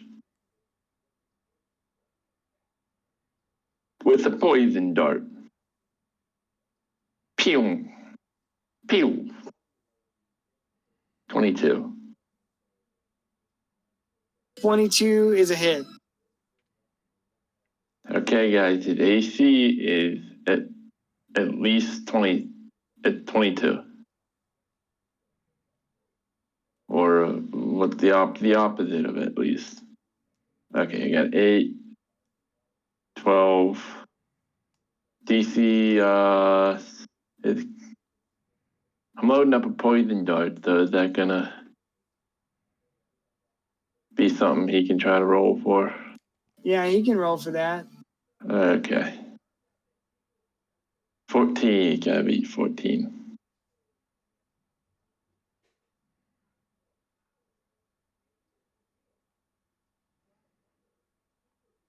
He beats 14. And then I'm going to move down a bit. Bonus action, hide.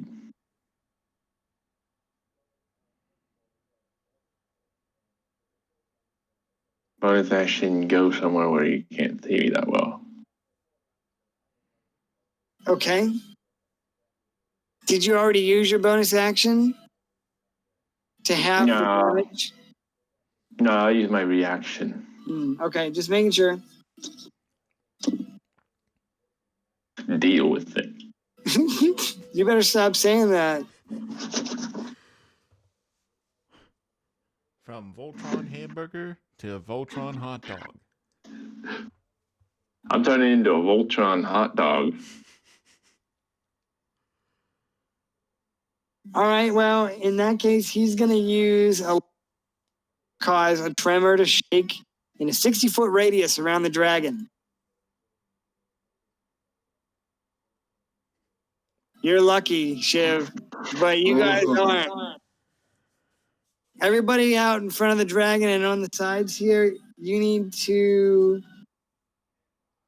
make a dexterity saving throw or be knocked prone. That means that if you're on the lip, you might get knocked down into the lava. I get knocked down. All right, dex save, Hans, Voltron, and Jody. Again, you can't touch me. All right, you succeed, you don't get knocked down. Voltron. Oh, Voltron and Jody. You guys get knocked loose from the wall. As you fall, you can make another dexterity saving throw to try and grab on. Or, in your case, Jody, you have a grab. Yeah, I'm just going to use a bonus action to expend my last use of grappling hook and grapple 30 feet. All right, you would be able to grapple onto the edge and not fall. Voltron, what are you going to do? You're falling towards lava. 5, 10. I'm gonna wonder if I about can how make a acrobatics check at any point, or no? Yeah, you can. We'll have you roll once now and then once again on your turn, depending on what happens. Okay. Am I doing? Should I do a deck save or acrobatics check? Yeah, that's fine. If you'd like to make a dexterity saving throw, that's fine with me. Okay, I'll do that. Then that's what you said. Okay.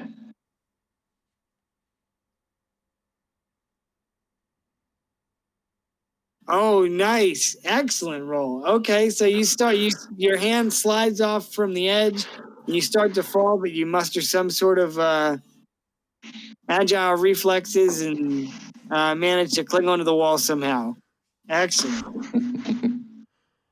Deal with it. No, I'm just kidding. All right, so Jody, it's your turn, buddy. All right, I'm going to go ahead and move.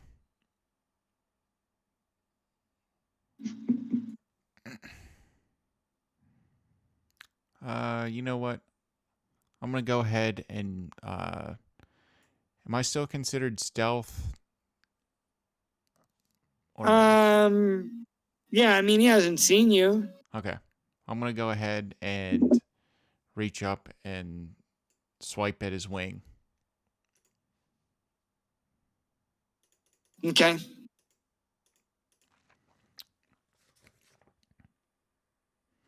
Actually, you know what? I'll go ahead and jump up and attack him.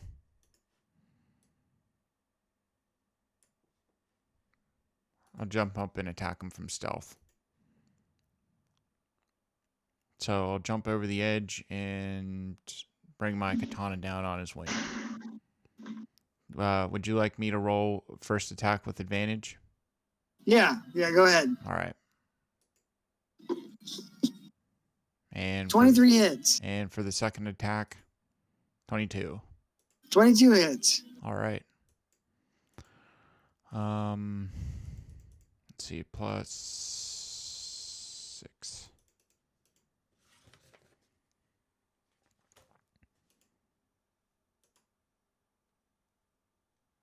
$25. 25? Nice. Yep. That's going to end my turn. All right, after you, Jody, it's Hans McGee. I'm going to ask the dragon what his true name is.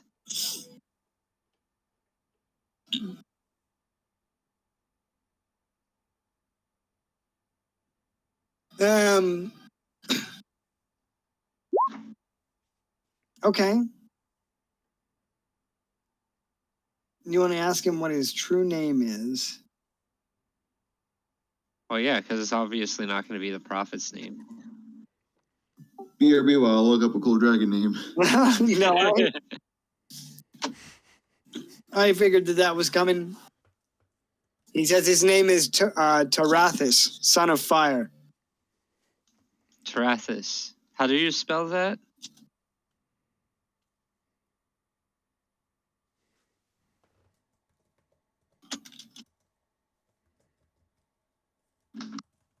No, like I'm actually asking the dragon how to spell that.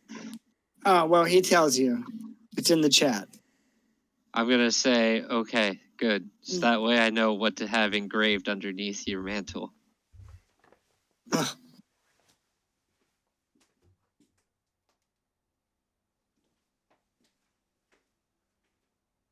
Are you attacking, sir? I am actually going to shadow step behind him, like underneath his wing, being a gnome. I feel like I could fit underneath his wing and kind of like disappear out of his sight. And I feel like that would disorient him a little bit as well. Well, he definitely lose track of where you went. And I'm going to go ahead and end my turn for now. Are you sure? I guess I can move a little more. I'm going to step back over to where Jody is and end my Hey, turn. man, you can stay anywhere you want.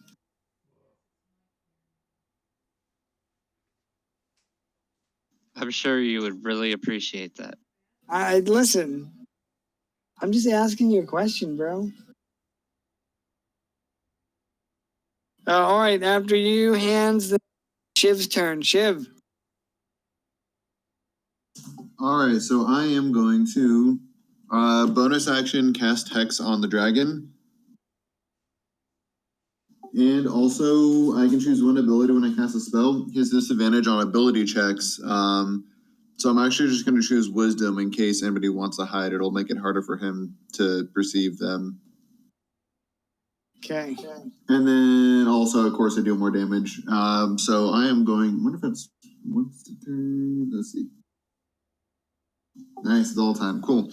All right, so then I'm also going to follow it up with my main action, Eldritch Blast. Slingshot. Kaplow. I didn't know anything other than a warlock could use that. I am a warlock. Haha. Unfortunately, those does are 14 hit? No, sir. Well, damn. All right, cool. I am just going to back the fuck up. Back the fuck up. And that's my turn. All right. Oh, I meant to roll this when he went last. Fuck. Also, I just made slow cooker beef barley soup again. It turned out fucking delicious. Nice. Sorry, I stepped away for a second.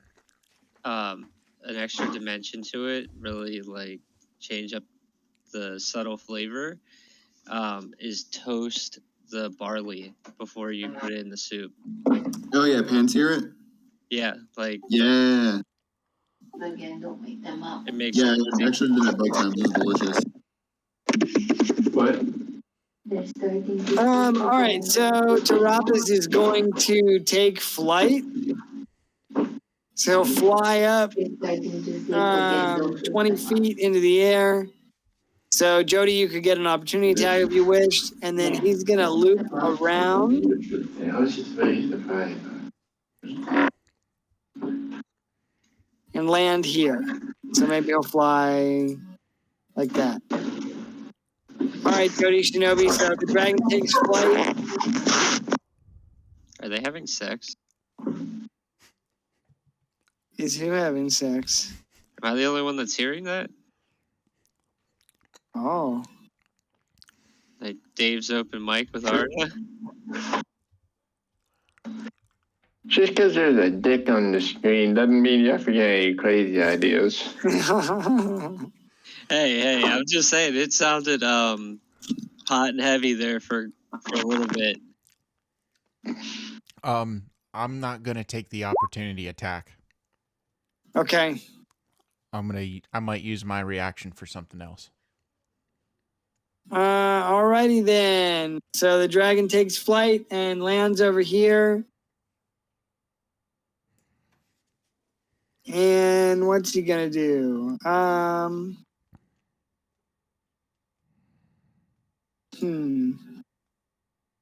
I think he will turn this way, and he's going to attack him.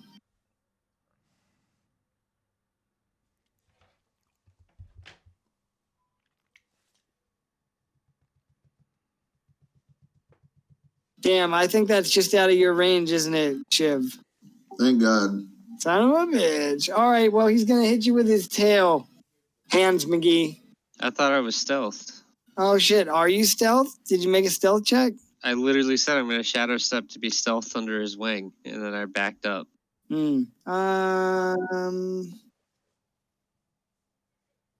Okay, well, in that case, he's going to step forward and attack Darren.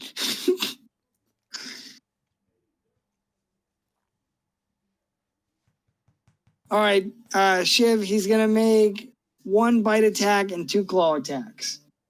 The claw. The claw. Are you worthy? Oh, shit. Woo. They all hit. Bite, claw, claw. All right, so the bite is a lot worse. Not a lot. Don't worry, buddy. Not that bad.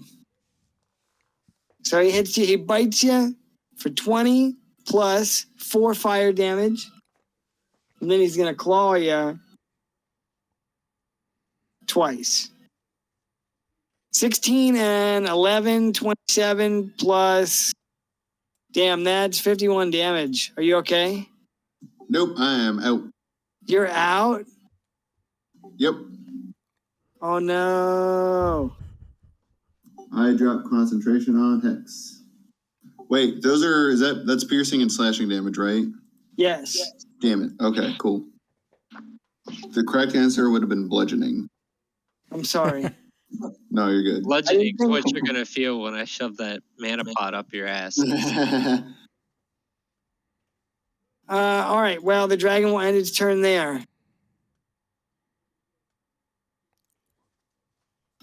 That's a round down. Voltron.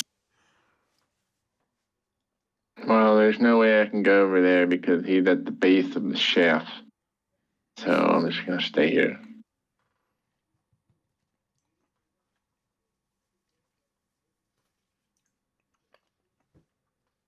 All right. I'll go. Is there anybody within 5 feet of him? Kyle. Kyle's within 10 feet. Okie dokie, I will pop up over here. Oh, he's cunning at. Oh, hang on a second. Where was I? Here? Here? Right Yes. there. Okay. Back one.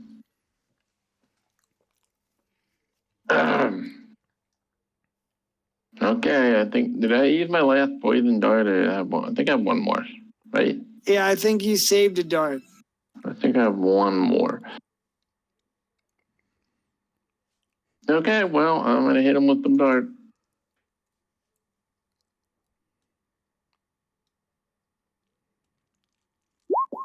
$18.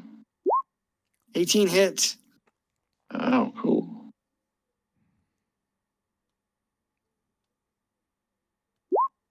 I'm going to re-roll that. 7. Cool. So 36.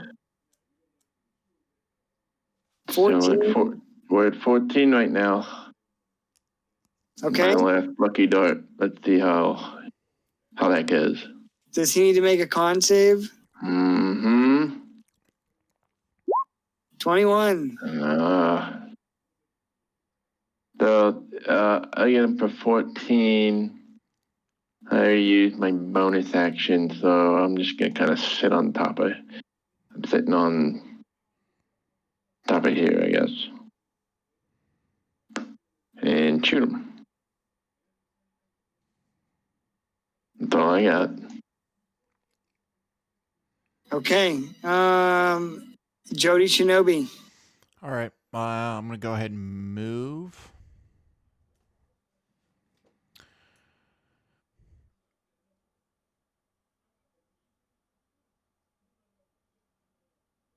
I'm going to go ahead and dash. Move 60 feet and end my turn there.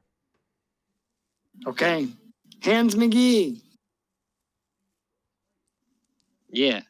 It's your turn. Can I try and like run up his back and stand between his wings and punch him in the neck? Do it. Sure. I mean, I'm a little tiny gnome. I don't think he'd notice until I started punching him.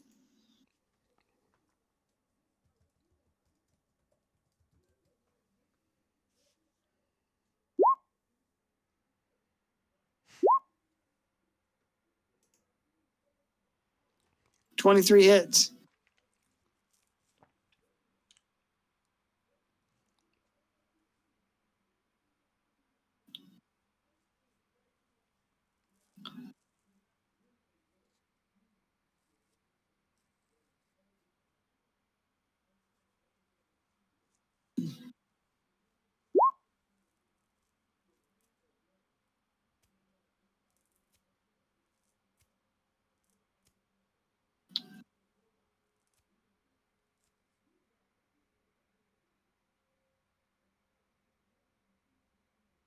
$7. Yeah. All right. Anything else? I hold on for dear life. Okay. Shiv, it's your turn. Ooh.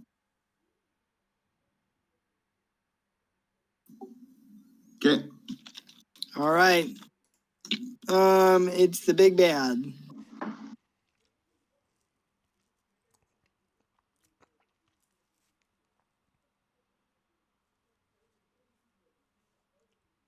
All right. So what's he gonna do?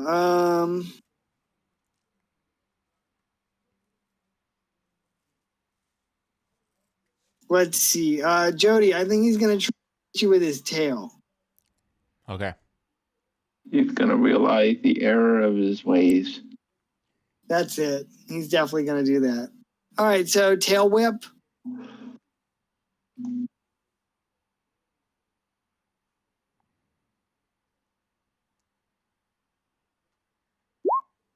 $14 versus armor class. That's a miss. Okay, so he tries to hit you with his tail and misses. And he's gonna.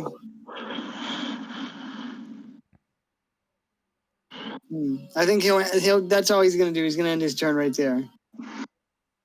All right, that's a round down, Voltron. Since I stayed still, I'm gonna make the best out of. I'm gonna take a shot at him. Okay. Ready, aim. 24. Hit. I'll keep that number. 3d6. Oof. Ugh. And then 12. I will bonus action hide behind the shaft. Yes, 12. Hide behind. Bonus action hide. Okay. Jody.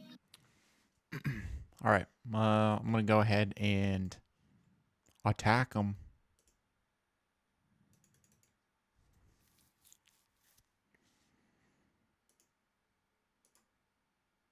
Ooh, critical hit. Shit. Cool. That's what? D10 plus 16 for 25. 25 damage. Nice. That's a solid hit. Do you want to describe your attack? Yeah. I'm going to hoist my blade over my head, come down on his wing with a hefty and hearty slash. Okay. Hans McGee, it's your turn. I'm just gonna keep punching him in the back of the head from his shoulder blades. Okay.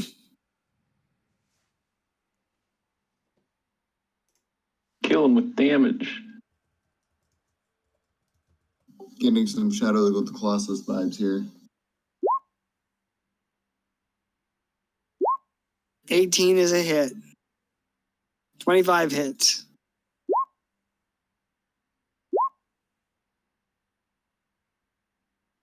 $14. All right, so you're giving him the, like 1-inch punches to the back of the neck and the skull, and he's starting to feel them. Give him the old 1-inch punch, just Yeah. like lining my hand up and just like. Eventually, I'm gonna disrupt one of them vertebrae. Mm-hmm. And then he's gonna have a horrible night's sleep, and I'm just gonna laugh. All right, so anything else? Nope, and my turn, and I'm gonna go AFK real quick. Shiv, it's your turn. Oh boy. Nice. Nice. All right, after Shiv, it's the big bad. All right, so the dragon's taking some damage, and he's going to... What the end do about it, huh? He's gonna take flight. So Do I get an opportunity attack? Aren't you unconscious? Yep. Yes. Especially you. So the dragon to take flight, so he will fly up 30 feet, and then he's going to fly 50 feet over here. So, oops. Jody Shinobi, you can get an opportunity attack. Yeah, this time I'll go ahead and take it. Okay, and as he flies by, you notice that he is... Seems like he might be muttering under his breath. Oh. Okay. Oh, and I need to roll a d6. Okay. All right, so yeah, you can take your opportunity attack. 24 is a hit.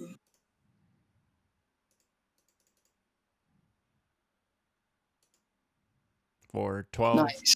And then 12 I'm going is to alert good. everyone that he could be potentially casting a spell. Okay. All right, that is a round down. Voltron Hamburger. I'd like to use my rope and swing it around his feet and while he's flying and then pull myself up so he's like a helicopter and I'm on like a stretch pad while he's Okay. flying. And this is part of the cunning action. So it's like use an object. Why don't you make a check to do that? Okay, I'll do an acrobatics check. Yeah, that's fine. 15. Yeah, I mean, he's only 30 feet off the ground, so loop your rope around him as he takes off. I'll loop the rope around, and then since I can use my climbing speed is equal to my movement speed, so I'll just use movement to pull myself. He's like 15 or 30 feet off the ground. 30 feet. 30 feet? Okay. And then before I do any of this, I blow dart him.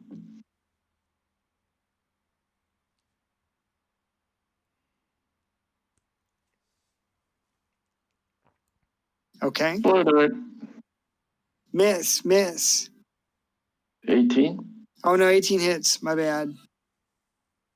All right, so this is the steady aim portion. I'm going to re-roll that. 7, 12. Then I'm going to use object as my bonus action, complete that, and then pull myself up, and I'm going to hold myself up in the chair and fly right under the shaft and the dragon. over the shaft, under the dragon.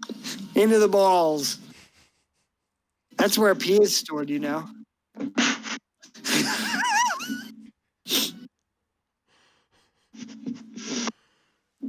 I do know that.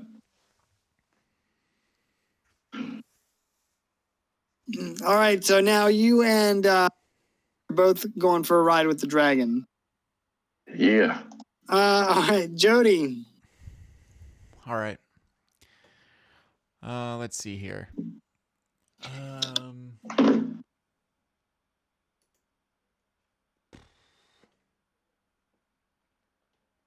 Give me 1 second.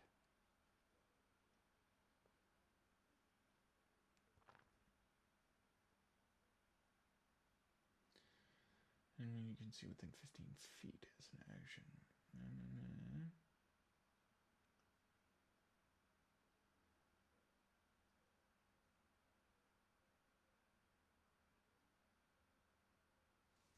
Okay, here's what I'm going to do.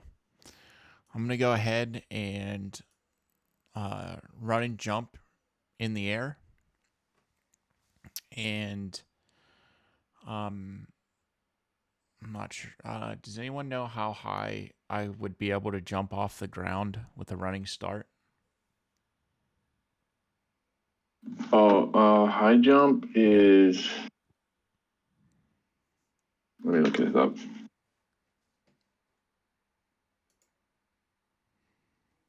Oh wait, I think I thought in one of the high jump, you leap in the air a number of feet equal to 3 plus your strength modifier.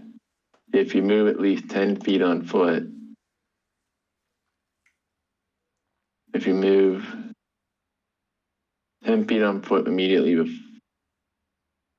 wait, what?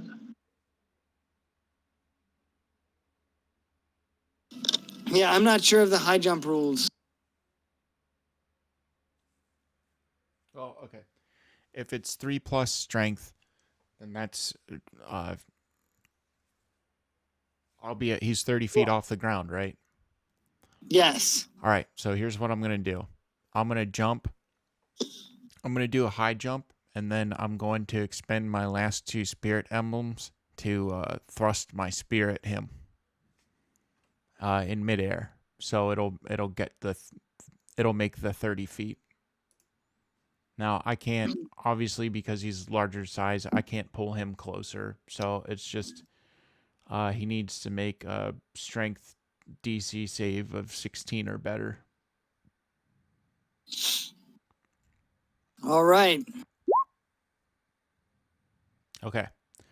So he succeeds. And I think he takes half of the damage, which is just 2d12. So let's see here. On a success, they take half his damage in or not. Okay. So he takes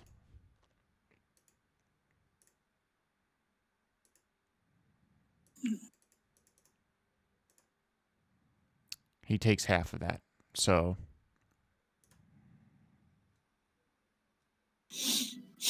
Okay. So are you on the dragon, sir? no. Okay. I kind of just jump up and have my spear activate and thrust at him and just kind of scrape him for light damage, and then I, jump back down onto the shaft. I got you. All right. Hans McGee. Maybe he's I'm just gonna keep on punching her for him. Okay.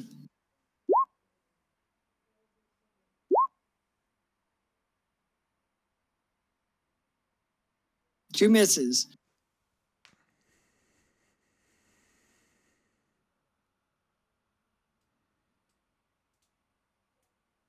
Anything else, Hans? Nope, I'm just gonna sulk in defeat. All right, Shiv.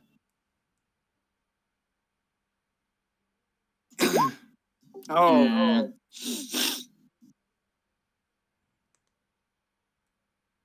All right. It is the dragon's turn. All right, at his turn, he finishes mumbling, and those of you that are on the dragon facing towards the end of the platform, you see a portal begin to materialize.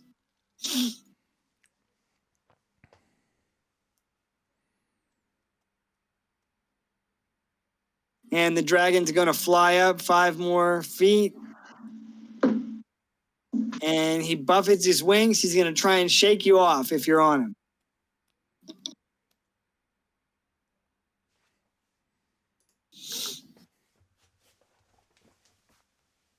All right, so wing buffet.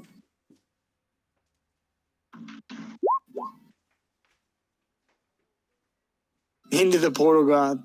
All right, so he's going to try and shake you off. Voltron Hamburger and Hans McGee, so you guys need to make dexterity saving throws.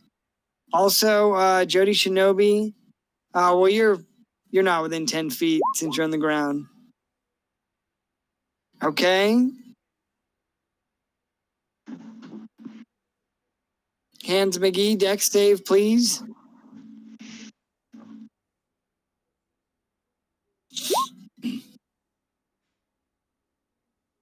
All right, Hans. You fail, so you take 2d6 plus 8 bludgeoning damage. All right, so you take 14 bludgeoning damage. Make a dexterity saving throw to see if you can hang on to the dragon.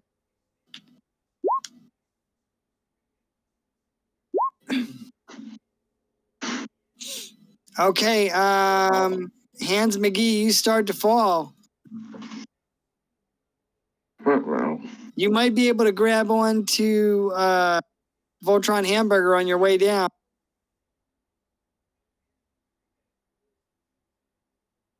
Make a dex save. Make another dex save. See if you can grab onto Voltron's wheelchair. 9. All right, buddy, you slip and fall. You take this in falling damage.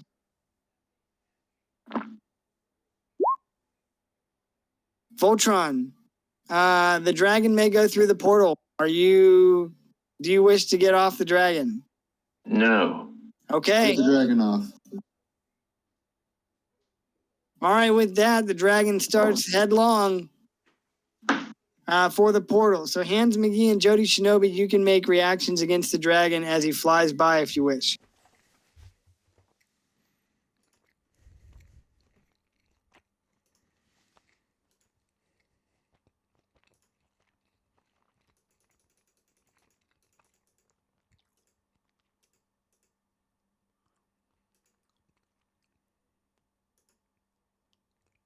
$28 is a hit.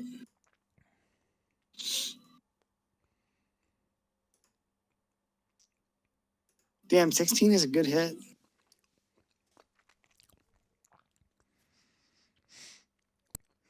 Hans, anything? For what? I said you could try and make an attack against the dragon as he flies by. Oh, as I'm like falling to the ground. Yeah.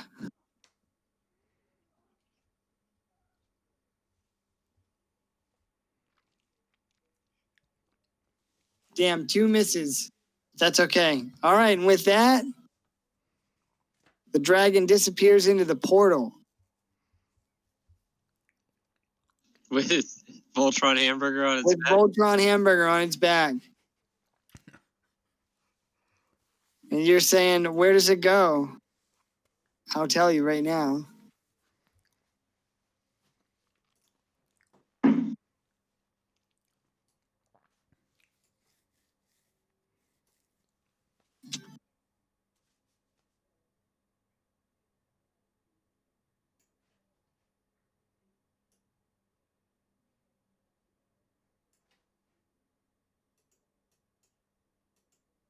Okay.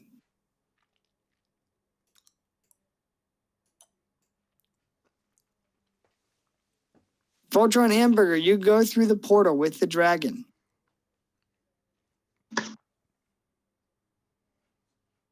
And find yourself in a distant land that is unfamiliar to you, a desert somewhere. Mm-hmm. You come through the portal with a loud crash as the dragon falls to the earth. It should actually be up here. Falls to the earth and crashes before the steps of a great temple. It's built into the face of a mountain. It looks up pitifully at the trio that descends from the steps. Thank you. Tarathis raises its head weakly and says, I have failed you, master. Whoever's in the lead of this trio looks back and says, not to worry. You'll have your chance again. You find yourself surrounded by many soldiers that you don't recognize their uniforms or anything.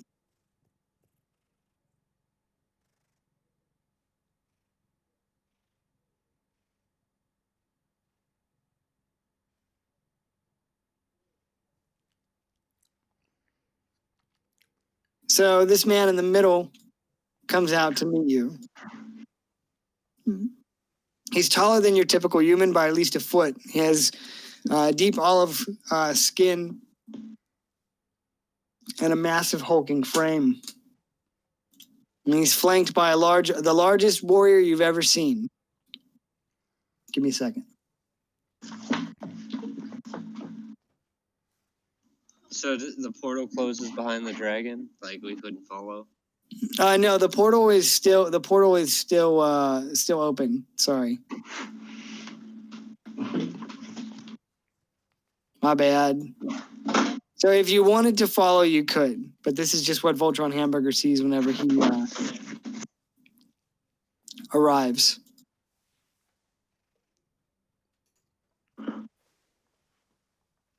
Voltron Hamburger, the dragon rider?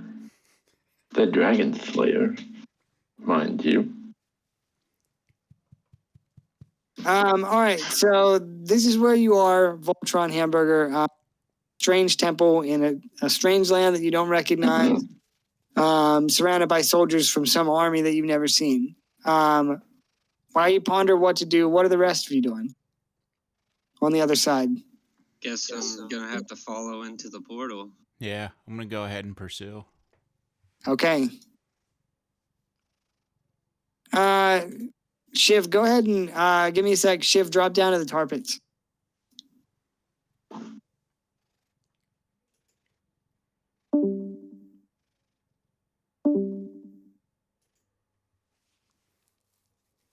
All right, so Jody Shinobi and Hans McGee, you follow through the portal.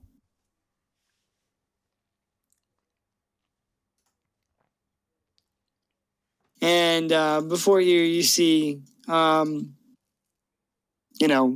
a human, but he's taller than a human would be by about a foot and has a hulking frame.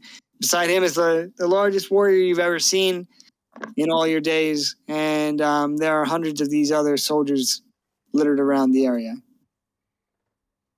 The man has a dark olive complexion and carries a bladed staff of some sort. You notice that he's carrying a book, great tome, at his side. He looks at the three of you and says, I know not who you are, nor do I care. I will give you this one chance to swear fealty, or you can die here all the same.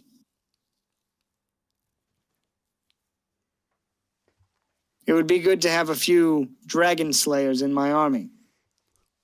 The man behind him chuckles.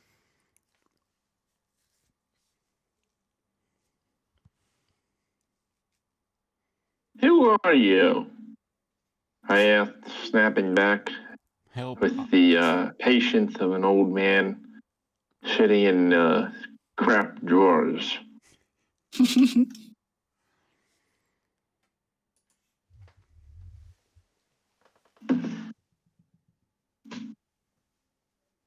He says, it's no surprise you don't know me, though you'll learn of me.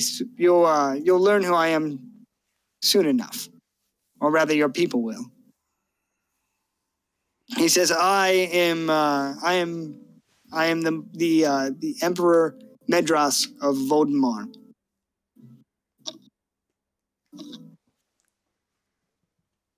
All nations will bow before me or be conquered. And so I give you a choice. You may join me or die here. Or perhaps you can flee back through the portal before it closes. How come in all of my 69 years on this earth, I've never heard of you before? He stares at you pensively for a moment and says that Tarathis' mission was to cause chaos across the known world. It's no surprise that that perhaps you haven't heard of me just yet. There's a vast sea that separates our two continents. Well, Taraxis didn't do a very good job, did he? And look, here you're giving him 1, 2, 3 strikes, you're out. Taraxis, right? Tarathis. Tarathis. Yeah, Tarathis didn't do too hot. But I almost named him something else, but I was like, I don't know. He nods in agreement. He says that's correct. He says, but I don't execute my people for failure. He's a dragon. He'll have plenty of time. How you should. I'll tell him.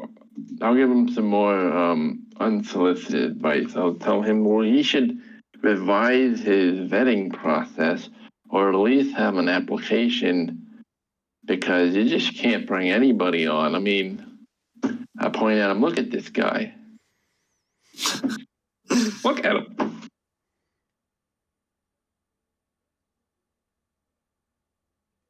He asks you to choose. All the more reasons for you to join my cause. I see no reason why you should die here today.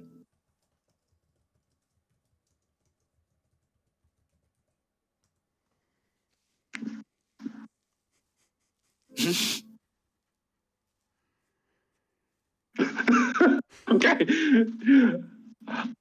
Here's what I'm gonna do. Here's what I'm gonna do. I'm gonna say. What did he say? All the more reason to join us. You shouldn't die here today. Yeah, no reason for you to die here today. I'll say I agree. I shouldn't die here today, and then I will stand up out of my wheelchair and run into the portal.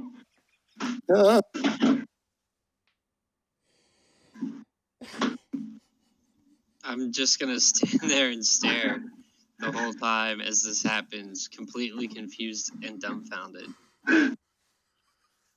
Kyle, take an opportunity attack. What are you doing, Jody? I swing for the Achilles. I'm gonna go ahead and jump through the portal. Hands, are you staying? No, I was talking about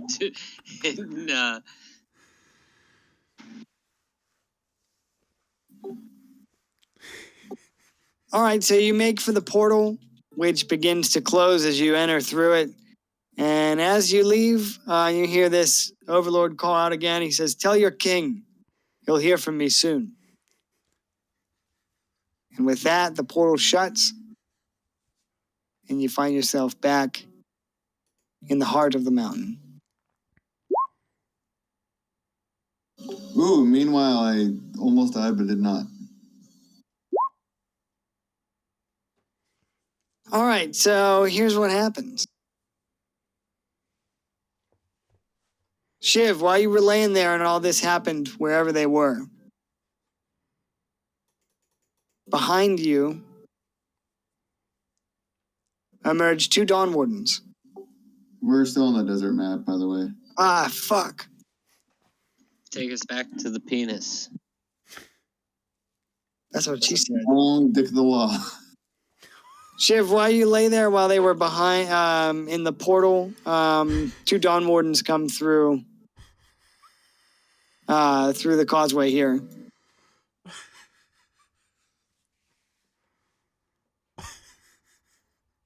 Did you want to make your... Oh, you made another saving throw?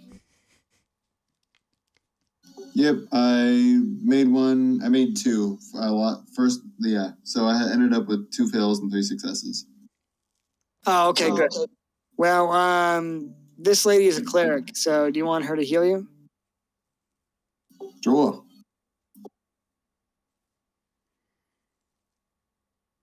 All right, so the 3 of you come back through the portal and you see this cleric and these other Dawn Wardens standing around helping Shiv. What are you doing?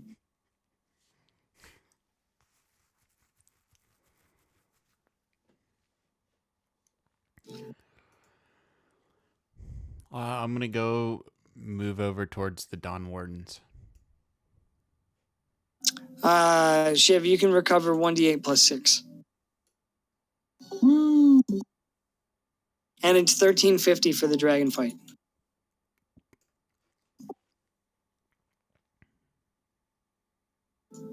Oops.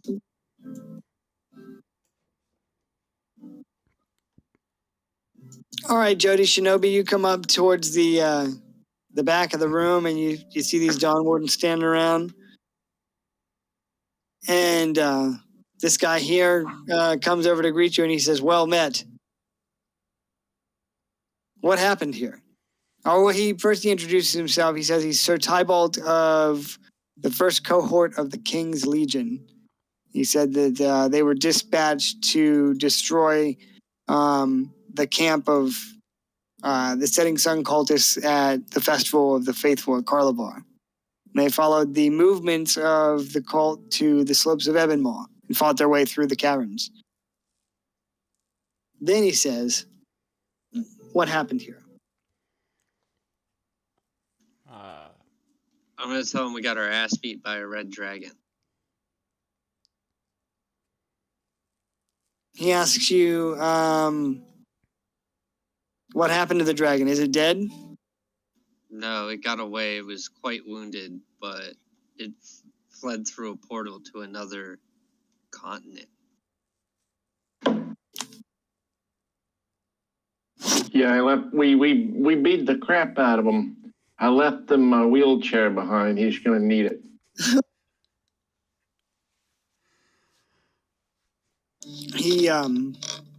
He says, if this is true, you should get your friend to safety and report back to Kingsgarden. They'll want to hear about what happened here.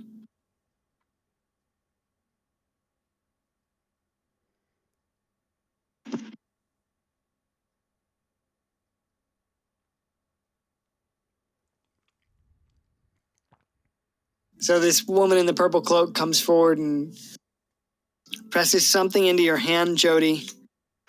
And she says, "This is my report.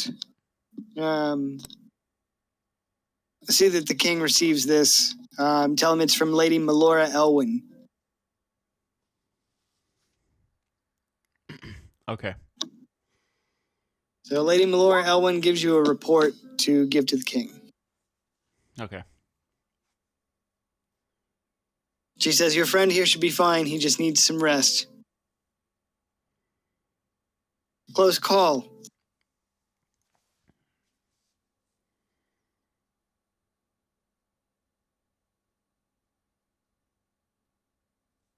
What now?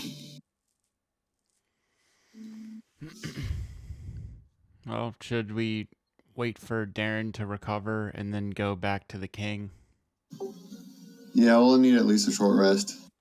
Okay. Okay. Let me go take a piss and then we can wrap up. Just probably in like 5 minutes.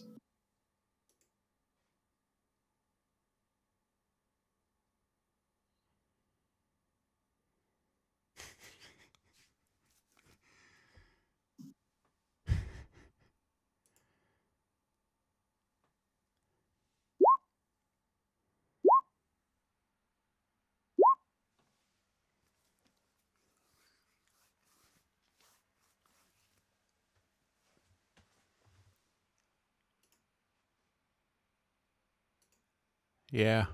I wasn't expecting that for you just to like eat 50 damage. I know. I think good that you didn't crit. that would have killed me. If I had to do 50 damage, I would have been dead too. Yep. I almost cast Mirror Image before the fight, but I was like, nah, I'll be good. But that probably would have saved me if I would have. I was like, I should have known that it was going to end in a dragon fight. It always does. Yep. Greg doesn't like dragons. What are you guys talking about? Listen, there have been times when you guys wanted to fight a dragon and I didn't have a dragon.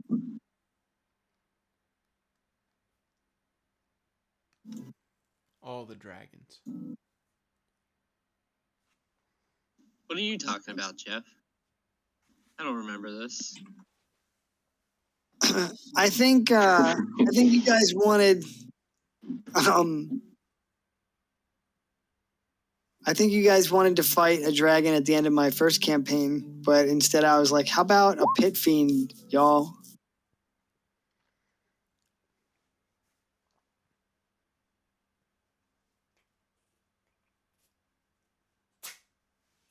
Give me 1 second and we'll close out the session for tonight.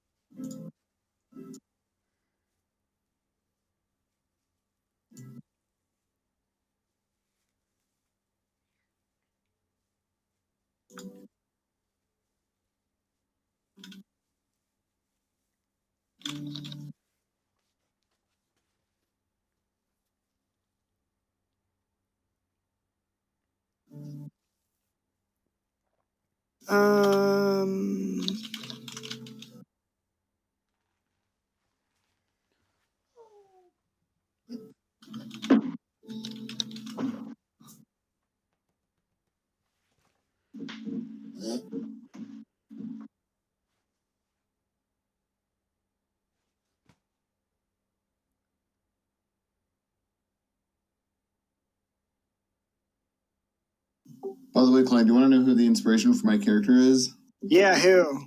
I'll show you in Discord. I would love to know. Shy Guy? Yeah, dude, look at my character's name. That's amazing. It's literally the first 2 letters of his first and last name. Well, I know that I have a fucking... Whatever, I was looking for a token of Torn Stormhammer, but I can't find it. So, all right, we're going to wrap up, and you guys spend a day or two traveling back to the Citadel. And you get to look at the Citadel map that I made. So you're going to find yourselves up here.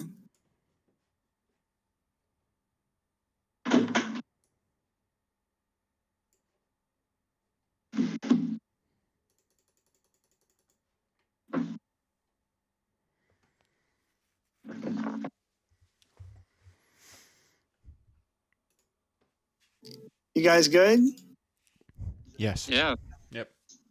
All right, so you're up here in the throne room, and you stand before the king, King Varn. Black Varn, as he was called once. He says, yo, what up, white boy? Initiative.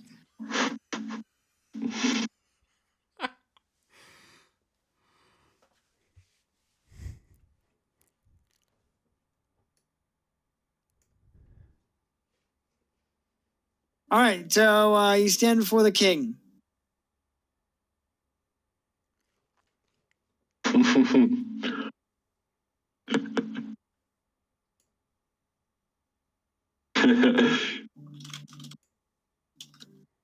Here's the inspiration for my character.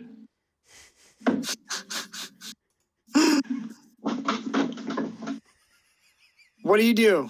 Or do you want to just call it here? No. I'm gonna go ahead and approach the king and kneel down, and I'm gonna hand him the letter from Lady Melora, and I'm going to mention about the three people we encountered, saying that they would be contacting you soon. All right, so the king listens to your report, and he reads over Lady Melora's report, and he just absorbs this information for a long while, and then he asks you, you journeyed through the portal? Yes. And where do you suppose you were? Desert. The desert. In the Across the Arctic. continent. Antarctica. Across the sea.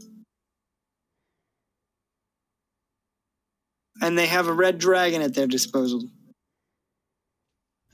Yeah, he might Very also have a combat red wheelchair now too. Yeah. We're screwed. He scratches his chin and says, this is troubling news, but thank you for bringing this to my attention.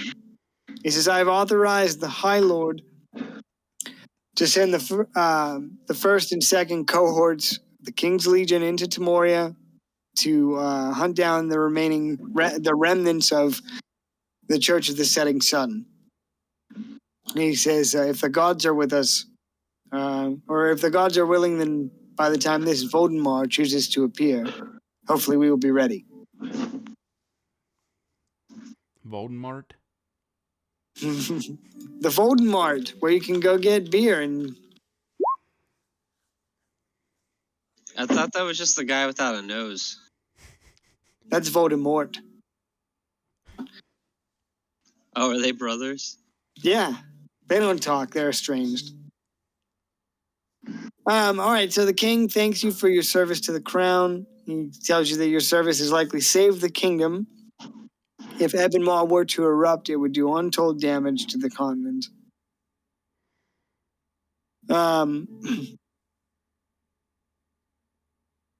So yeah, he thanks you for your service, and I guess that is all I have for tonight. What do you guys? If you want to say something, I'm gonna say a simple thank you. That's not gonna suffice. Well, how about this? He says, if you would make a request of the king, then you may do so. Very well then.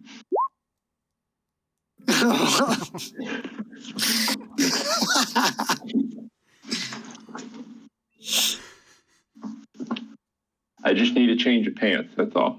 That's funny. I fought a dragon after all.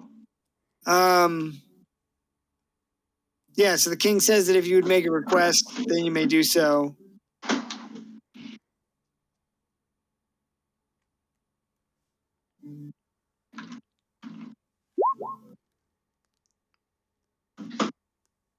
New pants.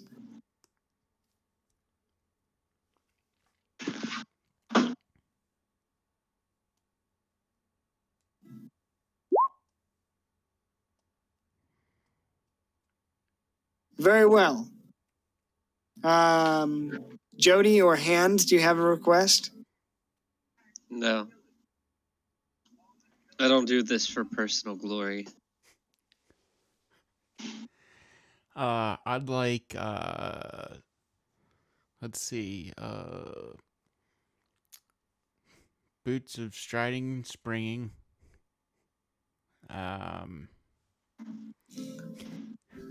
A +3 magic weapon. Let's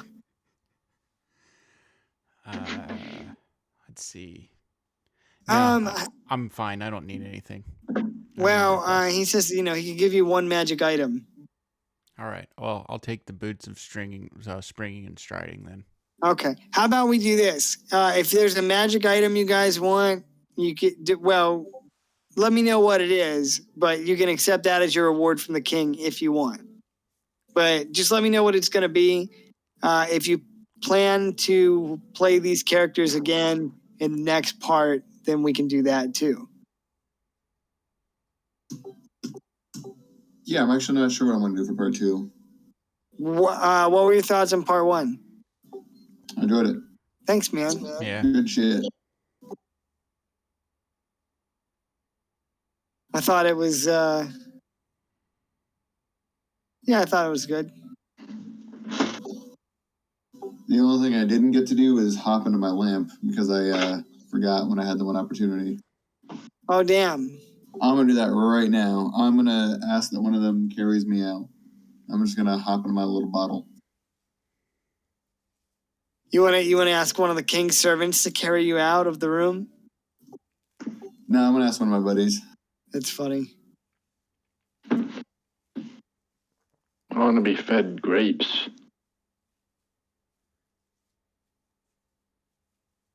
You can be fed grapes.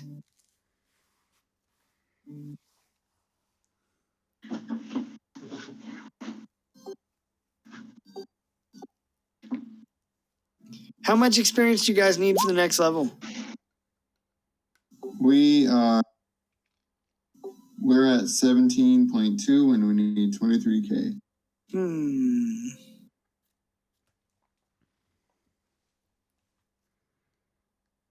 Why don't you guys go ahead and level up on these characters? Bird, big bird. I'll give you the difference for returning to the king. Level 7. Oh boy. I get a new warlock thing. And then if you don't want to play these characters in part 2 or whatever, that's okay too. But if you do, then at least you'll have your level 7 stuff planned out. If you play a different character, is it level 7 then? Yeah, it would be the same thing. Oh, okay. It's totally up to you, I will heavily ponder that. Awesome, dudes.